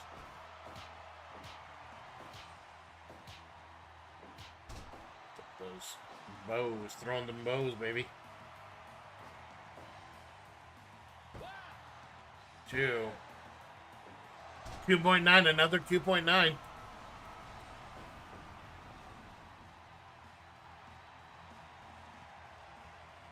A shot at Geese Howard's World Heavyweight Championship is on the line. Stunner by Maury.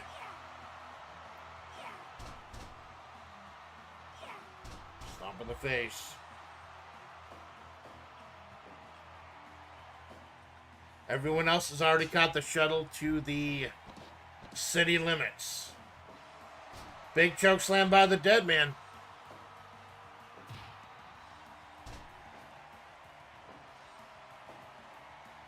Oh, breaking up the pin. You'd think that a legend like him, a ring general, would have known not to go for the pin so close to the ropes. Maury, that surge of confidence after beating one-half bar Windfish.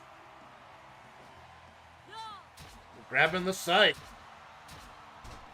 Being careful to put it away, though, before Casey Judge gets there. Burning hammer.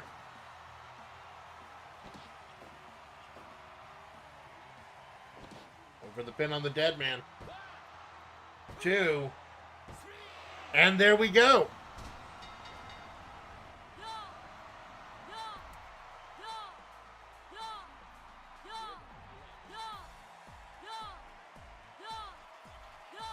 And the stage is set, ladies and gentlemen. 2 members of Hololive. 3 members of the Howard Foundation. Member of PepsiCo, member of the Muscle Gym, and the member of the Bounty Hunters Guild. Our final 8 have been announced. 8 women, no less. I know there's a lot more women in this federation than men. That just fucking happens. We have hit the big 8. Kiara versus Rila, Mature versus Vice, Gaynitz versus Bridget, and Goldchip versus Maury. Before we get to the final act and before we take our final break, we've got an important announcement. Please listen.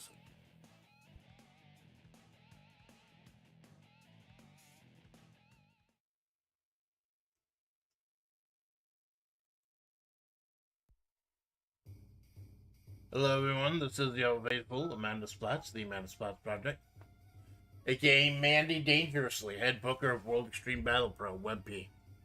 Just scouting a couple locations here in Southtown, in anticipation of the Real Folk Blues tomorrow. It's a place that I've always visited in video games. I've never actually been able to check it out in real life. It's an amazing place, man. And these are some amazing people. I'm very happy that we're coming up on the 1-year anniversary of the culmination of what we've been doing all this time. I actually put Ross together again, putting together.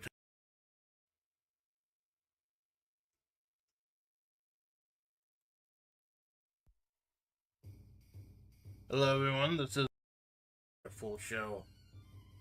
So you're gonna be backing off a little bit. December is only gonna have 1 show. And January is only gonna have 1 show. December is going to be the 1-year anniversary show. December 11th, 2024, back when we were still Desert and Mid-South, we put together a show, and it was amazing. Did my heart good to watch it.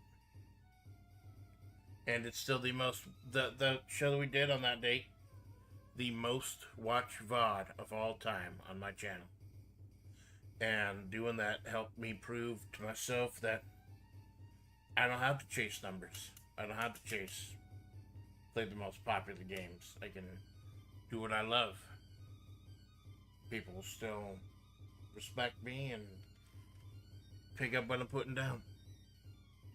And so I got more of a... Like, I know we've fallen off. I know I've fucking fallen off. But it's so important to me. This 32-person tournament is very important to me. So I want to talk about the future of WebP. We're only doing one show in December. It's going to be December 10th. One day before the 1-year anniversary of WebP, back then known as Desert Mid-South. And it's going to be our big anniversary show. We do it every year around that time. And then in January, there'll only be one show. It'll be a supplemental draft. We're going to be adding more people, depending on what certain factions had achieved this year. Or maybe a full add to everyone. We may add an 8th stable, just so we can do tournaments and stuff, without having to get like an supplemental 8th spot. We're going to be a big supplement to the draft. The draft freeze ends at the end of 2025.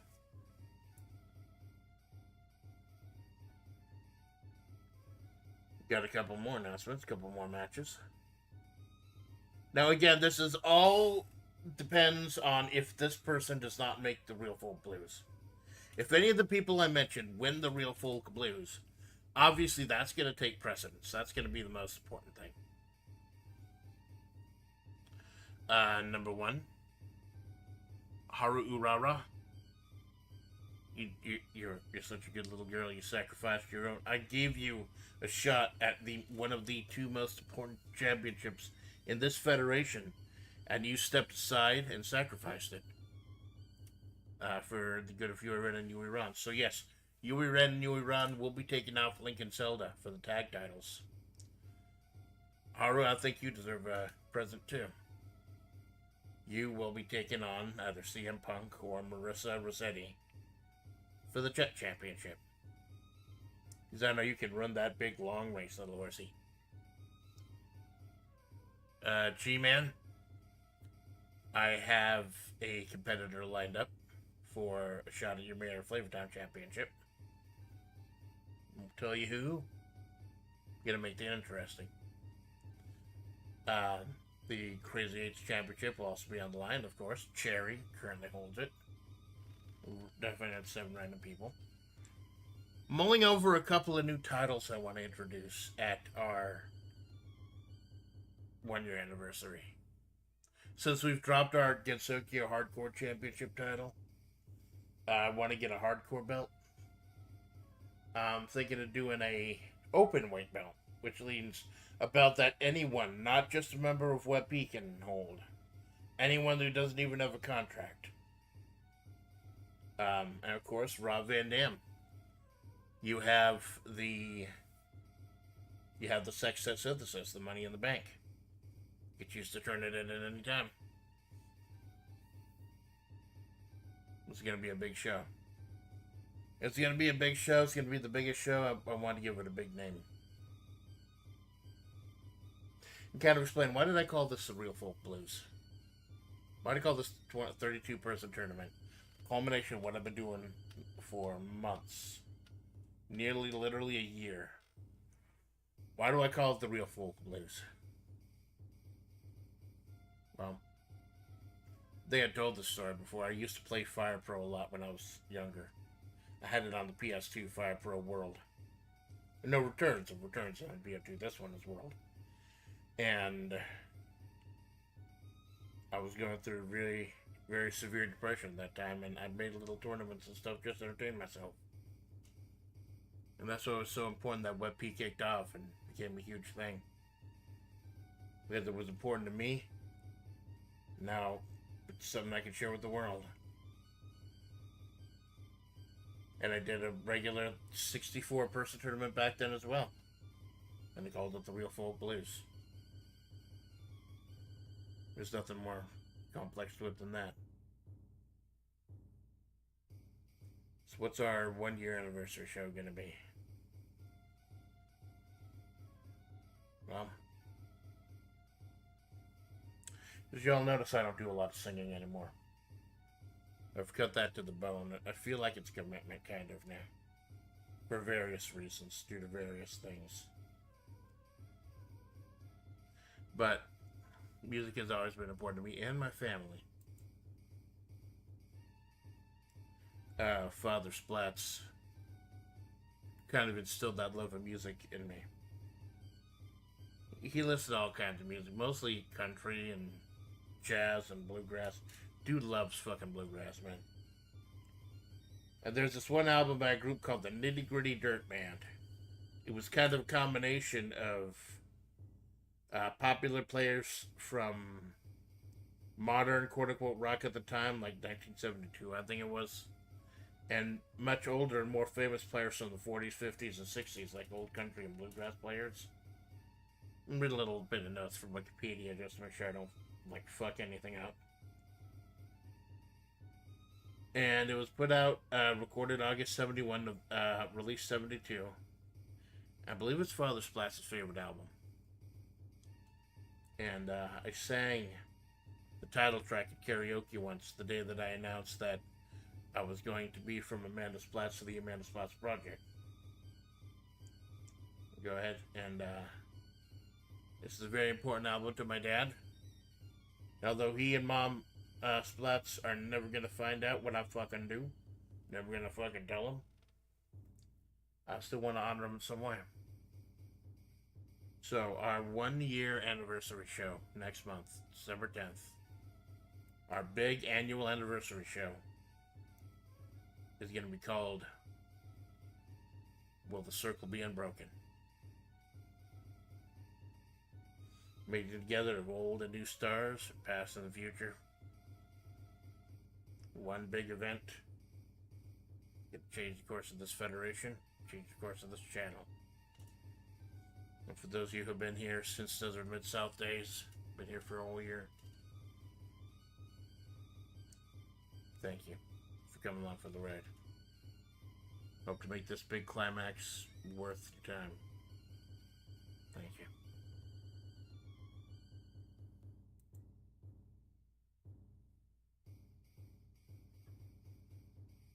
Alright, I'm done. Hey, thank you for waiting, man. Thank you. It's not a problem. We simply need to ask you a couple questions about the ongoing investigation. Yeah, fine. I'll help whatever I can, man. We are investigating a character by the name of Justice. A loose cannon. A lost weapon. Oh, Jesus Christ. You know, when I first hired Justice, I first gave her a shot here, I didn't realize she'd be so destructive as she is. You're gonna have to talk to the G-Man about that, though. He's the one that sent her packing. I see. Well, thank you for the lead. Detective? Hey, Amanda, I see you've got a bit of a problem with authority here. Fuck that shit's supposed to mean, man. Nothing. Well, nothing that a rock fucking superstar detective couldn't handle. What are you saying? I'm saying, you know, you help us out. Maybe we can help you out with your shit.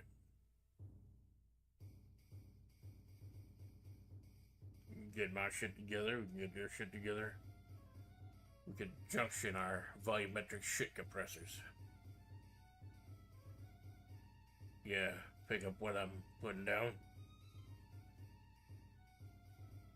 Not the fucking slightest.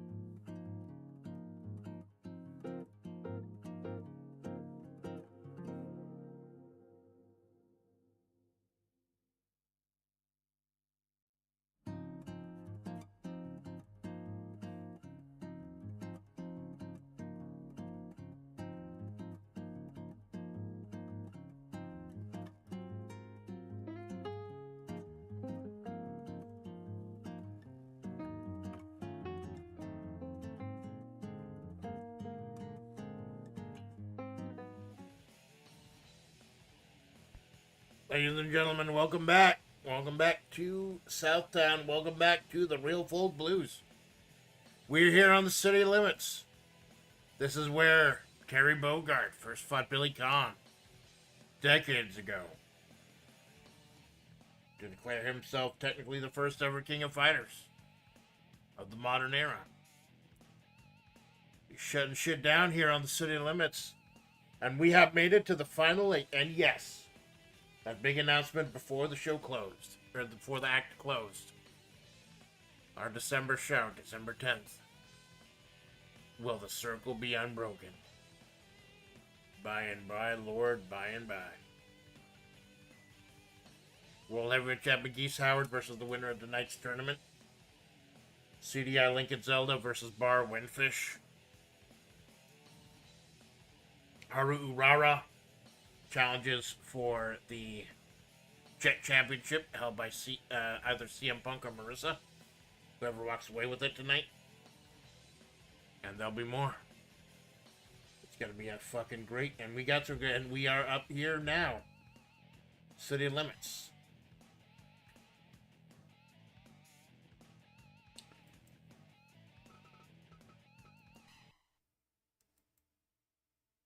5 of the 7 stables in this federation have a dog in this fight.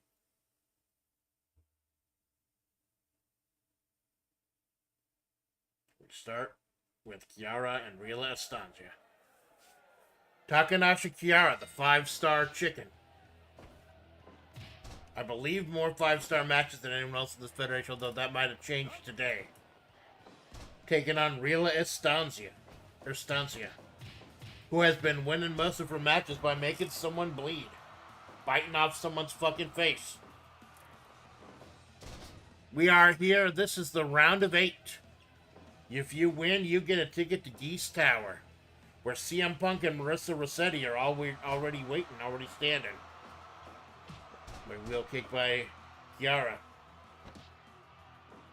Oh, a couple of nasty side kicks by Jimkin. Pushing away big old bulldog, or German suplex rather, by the chicken. It gets to be an Austrian suplex.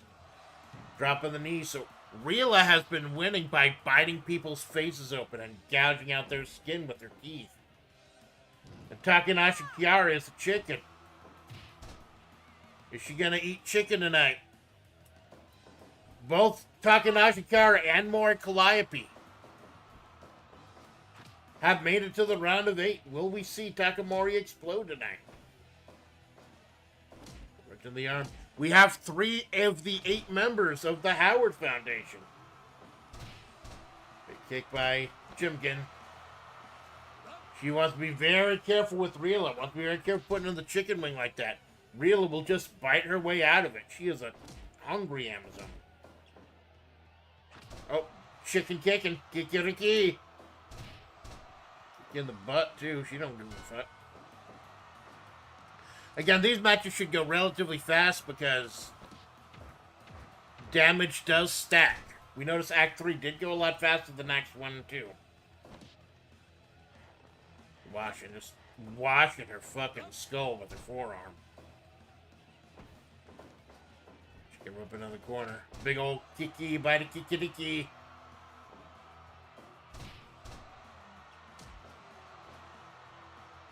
Got chick kick. That chick kick from the... And she's going to town on some KFP. Crispy, delicious KFP. Run over. And of course she's already bleeding. This is the 3rd time Real has made someone bleed. She's been winning most of her matches by making her other person fucking bleed out. Will this work against the 5-star chicken Kiara? 5 minutes gone, 5 stars, 5 liters of blood gone.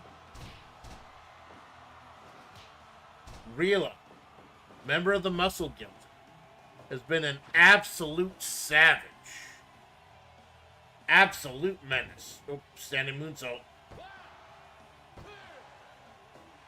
Just a 2. Burb is busted wide open.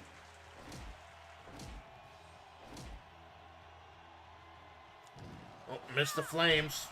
Missed the wheel kick. Oh, released German by Kiara. She's strutting, but you gotta watch out because she's fucking bleeding. She's making her own ketchup. Double knees.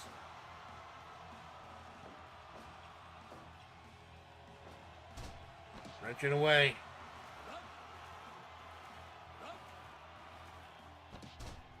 You gotta scare you up, I'll say, nee. Well, the chicken's strutting on me. She's gonna take too long strutting. Maybe it's not a good idea to strut when you're fucking bleeding, but what do I know? Driving those knees into the stomach. Takamori. Both made it to the round of 8. Slap kick, slap kick, slap kick, slap kick. Big headbutt by Rila. Kicky Ricky with a kickin'. And that chicken wing. Gonna make the big muscular Amazon tap. And she just chewing on chicken. She just eating that extra crispy. Going back for the nuggets. Oh, and she's going for another bite of that chicken. absolutely savage Rila. Kiara fighting back.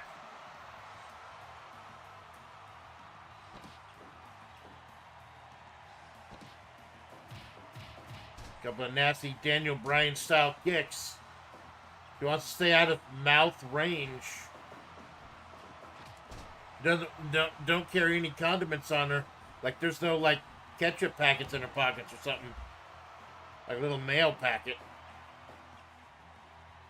Leave her with a moist snap. Shoulder, right for the arm. Big kick. Right on the crotch. Right on the crouch shake. And Kiara trying to take control. Trying to stop Rila from slowing down the pace. Because if she does, she will eat her face.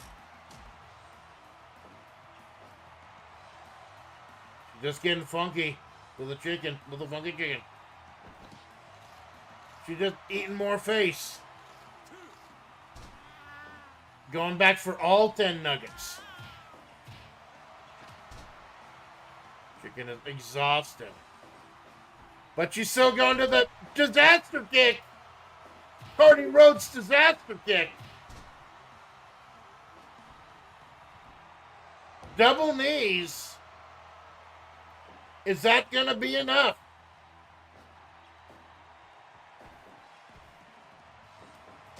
Release German. And she's stunting on him. Head in the crouch. And she's going for the whole fucking 8-piece meal. Rila can't stop eating chicken. Oh, what the fuck is that? Big old tilt-a-whirl backbreaker. One-arm backbreaker. Now the chicken's extra crispy.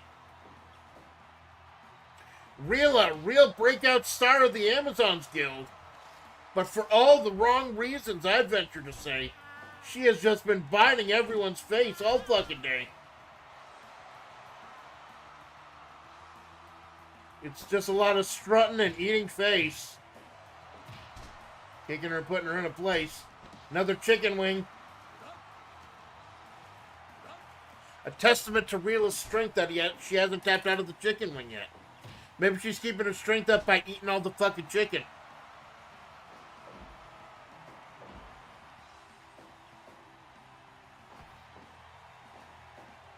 Oh, dropping her right on her knee. German suplex into a bulldog. We've seen that combo before. And another disaster kick. Rila able to get up. A leg.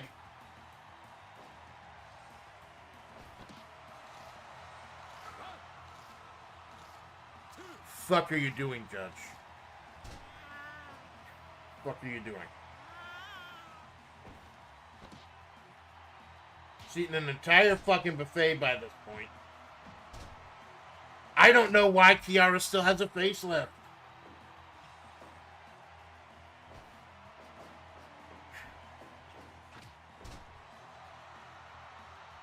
No more posing and strutting, Kiara. You gotta put this one away.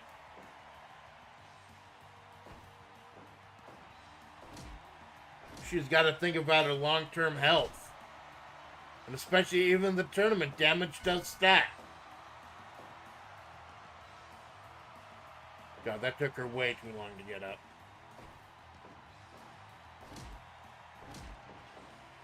With a shoulder and a big old chicken kicking.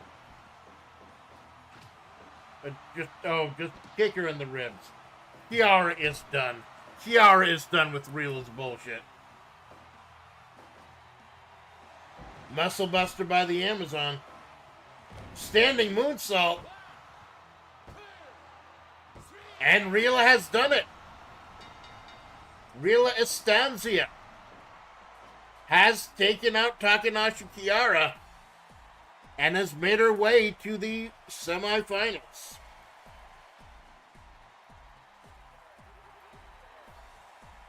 and a wave of chicken blood.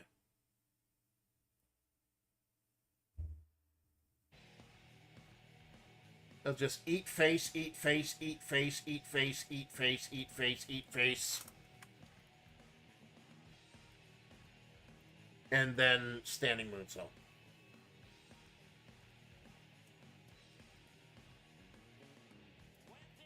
So we are catching the shuttle now to Geese Tower after eating Takanashi Kiara.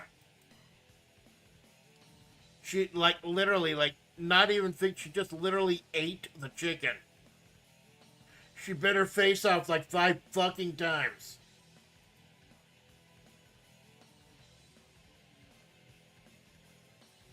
Holy crap. We'll move on.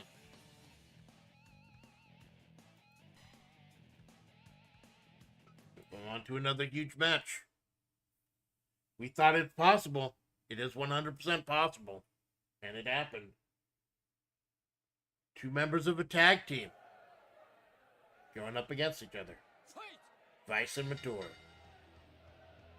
Look, they even dress similar. Vice and Mature, both members of the Howard Corporation. Guaranteeing a member of the Howard Corporation will be in the semifinals, maybe 2. Geese not above fighting his own henchman. And Mature with a big old slap to her partner, Vice. After whatever happens here tonight, they are going to have to still be partners. Mature the elegant one, Vice the powerful one. 2 both epic roads here. Vice took out Robico, of all people. Mature took out Shermie, fellow member of the Howard Corporation. Vice taking over with the big backhand. These 2 are consummate tag team. One of them might just get a shot at the big belt, the big strap. Old shot by Mature. Vice with a neck breaker.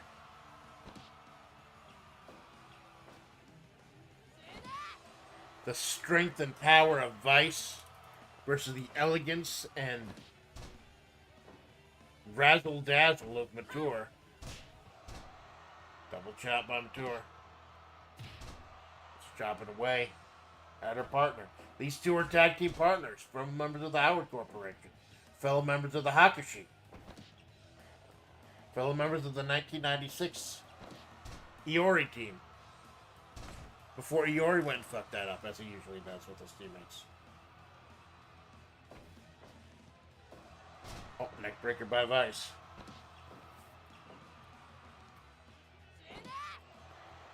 Joking away on Mature.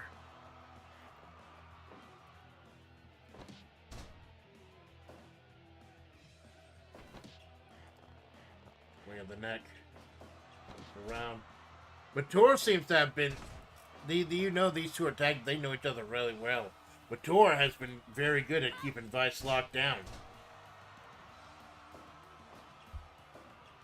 Whoever wins has the unenviable task of getting her face eaten by Rila in the semifinals. Vice misses with a slap. Big old clothesline by Vice and the iron claw on the partner. These 2 have had no hesitation beating the crap out of each other. Good friends, better enemies, one might say. But Mature seems to have been the one in most control. Remember, however, both of them have had 2 matches on the way here. That might affect how they are. Triple powerbomb by Vice. 2.9. That lackadaisical pin might have cost her. And Mature going up top. Big old moonsault. Too close to the ropes, though. On her partner to get up. Having a little bit of mercy on her old partner. Oh, trying to go the kick a little bit too close. Lung blower. Lung blower by Mature. Super kick party. And now she's pulling her over. Folding her up for the elegant pin. And just a 2, not even a 2.9, just a 2 count. Oh, nasty clothesline. This time hitting with the Hurricane Rana. 2.9 again. Missing with a kick. Vice did not miss that time. With a big clothesline. But Mature breaks it up. Another lung blower. A little bit slow to get back up. Going for the pedigree. Vice bounces her off. I think both of them are exhausted at this point. Oh, stops her momentum with a nasty kick. Kind of a cross-face dropper. Don't know what she was going for there. Rake to the eyes, so no need to predict that one. And there it is, the God Press. And another fold-up pin. And it's a 2.9.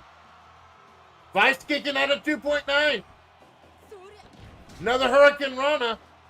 Not able to roll up with a pin. And another 2.9. Mature with a triple powerbomb. Will it be enough this time? Will it be enough? And it is. So Vice over Mature. Personally, I like Mature more than Vice, but I don't make the rules.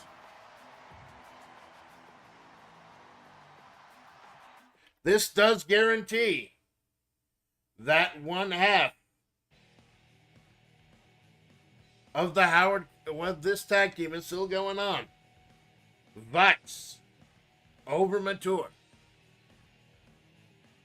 Imagine what if they both made it to the finals. If the configuration had been slightly different. So right now we got Rila Estanca and we got Vice. 2 more matches. We got the power of Vice with those power bombs, having to go through her own partner to get there. And Gainit still has a match. Moving right on to another member of the Hakushi. Gainit's himself. So Vice making the final 4, even though she's half of a tag team. Will Gainit make it as well? Or will he be able to survive Bridget? Bridget, the heart and soul, has already had to defeat 2 legends to get here.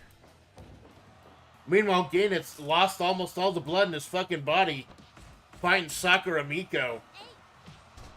Both of these two have had a hard road, and it's only going to get harder. Neck breaker. Trying to make the Preacher Man tap right now. Imagine if 2 of the 4 people who made it to the semifinals to man to Geese Tower were members. Oh, missing with the double stomp.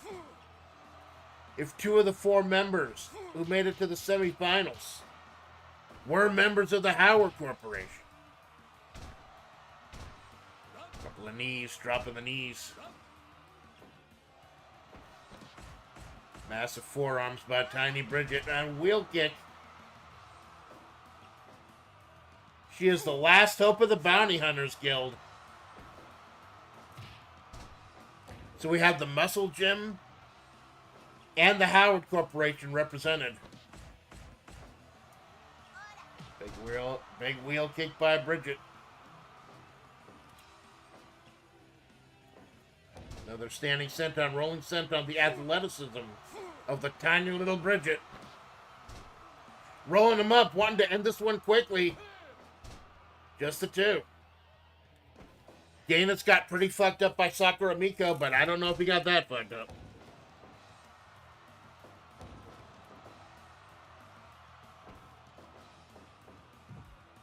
Arm to the corner.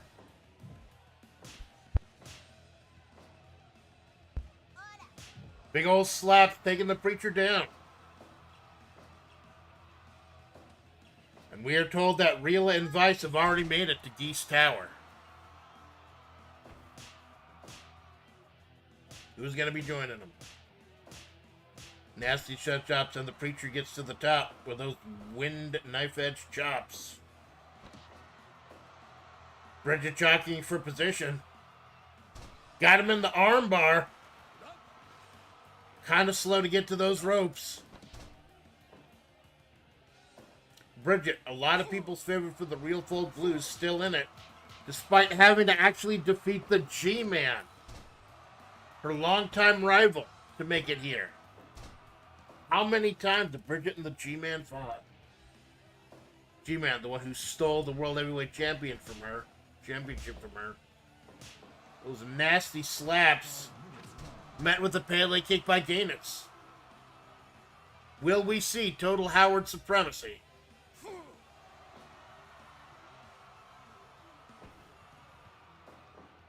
Vertical suplex by Geese, slamming her down. With prayer to Orochi. Stop away at the ankle.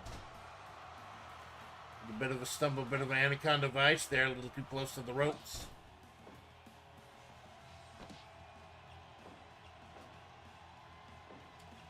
Come on, bring it to her feet. Missing with the uppercut. Bridget, now in a very precarious position. No. Big old slap by Reacher.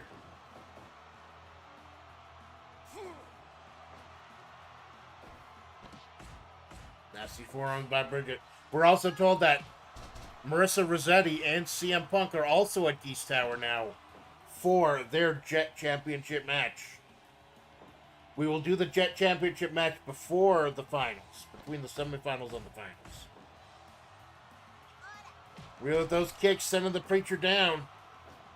Is Bridget going to be the last hope for this federation?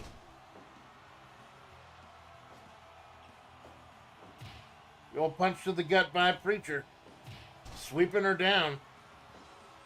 Remember, the exhaustion has to set in at some point. You might not normally lose to someone, but you've been so beat up. And she's had to fight both Cerno and the G-Man. Two legends. Just the two, though. Just the two. She's still got some fight in her. The town inside her is under hurricane warning due to this man, Geese. Keeps trying to roll, keeps rolling up into the ring ropes. Just the uppercut. Bringing the face, big old uppercut by the preacher. Very proud of himself for that. Very proud of himself for putting together the Hakushi. Nasty slaps by Bridget. Big wheel kick to the back. Got in the anaconda vice. Nope, he was able to get to the ropes in relatively quick fashion. Gained still groggy from all his fucking dying fighting Sakaramiko. Oh, Bridget rolls him up. Is that going to be enough? 2.9. Almost. Gained's going to have to take this one seriously now. Vertical suplex. Prayer to Orochi.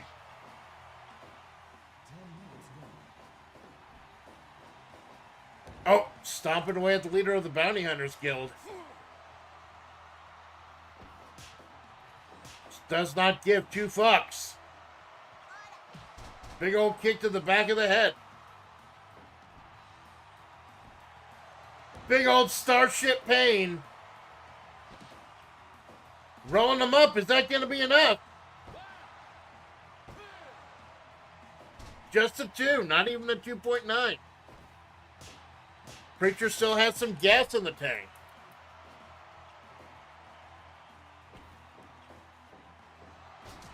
Grabbing his arm.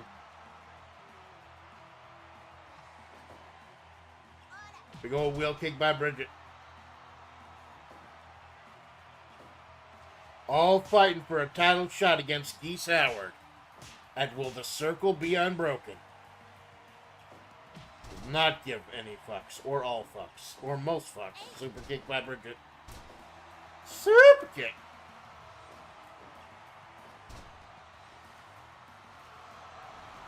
And that's it. That legendary figure 4. And Bridget, the favorite, the former world heavyweight champion, has conquered the Preacher and made it to the semifinals.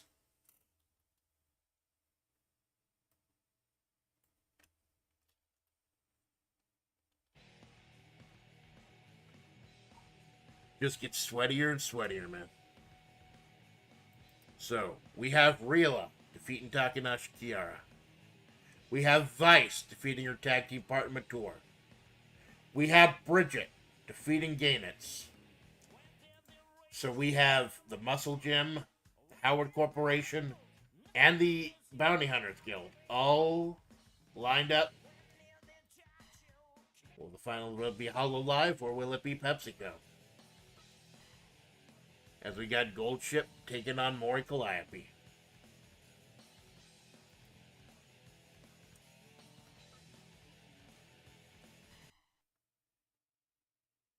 Getting Bridget right on that shuttle over to Geese Tower.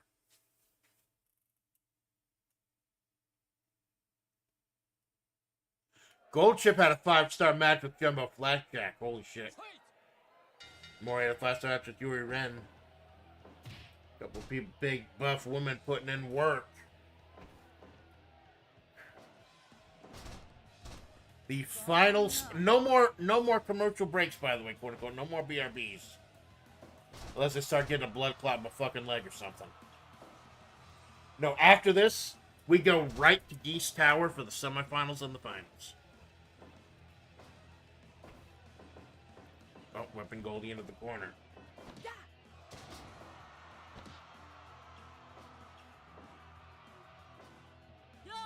Wrenching away at the forehead. In the corner. Big forearm by Goldie. Just stomping away. Goldie stealing Mori's burning hammer within 2 minutes. Stealing one of Mori's finishers. Burning hammer on the Reaper. Nobody can predict what Gold Chip is going to do other than training. Dropping the leg on Goldie.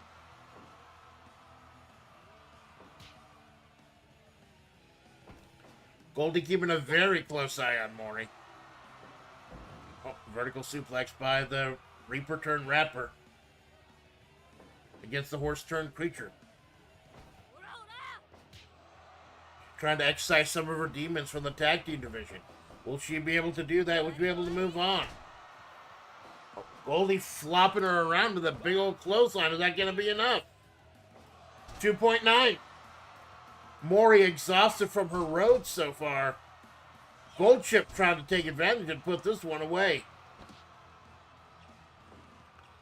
Gold Chip the last haunts in this tournament. Mori with a big old release overhead belly-to-belly suplex. And going for that scythe, that fucking scythe of hers. Before K-Chi Judge can take it away. Another big old clothesline flopping her around. A little too close to the ropes for that one. They're up, tossing her to the outside. Mori following up. Almost expected her to go for another chair. And nope, the Creature just breaks her shoulder. Big old drop kick by the Creature.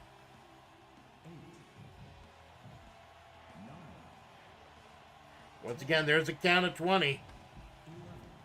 If they get double counted out, then Bridget gets a bye.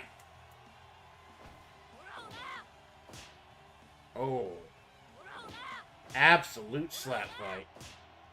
The fight of absolute slaps. The legendary gold ship drop kick. Gold ship drop kick, drop ship gold kick. Don't drop ship. Don't drop your nuts in your soup. They make go poop.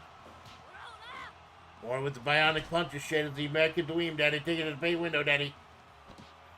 Mori about to take window with that Rain America. Is that going to be enough? And the creature has been put down. The creature has been put down as Mori Calliope tries to prove herself. Not only to herself, but to Kiara as well. As she has defeated the creature gold chip.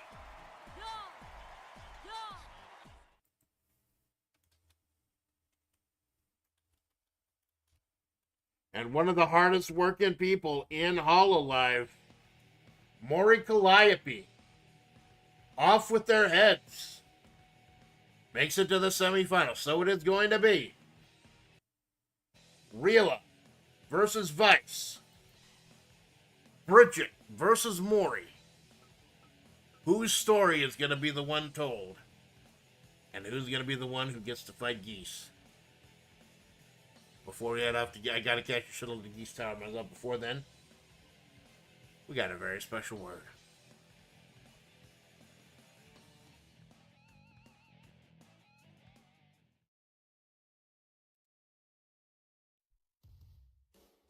Hey man, it's me. It's me.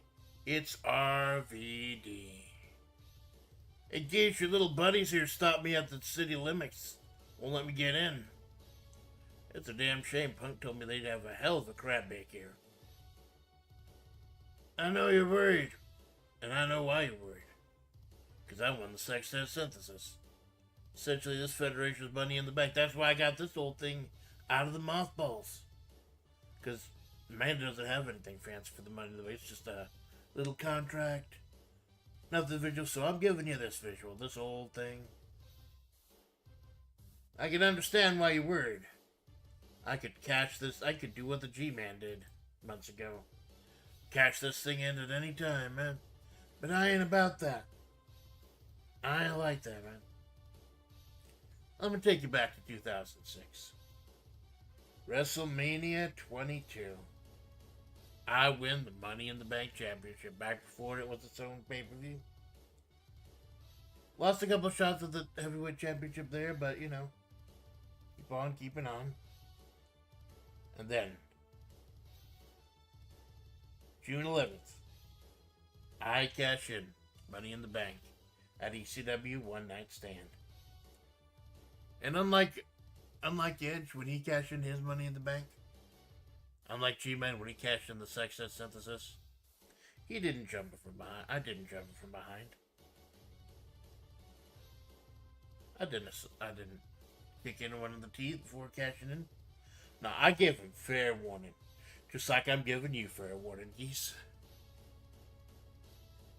We're not going to do it at the Real Folk Blues. We're not going to do it at Will the Circle Be Unbroken. Because whoever wins this big old tournament tonight, they deserve their shot one-on-one. One-on-one title shot, something that not everyone gets. Nah. But I am Mr. Wednesday morning, 2026, January, at the redraft show. Your boy RVD just stole the main event. Geese Howard, or whoever wins the Real Folk Blues, if you win the title. I'm making an announcement. Cash it in here right now. The biggest show of the year.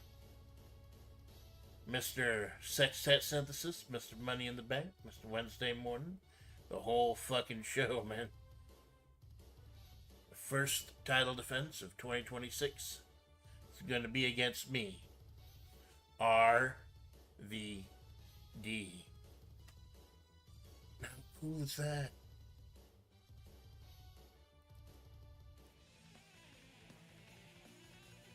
Ladies and gentlemen, massive news as we get to the semifinals and finals of the Real Folk Blues. Rob Van Dam, our sex set synthesis champion, the Money in the Bank essentially, he's cashing in. Not tonight, not next month, but January 2026. RVD did this back in the day, like he said. He cashed it at ECW One Night Stand. He made an announcement a month in advance. Now he's making it 2 months in advance.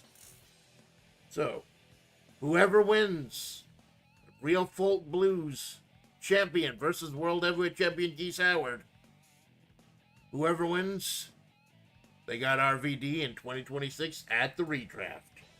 Morning Splatts. Cara, we've been having 5 hours of wrestling fucking nirvana, man. Absolute fucking wrestling nirvana. And we're getting better. My voice is fucking dead. That's fine. It's worth it.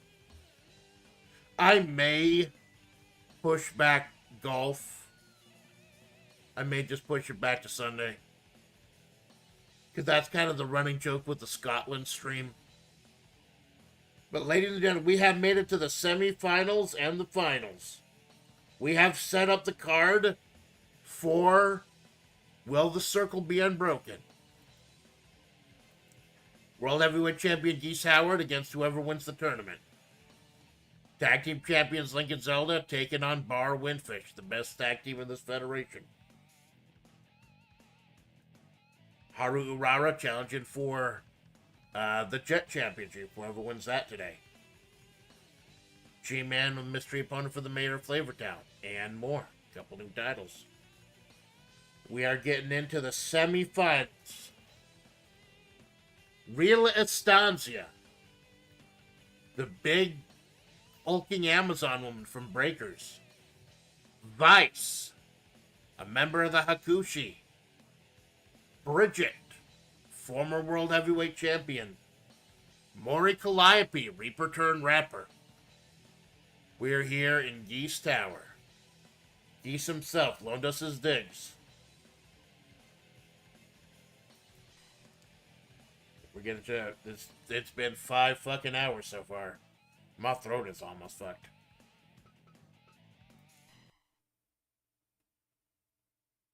We're gonna end it. We're gonna fucking end it. And it's gonna be fucking great. Here comes the semifinal match.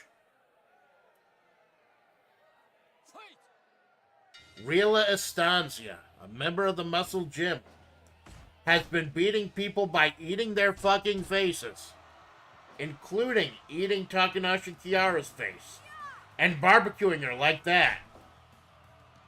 Vice, one half of Vice and Mature, actually fought Mature in the round of 8 to advance, guaranteeing that the Howard Corporation got a spot here. So will it be the strength of Vice, or will it be the strength and savagery of Rila Estancia? Snap a device. And remember, the other semifinal match will be Bridget versus Maury. Ran down.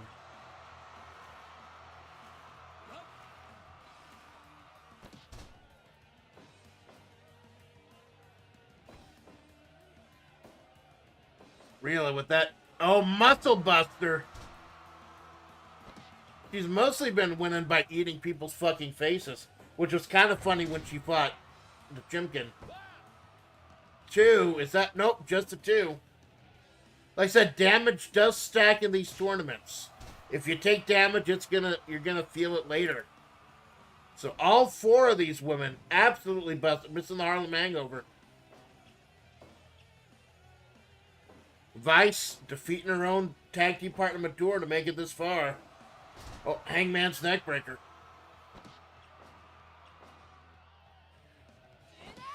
Oh, trying to the Iron Claw in Rila's face. Rila has just been making people bleed and eating their faces and setting them on fire. When the Muscle Gym has picked a real fucking winner with this one.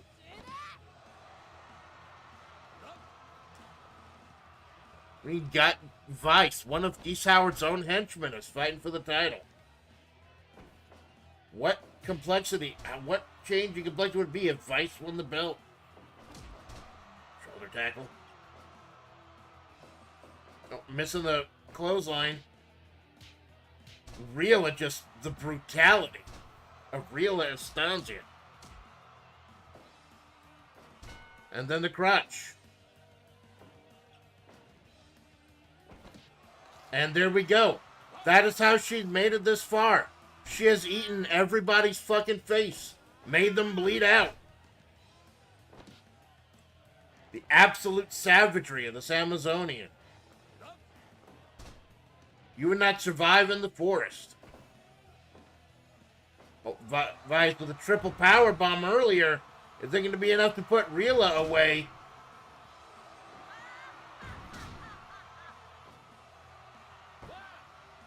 Not going to be enough. 2.9. Not enough. Nasty knife edge chops to the neck.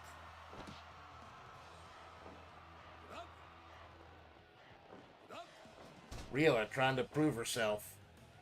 Relatively new member of the Muscle Gym. She has carved her own way through this tournament. Just as Vice has shown no fear or favor in cutting down her own teammates to make it here. Oh, missing the flame. Tossed out. Rhea catching her breath. Casey Judge here, giving some leeway. A little more leeway than maybe I would have liked. Maybe we need to talk to him after this tournament's over.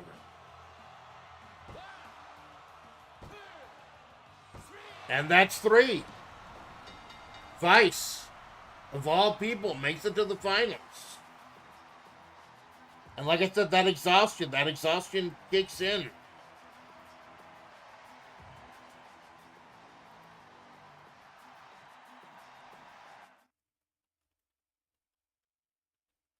And as surprised as I am to see one half of a tag team make it to the finals of this tournament, I am also kind of happy that Real is not going to make it all the way by just eating people's fucking faces. We're going to save. Of course we're going to fucking save.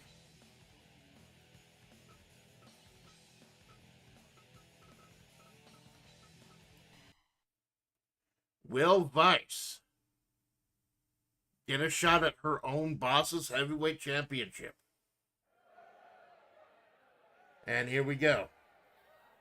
The pride of the Bounty Hunters Guild, former World Heavyweight Champion, Bridget, taking on Mori Calliope, the Reaper turned rapper, having an amazing, astonishing run so far. Her friend Takanashi Kiara trying to restart the run of Takamori. Mori wanted to get into her own singles career. Former Hololive champion. And she has actually put the rubber to the road, especially today.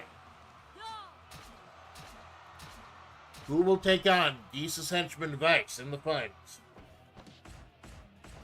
Nasty forearms by Bridget, big wheel kick. We will have the Jet Championship before the finals. Big kick. Because the rules of the Jet Championship, they must always be defended. Tombstone by Mori. Is that going to be enough? Stab it away. A couple of nasty slaps by Bridget, turning her around. And followed up with a big drop kick. Vice shocking the world. Making it to the finals. And having to step on her own tag team partner to do so. Shiranui by Bridget.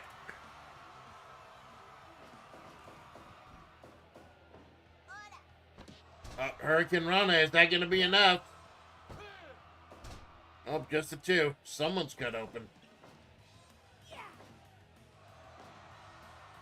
And just ejected, just sent right to the outside. Oh my god, I think she cracked her head on the way out. I think she cracked her head on the mat on the way out.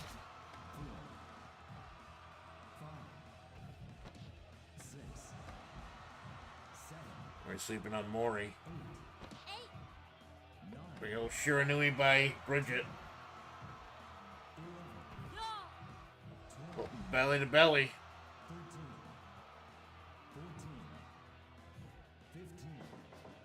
15, just barely getting back in. Maury showing no fear in the face of what some people say is the biggest name in this federation, Bridget. No fear at all. And Bridget is confirmed to be the one busted open. Missing the drop kick. Maury driving that open wound into the mat.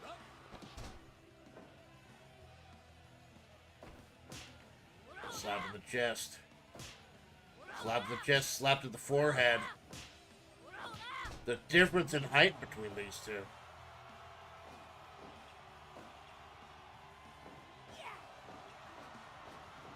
Open up the tilt-a-whirl. Get some corn dogs for the kiddies.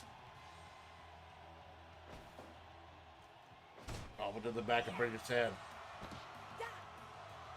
Dropping down on the knee. And again. She knows she needs to put Bridget away and do it now. The town inside me, is that going to be enough? 2.9, not enough. There's the death stomp. It's a weird fucking move. Stomping away at the forehead. Bridget hits the town inside me again. Too close to the ropes. Again, I've said that before about the town inside me. It's an amazing move. But it's too easy to get caught up in the ropes.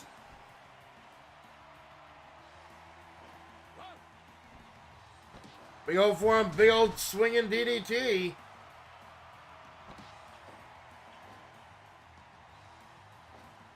Standing moonsault, is that going to be enough? 2.9. 2.9. Still 2.9. Bridget has absolutely horrific road to this point. Wait for more to get up. Standing Hurricane Rana. And that's 3. Bridget bests Maury Calliope. Although the Reaper had one hell of a run.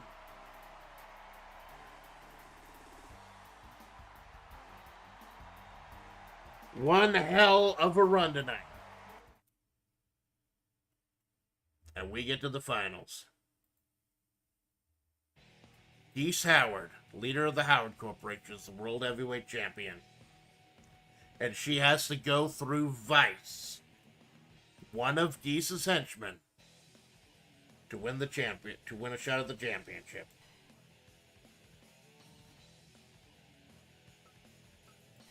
But before we do that, we did promise you a Jet Championship match.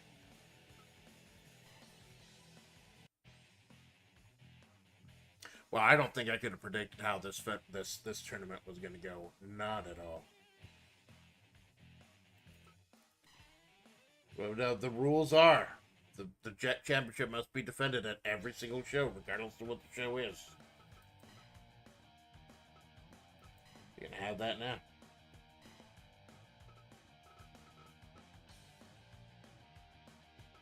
And CM Punk, as you saw from the show earlier today, he is not happy that he has to defend the Jet Championship, meaning he can't wrestle for the Real Folk Blues.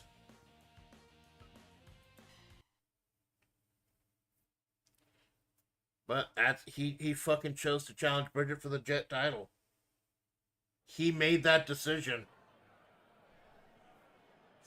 And now he's going to defend it against Marissa. Said the one non-tournament match today. Because the Jet Championship must always be defended. We heard CM Punk on South Beach earlier arguing with Marissa. He's not happy about doing this. He's not happy about missing out on the tournament. Marissa doesn't mind, though. Marissa is the one to claw back out the because she is the one who lost the belt to Geese in the first place. Both Vice and Bridget have a shot at the top. Vice, who has stunned the world with her amazing run so far.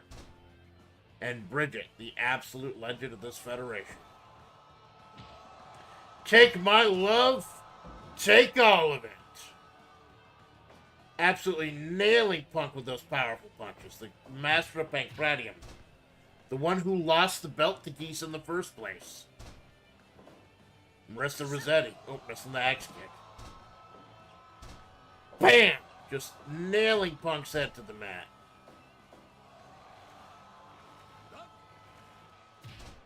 And down. Doubling down on this. Scooping a slam on the big muscle mom, leader of the muscle gym. I wonder what she thinks about Rila's performance. How she made it so far just by ripping people's flesh open with her teeth. But Vice, one of Geese's henchmen, made it to the finals, and so has Bridget, the light of this company. Who's going to win the shot at the World Heavyweight Championship? And remember, after the roster shot, after Will the Circle Be Unbroken, the next obstacle is going to be Rob Van Dam. Up and rolling up.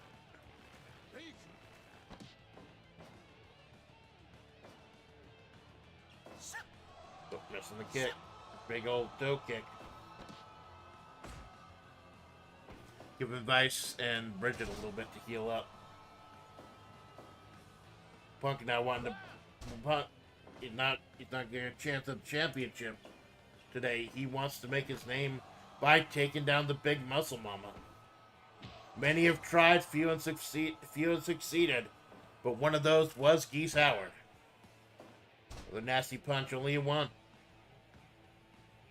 These two aren't exhausted like the woman that we've seen earlier today. There's been a 32-person tournament. Oh, missing the run. Punk with the axe kick. Punk trying to choke out Marissa. Remember, the Jet Championship has to be defended every single show. Unlike the rest of the belts, which are defended once a month. Marissa kicking those ribs in.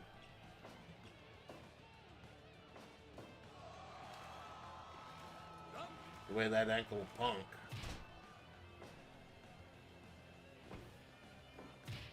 Punch to the gut.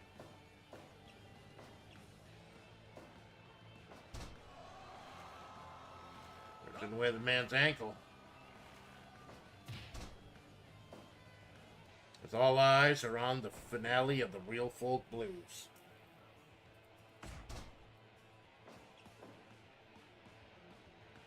Put around. Big old neck breaker by Punk.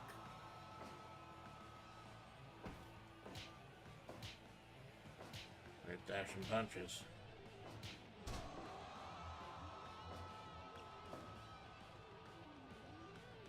Drop in the back.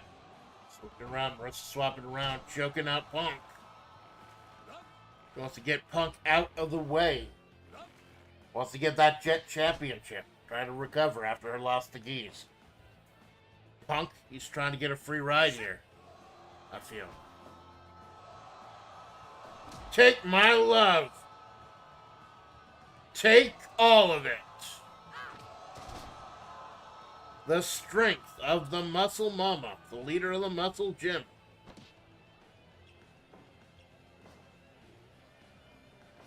Punk, by the way, who won the Jet Championship from Bridget. 2.9. Debuted and won the Jet Championship from Bridget. Now he's taking down, fighting the Muscle Mama. He punched to the gut. Oh, Punk able to reverse it. Punk does have that MMA experience. Trying to punch her in her helmet hair. Nope, that's how you do it. Big old ground and pound. Just wailing away. Sizing each other up. Up with the kicks.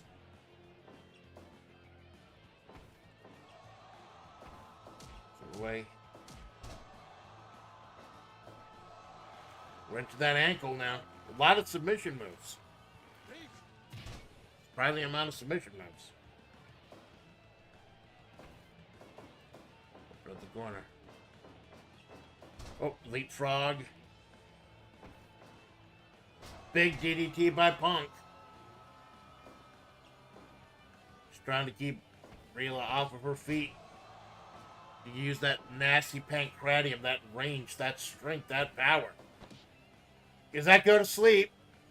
Go to sleep on Marissa. 2.9 though. She kicks out of the GTS. Holy hell. Big punch. Unblockable punch.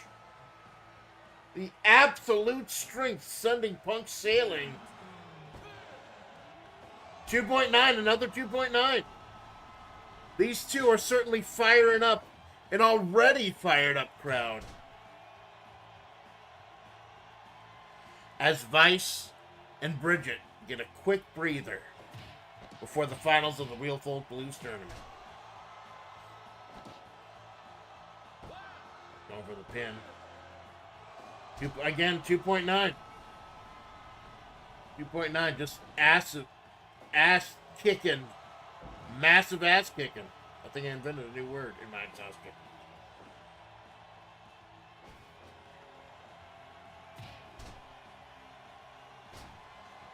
Double axe handle on Punk. 2.9.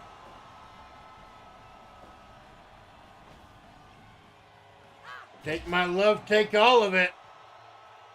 Those powerful, powerful punches. Turning Punk inside out. Punk trying to fight back. Not able to match Marissa's strength for strength. They'll catch her in the vice, though. Right in the ropes, though. Right in the corner.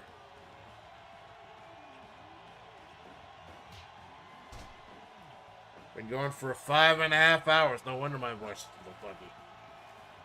I mean, my voice is normally a little funky, but still. The strength of Marissa. Big old shoulder tackle. Take all of it. Man, whoever lovingly animated that, kudos to him. That's fucking cool. 2.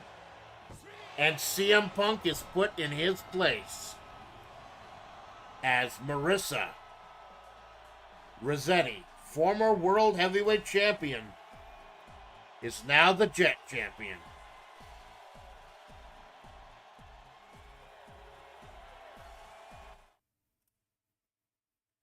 Like I said, the Jet Championship has been defended at every single show, period. And the Goddess of the Hunt has absolutely splattered the Second City Saint.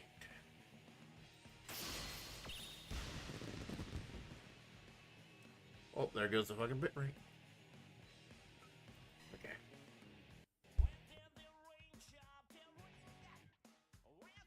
We have been going for nearly 6 hours.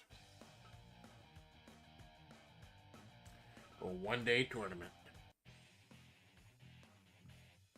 Some people may have been able to predict Bridget going to the finals.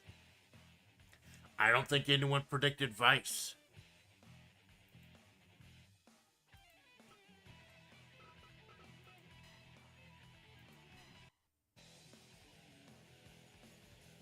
We'll take a quick look at the route they took. Vice defeated Robico. He defeated Robico at South Beach.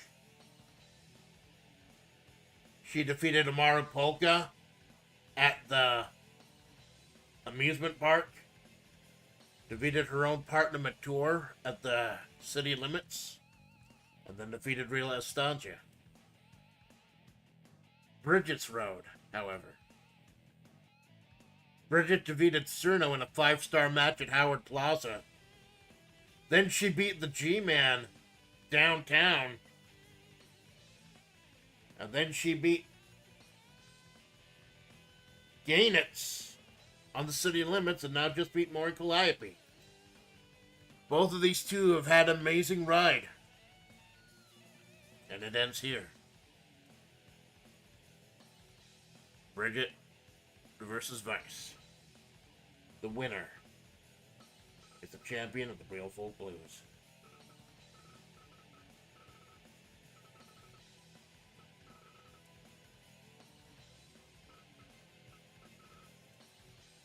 Ikaza.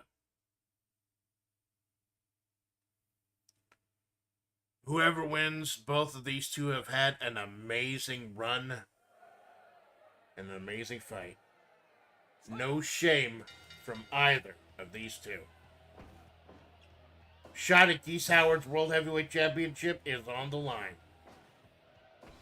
Trying to run right at Bridget. Both these two are exhausted. Both these two are dead on their feet. But Bridget had to beat both the G-Man and Cerno in one day. Not to take away from Vice, who had to defeat Robico to start out. Though these two have had a hell of a road. Who's going to dig deep? Who's going to pull out the last shred of power? You're already trying to make her tap out immediately. Vice with a definite strength advantage. Bridget got the charisma. Who's going to be able to hit that one move? Neckbreaker by Bridget.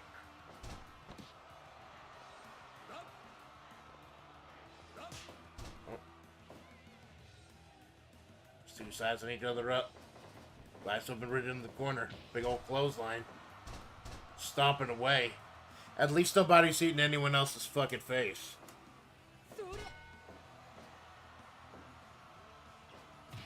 This is all culminated to what we've been doing since 7 in the fucking morning. This is what it all culminates in. Big old claw to the face.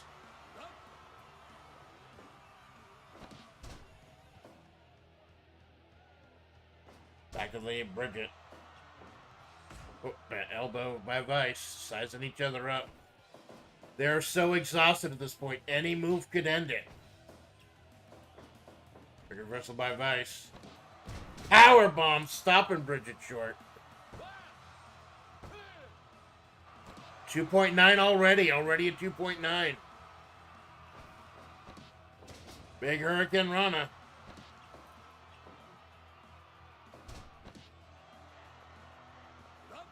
Trying to wrench away at the neck. Trying to keep her off her base.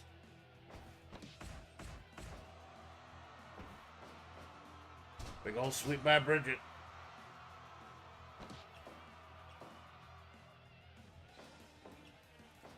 And a big figure 4 by Bridget.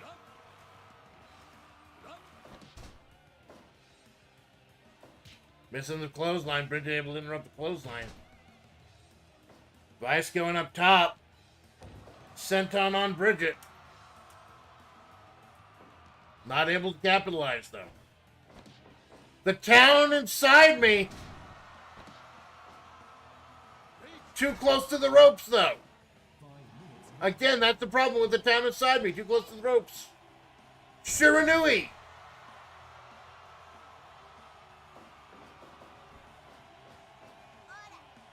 Hurricane Rana, is this going to be enough? Just a 2, not even a 2.9, just a 2. The town inside me, right in the middle of the ring. 2.9. How the hell did Vice kick out of the town inside me? Bridget with those slaps. Stunner by Vice.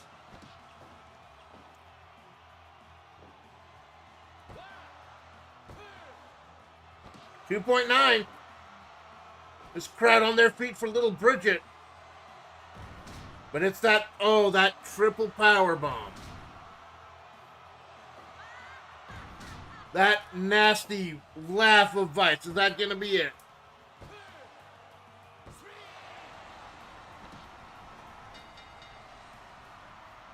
I I cannot believe it.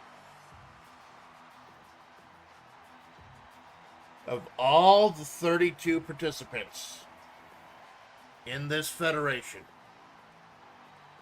I could not have predicted this. The road was just too great for Bridget. Vice defeated Bridget. Wow. Of all the people in this federation to win a shot at Geese's World Heavyweight Championship, it's one of his own henchmen, Vice. Even beating Mature. I could not have predicted this in a million fucking years. It was too long. The road for Bridget was too hard. She started out by fighting Cerno and the G-Man, knocking out two legends of this federation. Took too much damage on the road. Just the bad luck of the draw. Luck of the draw just absolutely screwed her over.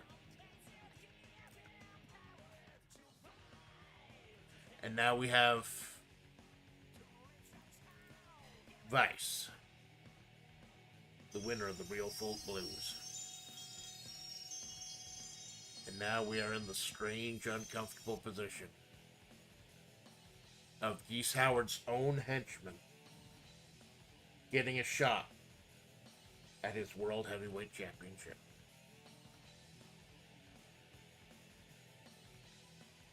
Very uncomfortable position indeed. And here I thought there were bright days ahead for this federation. Now I'm not so sure.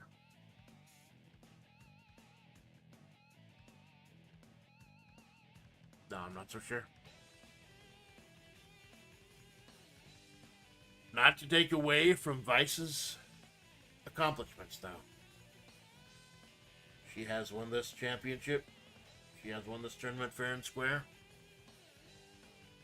Ladies and gentlemen, winner of the Real Folk Blues, Vice. What does this mean for this company? What does this mean for this federation? And what does this mean for Will the Circle Be Unbroken in December? One of Geese's own henchmen. Is she willing to lie down for Geese?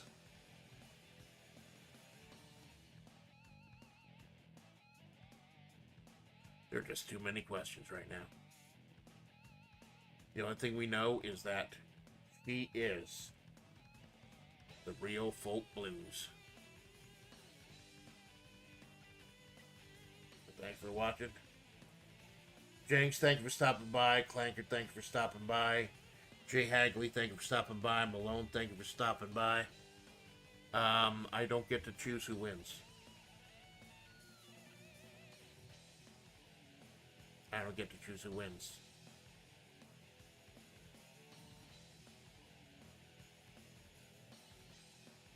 I am your faithful Amanda Splatts. And this is the Amanda Splatts Project. Y'all have a good day.